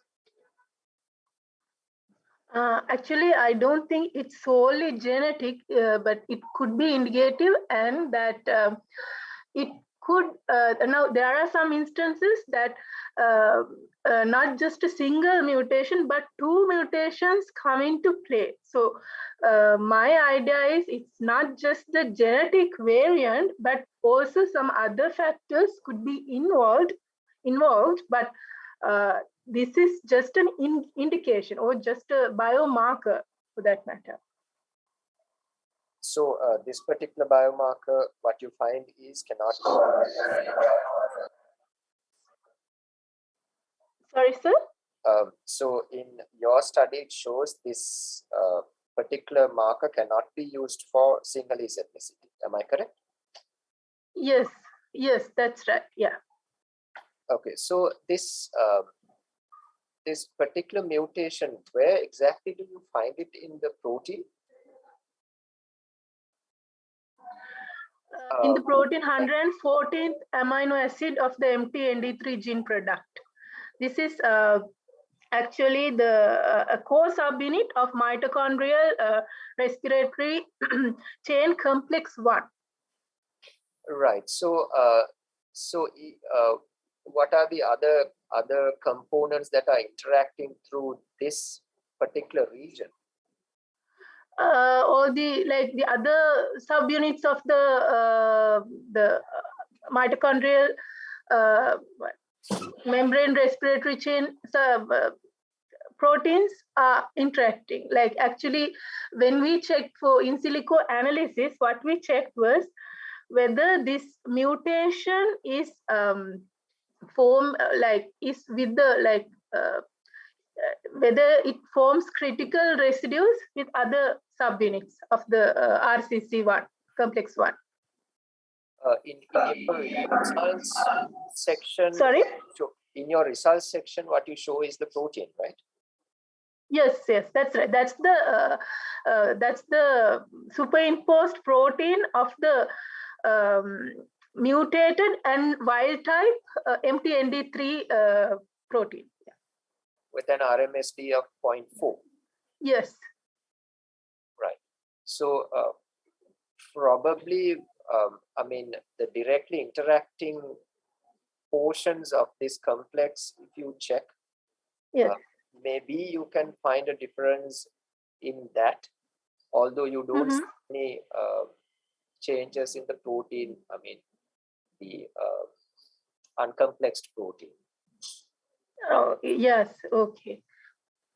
We actually checked, like, not all, we checked as much as possible with the other subunits and this particular, like just this subunit alone with the wild type and the mutated one. Interesting.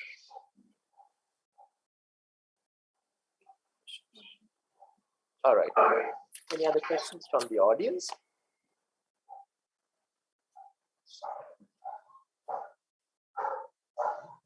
All right. Thank you very much. Okay, thank you.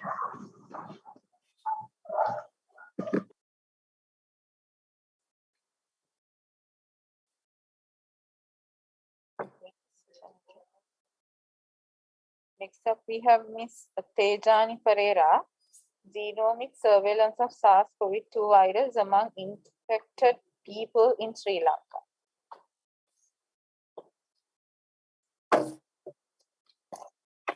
You may have heard the famous quote from the book The Art of War. If you know the enemy and know yourself, you need not fear the results of 100 battles. We are fighting with a common enemy for more than 2 years now. COVID-19 pandemic has left no country untouched. Hi, I'm Tejani Pereira, and I'm delighted to be here to explain to you how our research study helped us to get to know our common enemy, SARS-CoV-2, and how our research findings helped us to fight this battle. So what did we do? Viruses encode their genetic features as a genetic code. We did the whole genome sequencing to read the genetic code of the SARS-CoV-2 virus. How did we do it? We collected nasopharyngeal swabs from COVID-positive patients reported to Colombo North Teaching Hospital during August 2021. We extracted the viral RNA from patient samples. Then we prepared the samples for sequencing through a process called library preparation. We sequenced our DNA library following nanopore sequencing method. And we analyzed our sequence data to find the variant and the mutation of the virus. Why did we do this? And what's the importance of our study?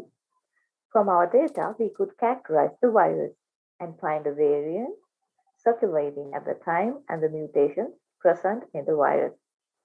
Our data helped the epidemiologists to assess the risk and the viral spread.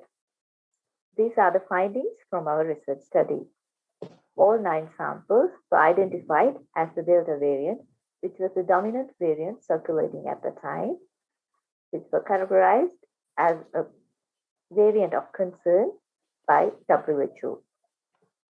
They all showed the characteristic L452R S gene mutation and several other spike protein mutations. From the figure 1, you can see the mutation prevalence of the S gene across lineages, and the next figure shows the mutation prevalence over time, and the figure 3 shows the mutation identified from our study.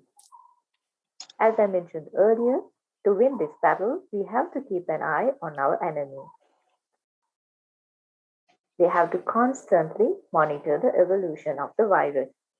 Disease knows no borders. A devastating epidemic can start in any country at any time and kill millions of people because we are still vulnerable. That's why it's important to continue these surveillance studies. I would like to thank Dr. Top Institute for funding this research. Thank you all for listening. Stay informed, stay safe. Let's fight this battle together.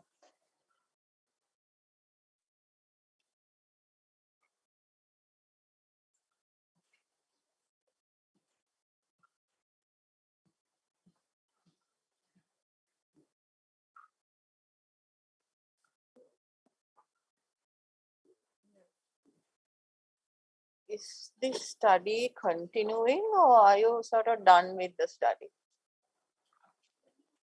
The study is continuing, madam.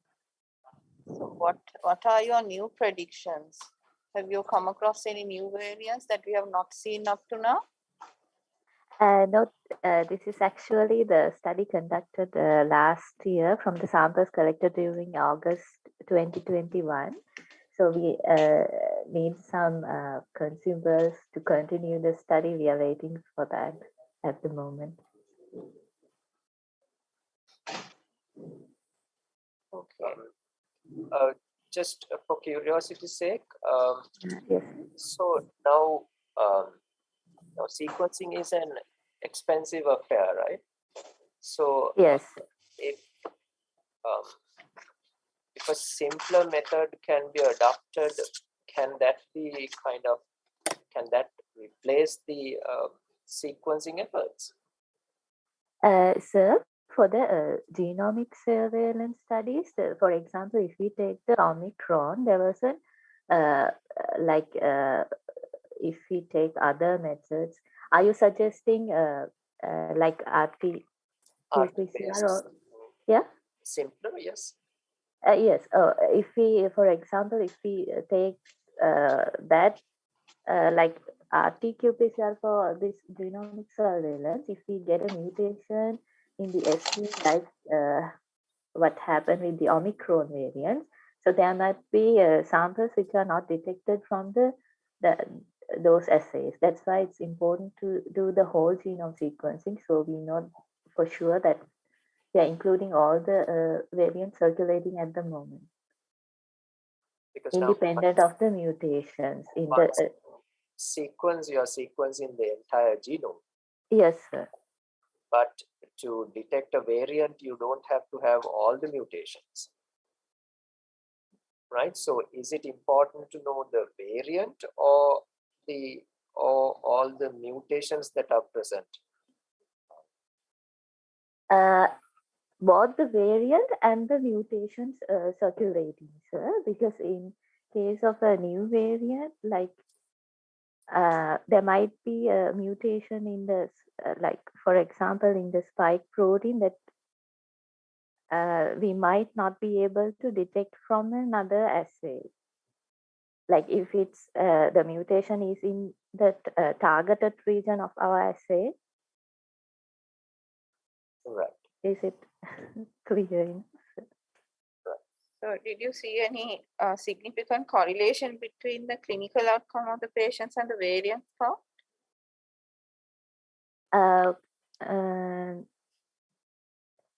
All the patients, we sampled during the August, so the variant circulating at the moment was the Delta variant. So they were aligning with the symptoms shown with the common patients infected with the Delta variant. So the transmissibility was high, and also the severity of the disease was higher than the Alpha variant, which was circulated before the Delta variant. Okay, thank you. Thank you. Thank you. Thank you.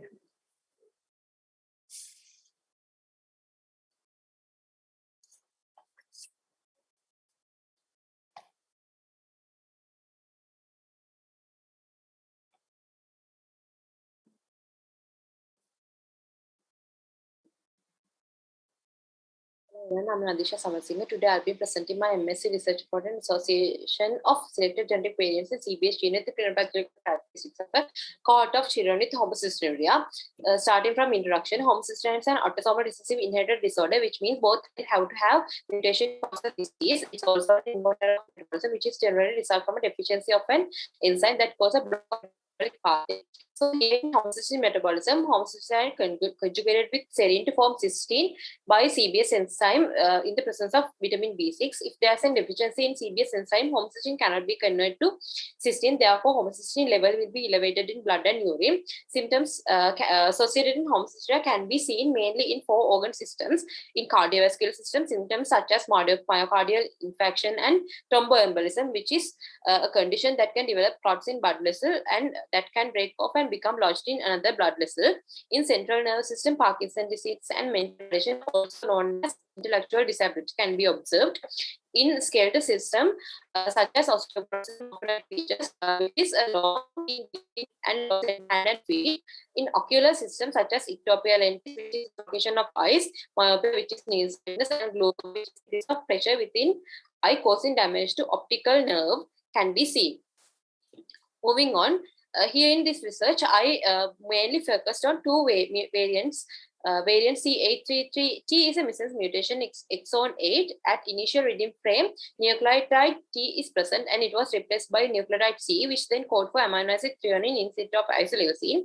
Then variant C19 deletion is a frame shift deletion in exon 1, which creates a stop codon and 75th position of reading frame and resultant enzyme is a truncated protein which lost its activity.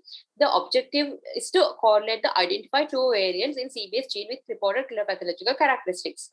In methodology, first we collected blood sample from 8 patients in Ledbridge Hospital. Then we proceeded samples by using conventional PCR and then carried out Sanger sequencing to identify the mutation. Then we compared with the clinical picture.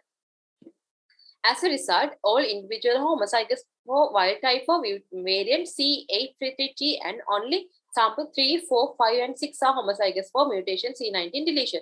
Although all the children have symptoms associated with homocystinuria, as you can see here, all 4 children who have C19 deletion in homozygous condition have comparatively severe symptoms with highly elevated plasma homocysteine and methionine level. So as a conclusion, I can say that further studies are needed with a large cohort of patients since this current sample size is insufficient to conclude the outcome. These are my references. Thank you.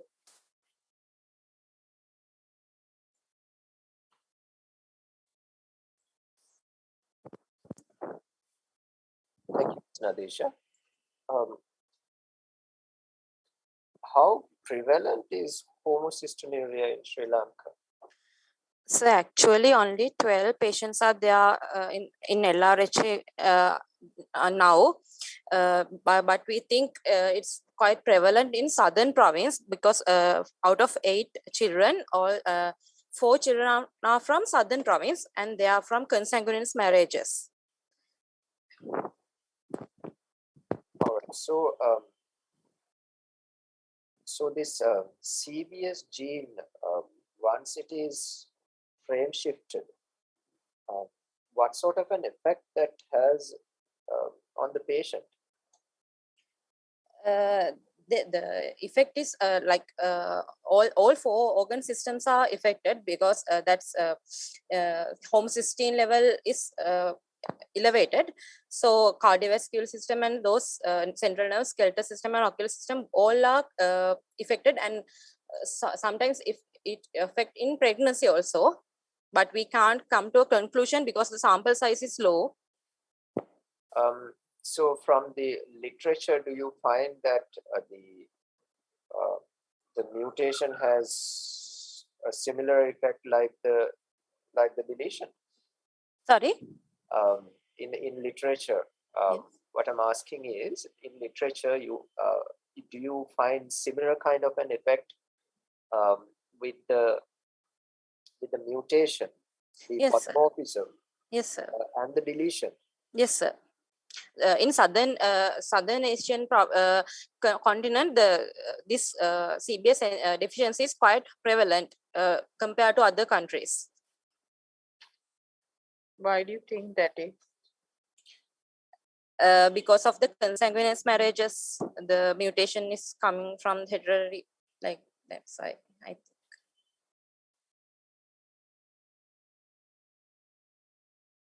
So I'm sorry.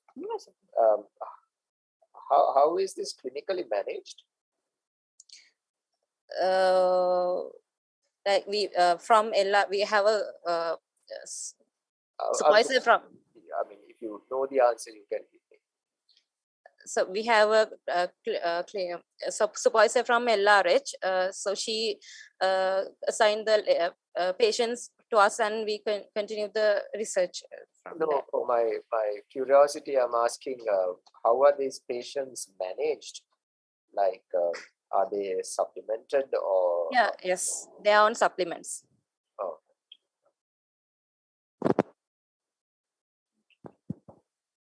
All right, thank you very much.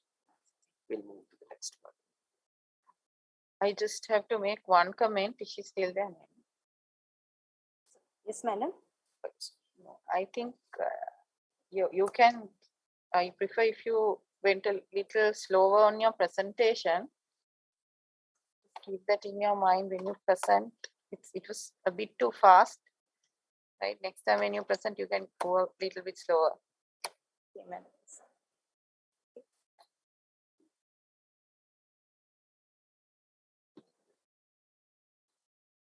Hello everyone, I'm Dinithi Mahalenike. The topic of my abstract is Association of Selected Genetic Variants in the MTHFR gene and Clinical Pathological Characteristics in a Cohort of Children with homocystinuria in Sri Lanka. Moving on to the introduction. Homocystinuria is an autosomal recessive inherited disorder and it's an inborn error of metabolism. Initially, this condition can be detected in infants and children and can be confirmed by doing amino acid assays of blood and urine. So the main causes for this condition can be a genetic defect in one of the main enzymes of this homocysteine metabolism. So here we are considering the methylene tetrahydrofolate reductase or MTHFR. So when there's a genetic defect in the MTHFR gene, it interrupts the production of this MTHFR enzyme, which causes this disease. Also, it can be caused due to a deficiency of one or more B vitamins of this homocysteine metabolism, such as vitamin B2, B9, or B12. So the main signs and symptoms associated with this disease are ocular abnormalities such as ectopia lentis, that means the dislocation of the lens of the eye, and glaucoma, that means the eye pressure, and some skeletal abnormalities such as murphinoid features. There you can see some abnormalities in the backbone and they are having long arms, and neurological diseases, cardiovascular disorders, and development delays.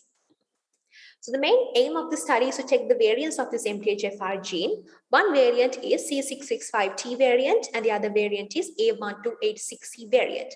Here it says that in the coding region, in this position, the cytosine nucleotide has been replaced by thymine. Here it says that in the coding region, in this position, the adenine nucleotide has been replaced by cytosine. So the objective of the study is to check the association of two variants of this MTHFR gene with the reported clinical pathological characteristics of children with homocystinuria in Sri Lanka. So the methodology, we collected 8 blood samples from children in the Redridge Hospital with the disease, and we processed the samples and we did the sequencing and we confirmed these variants and we compared them with the clinical characteristics. So according to the results, out of 8 children, 7 children were heterozygous for this 1286 AC variant. That means both the normal and the mutant allele is present. And for this variant, only 1 child was heterozygous. But all these children had similar symptoms, but 4 children had relatively severe symptoms with some neurological disorders. Also, 2 children who were siblings had different heterozygous conditions, but they were presented with almost similar symptoms. So you can say that age, gender can affect this disease other than the variants. So we need further studies with a larger cohort to conclude the association of these variants with the clinical characteristics of children with homocystinuria in Sri Lanka. That's the end of the presentation. I would like to thank IBMBB and my supervisors for the support and the guidance throughout. And these are my references. Thank you. You may project your poster.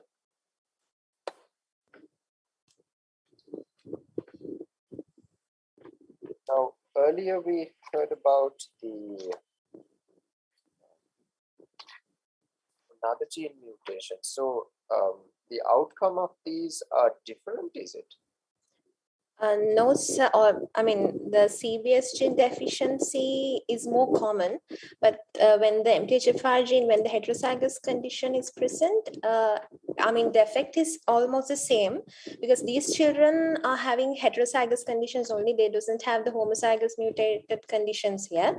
So according to the past literature, it shows that almost the most common type is the CBS gene type, but also it can happen due to the MTHFR mutations as well, but it is not common as the CBS mutation. So that's why we wanted to check, but we didn't find any of the children with the homozygous mutant type, but we found only the heterozygous condition. So does that have an indication that MTHFR homozygous is a kind of a deleterious one? That actually, I think we need further studies to confirm that because the sample number is really low. Out of these children, I don't think we can say that. I'm not sure about. Not from this cohort of yours. What I'm asking is from the literature.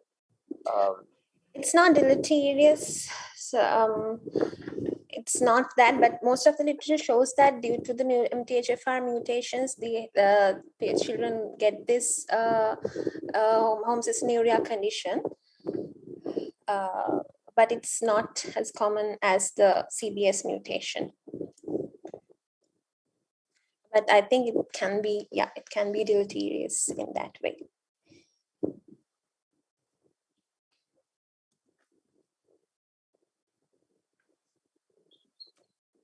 So the sample you had, you have had 8. The number is 8. Yes. So is it what you, I mean, you could find, or maybe what is the sort of the percentage or the number in Sri Lanka? You have any idea with this disease? This sample number is only because during the period we did the study, the children who were present for their clinicals from the Led Ridgeway Hospital was only 8. In Sri Lanka, only the Led Ridgeway Hospital, I think, had this, but I think around 12 in Led Ridgeway Hospital, they have this homocystinuria conditions. I think it's very rare in Sri Lanka, but I have no idea about the total number of patients in Sri Lanka. So when you compare your findings with findings of the other countries, do they sort of align, or these things are sort of different? I think align, because it is a very rare condition. I think due to that, it's the according to the percentage types, I think there's not much difference.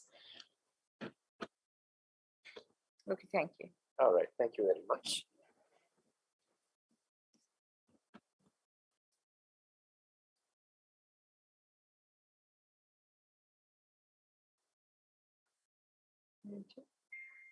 Yeah.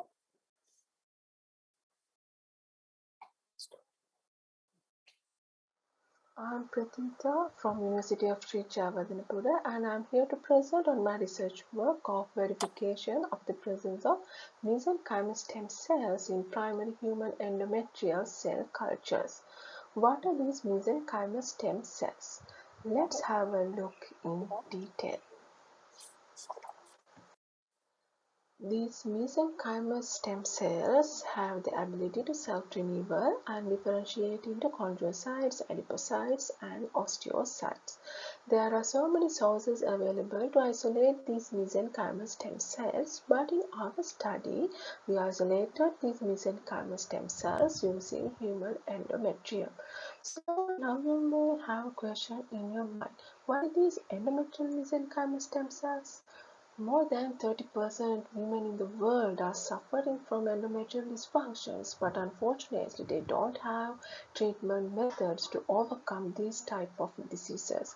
So therefore it is important to establish mesenchymal stem cell cultures to treat these type of diseases in the near future. So let's move on to the isolation process of these mesenchymal stem cells. In human endometrial biopsy samples were obtained from healthy women who are at their proliferative stage of the menstrual cycle. These two methods were used to isolate these mesenchymal stem cells, and continuous cell cultures were maintained under laboratory conditions. After completing several passages, these mesenchymal stem cell populations can be identified according to their morphological features. These mesenchymal stem cells can be confirmed by the presence of platelet-derived growth factor receptor beta and CD146 cell surface receptors of mesenchymal stem cells in their genome. PCR conditions were optimized for these markers, and after completing the PCR reaction, the resultant PCR products were subjected to gel electrophoresis, and these markers were separated according to their molecular weights and visualized using ethidium bromide staining. Results of the present study confirm the presence of mesenchymal stem cells in mixed cell populations of endometrial cultures, and these findings are very significant because this can open up a new research area to treat women who are suffering from endometrial disorders with an unknown etiology using mesenchymal stem cells. Thank you.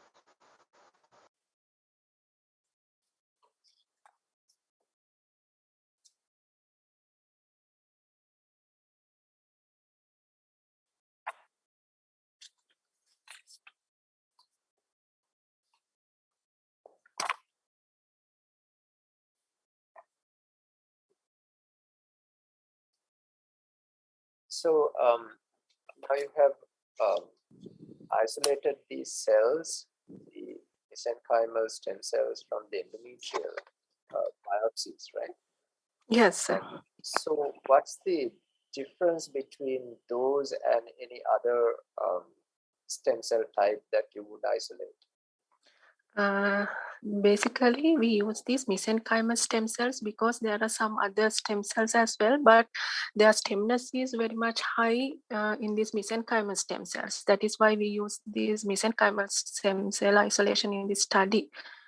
So then we can definitely establish these cell cultures, and then we can establish treatment methods to treat these endometrial dysfunctions in future. So what you mean is the isolating from umbilical cord or from bone marrow or from adipocyte is less in potency in terms of going into cultures. So here, this is a part of my MPhil research project. So there is an objective for that to isolate these mesenchymal stem cells, and we have to screen a drug using these stem cells. That is why we use these endometrial mesenchymal stem cells for my study. So what do you expect to do with these cells after this? Actually, we want to treat it's as a treatment for endometriosis or something similar, is it? Means that this we have plant compound, we isolated plant compound, and we screen these compound using these stem cells. We can treat them as a progesterone treatment instead of synthetic progesterones. We can use this drug sample to treat these diseases. Right. Okay.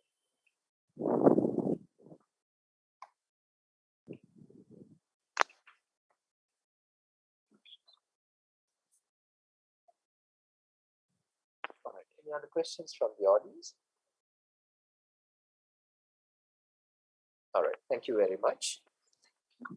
We'll move on to the next presentation.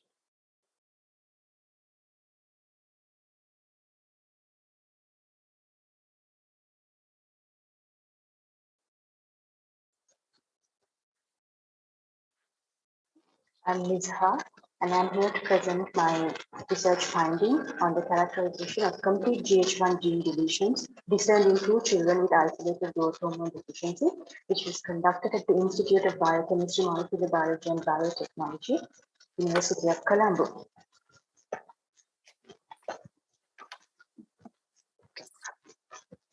So what is isolated growth hormone deficiency? Inadequate secretion of growth hormone from the anterior pituitary gland, which leads to short stature. The most common genetic cause of isolated growth hormone deficiency are pathogenic mutations of the HR gene or the GH1 gene, or it could be due to the deletion of the complete GH1 gene deletion. So in previous study carried out at IBMBB, 2 IGHD children with 2 different deletions were identified.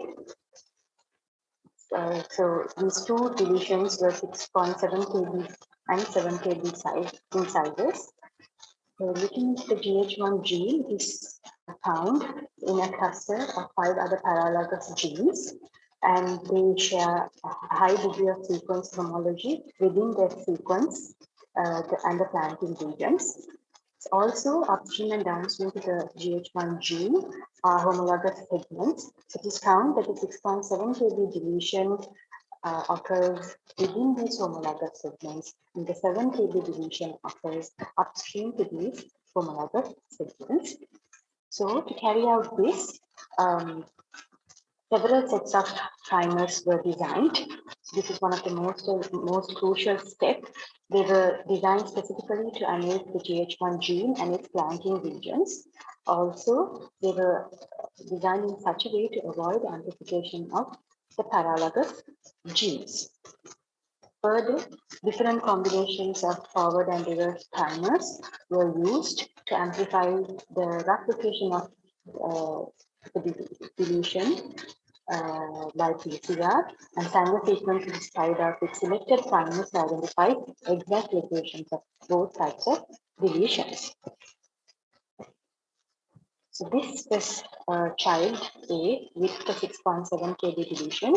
So actually it was found that the size of the deletion was 6,616 base pair in length, and the deleted segment included the GH1 gene and one of the 508 base pair repeats on the homologous segments flanking the GH1 gene. This is child B with the 7 kb deletion. It was found the actual size of the deletion was 7,325 base pair in length, and that the deleted segment included the GH1 gene and one of the 15 base pair repeats that is shown in brown at the top diagram. So in this study, endpoints of gross GH1 gene deletions identified in 2 children biochemically confirmed to have IGHV have been characterized. Thank you.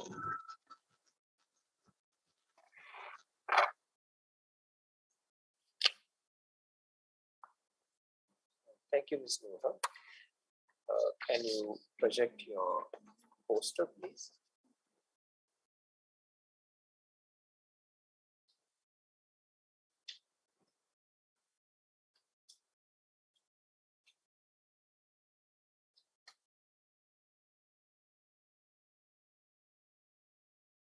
So these 2 deletions, are these common among other patients? I mean, if you compare with the literature? Yes, sir. So this is a continuation of the previous study. So where 55 children were actually taken into account, and out of that, only 2 were identified to have this deletion. So is it in Sri Lanka, right? Yeah. So in other countries, have they sort of characterized this deletion before you? Not characterized. So they have found the size of the deletion, just the orientation. So that is 6.7 and 7 kb. So here I have found out the exact breakpoint location. So this is your reporting for the first time? Yeah. Any particular reason for this? I mean, for the establishment of this particular breakpoint in the genome? So this is actually due to the deletion of the GH1 gene. Right. So, yeah. So if, I mean, if similar deletions were reported before, is there a particular reason? The reason for this deletion? Yeah. So that is because the GH1 gene is deleted. So if you take IGHD, there are several types. So here we have identified it as type 1A. It is inherited in an autosomal recessive manner. Right. What I'm asking is, for the particular break site, is there a particular reason for this, or? So that, sir, it is due to unequal recombination between those homologous segments, that is upstream and downstream the GH1 gene. There have been suggestions that it can be due to non-allelic homologous recombination, but in my study, I haven't further analyzed it yet. Right. So how did you avoid the paralogous genes in this particular design of yours? So So the most crucial steps in this was the primer designing part. So when I was designing it, I had to design it manually, where I used to use tools and align the GH1 gene with all the other paralogous genes. So individually, I used to align them and then manually design my primers. Thank you very much.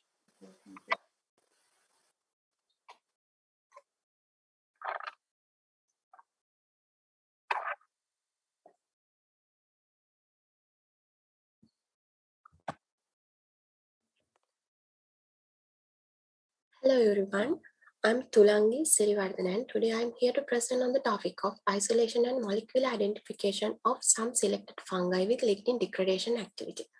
My co-authors are Professor Jagatpriya Veerasena and Dr. Inufa Gunaratna. So moving to the introduction, lignin biodegradation plays a significant role in the global carbon cycle. Certain fungi produce lignolytic enzymes including lacase, lignin peroxidase, and manganese peroxidase. So objectives of this study are isolation of fungi with the lignin degradation activity and molecular identification of lignin degradative fungi. So moving to the methodology, firstly, isolation of lignin degradative fungi was done from ligneous plant materials. Then screening of lignolytic enzyme activities were carried out, including lacase enzyme activity, manganese peroxidase enzyme activity, and lignin peroxidase enzyme activity. Then ammonium sulfate precipitation was carried out to concentrate proteins. Then fungal DNA extraction was carried out by using plant fungi DNA isolation kit. After that, amplification and sequencing was carried out by using ITS1 and ITS4 primers. Finally, molecular identification was carried out. This was done by the ampliconsumable bidirectional sequence, and the resultant sequences were searched over GenBank databases. So moving to the results of this study, the results of lacase activity of guaiacol color culture screening isolate number 2, 9 brown, and 36 form reddish brown zone around the colony. And the spectrophotometric assay of lacase activity, isolate number 2 showed the highest enzyme activity. The tested samples were subjected to ammonium sulfate precipitation to concentrate the proteins. Due to the time and resources limitation, ammonium sulfate precipitation process was carried out only for the isolation number 2, and the results were shown here. After the ITS region bidirectional sequences and the resultant sequences were searched over GenBank databases, and according to the highest similarity, all isolates were identified as trichoderma species. So moving to the discussion, all selected fungal isolates were showed lacase activity, and after concentration the proteins by ammonium sulfate precipitations, the enzyme activities were increased, and all test samples were identified as trichoderma species. So these are the references, and thank you.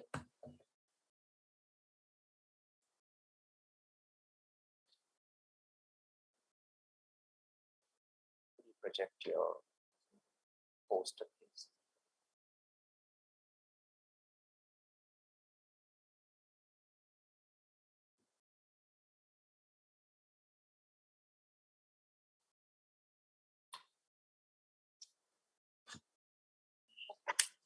Can I ask you a very basic question? Yes, madam. What is the importance of identifying these fungi with lignin degradation activity? How can you make use of your findings?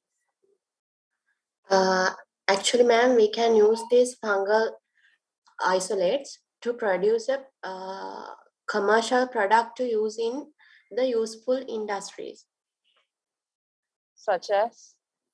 Such as paper industry and beer industry, textile industry, pulp and paper industry.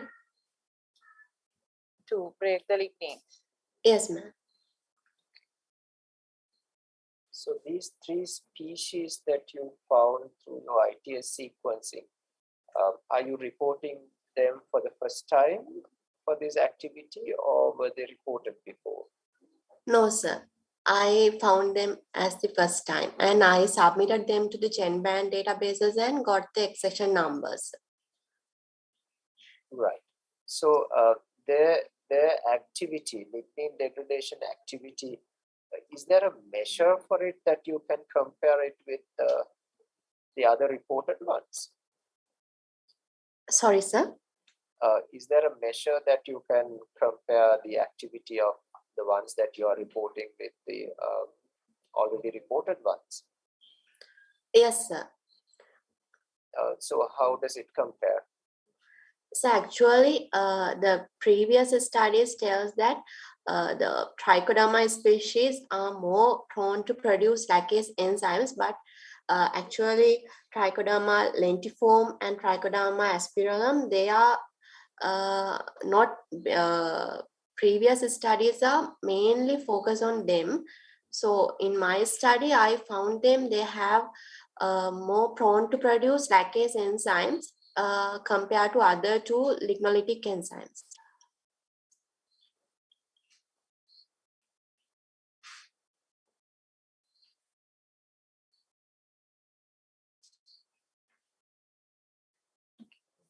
All right, thank you very much.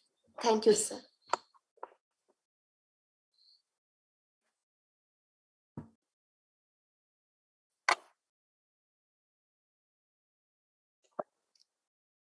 Good morning to all. I'm Manora Jivanti, and this presentation is on effect of Exobacterium vexans infection in tea on the expression of flavonoid biosynthetic enzymes and biosynthesis of flavonoids.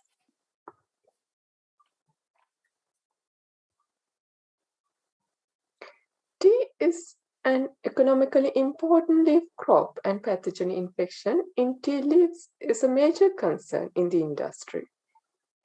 Blister blight disease caused by biotrophic fungus Exobacterium vexan is such a disease leading to a huge crop loss.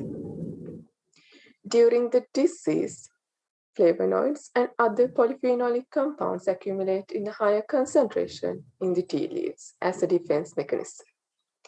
The objective of the present study was to determine the effect of Exobacterium vexan infection in tea on the expression of selected flavonoid biosynthetic enzymes, namely dihydroflavonols for reductase, leucoanthocyanidin reductase, and anthocyanidin reductase, and to determine the effect of Exobacterium vexan infection in tea on the biosynthesis of flavonoid.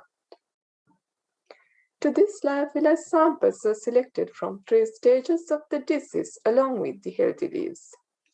HPLC analysis was carried out according to ISO method to determine the flavonol accumulation. Porter method was used to determine the proanthocyanidin content in the selected sample. RNA was extracted using chrysal region-based method, and quantitative PCR analysis was performed to determine the relative gene expression of the DFR, LAR, and ANR genes using continuous cybergreen mix.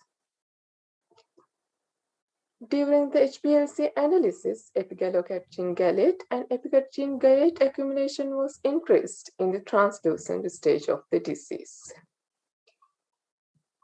The epicatechin and epigallocatechin was decreased during the disease stages. The Porter method indicated the higher accumulation of proanthocyanidin during the disease stages through the increased level of delphinidin and cyanidins. It could clearly observe that mature blister stage 2 has the highest value for proanthocyanidins. Quantitative PCR results also indicated the high expression of DFR, LAR, and ANR genes during the translucent stage, while all 3 genes were downregulated in the mature blister stage 1. However, LAR gene was upregulated during the mature blister stage 2 compared to healthy leaves. Therefore, the higher accumulation of epigallocatrin gallate in the translucent stage and proanthocyanidin during the disease stages indicated that flavonoid bulk synthesis pathway was responsible for the primary immunity of the T against Ectobacterium vexans infections. Thank you.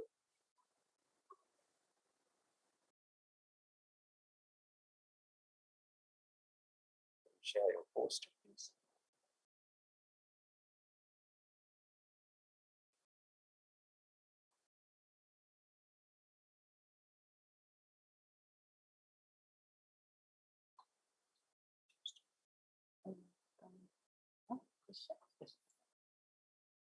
So do you think before actually, if you feel the tea plantation is going to be infested with these pathogens, is it, do you know, like, is there a way you can apply flavonoids from outside, sort of as a pesticide? Is it being applied?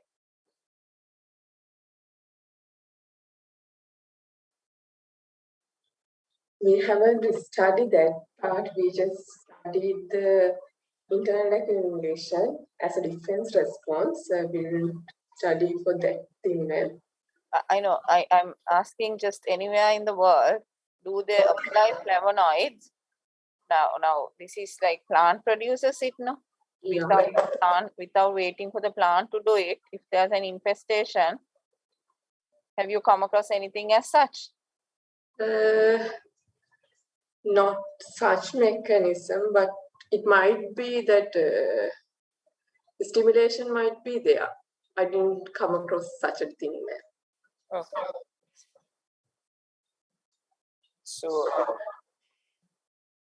just out of curiosity now, once the flavonoid levels change, definitely the taste of tea would also change, right? Yeah, yes. Right, so sorry. So once you, I mean, do people, are there any reports of people kind of, you know, once a plant is damaged, you do see these levels going up? So do you see people using this as a to their advantage in changing the taste of the tea? Astringency must be increased due to increase of flavonoids. So, but however, that free radical scavenging capacity and antioxidant activity also increase due to increased flavonoids. So, it is beneficial in that case. But the yield will go down for sure. Sorry, sir. But the yield, the leaf yield would go down with the diseases anyways, right? In the initial stage, it increases, but it depends on the susceptibility and resistance of the tea cultivar. It differs between those two because susceptible cultivar, it decreases at some level and then again increases, but in resistant cultivar, it keeps increasing. So it differs. So this the levels of flavonoids and other compounds, the concentrations are, I mean, they're different in our different regions of tea cultivation, right? Yes, sir. So do you see that the effect of the disease is also different in different areas? Yes, because humidity is a factor that affects the disease. So in high humidity and increased rain, and those things might affect the disease to develop more. So sunny areas, it might be low infections. Right.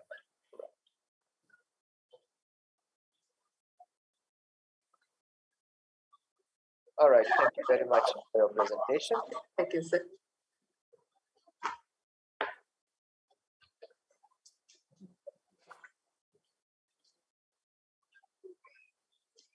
All right, so that concludes today's proceedings.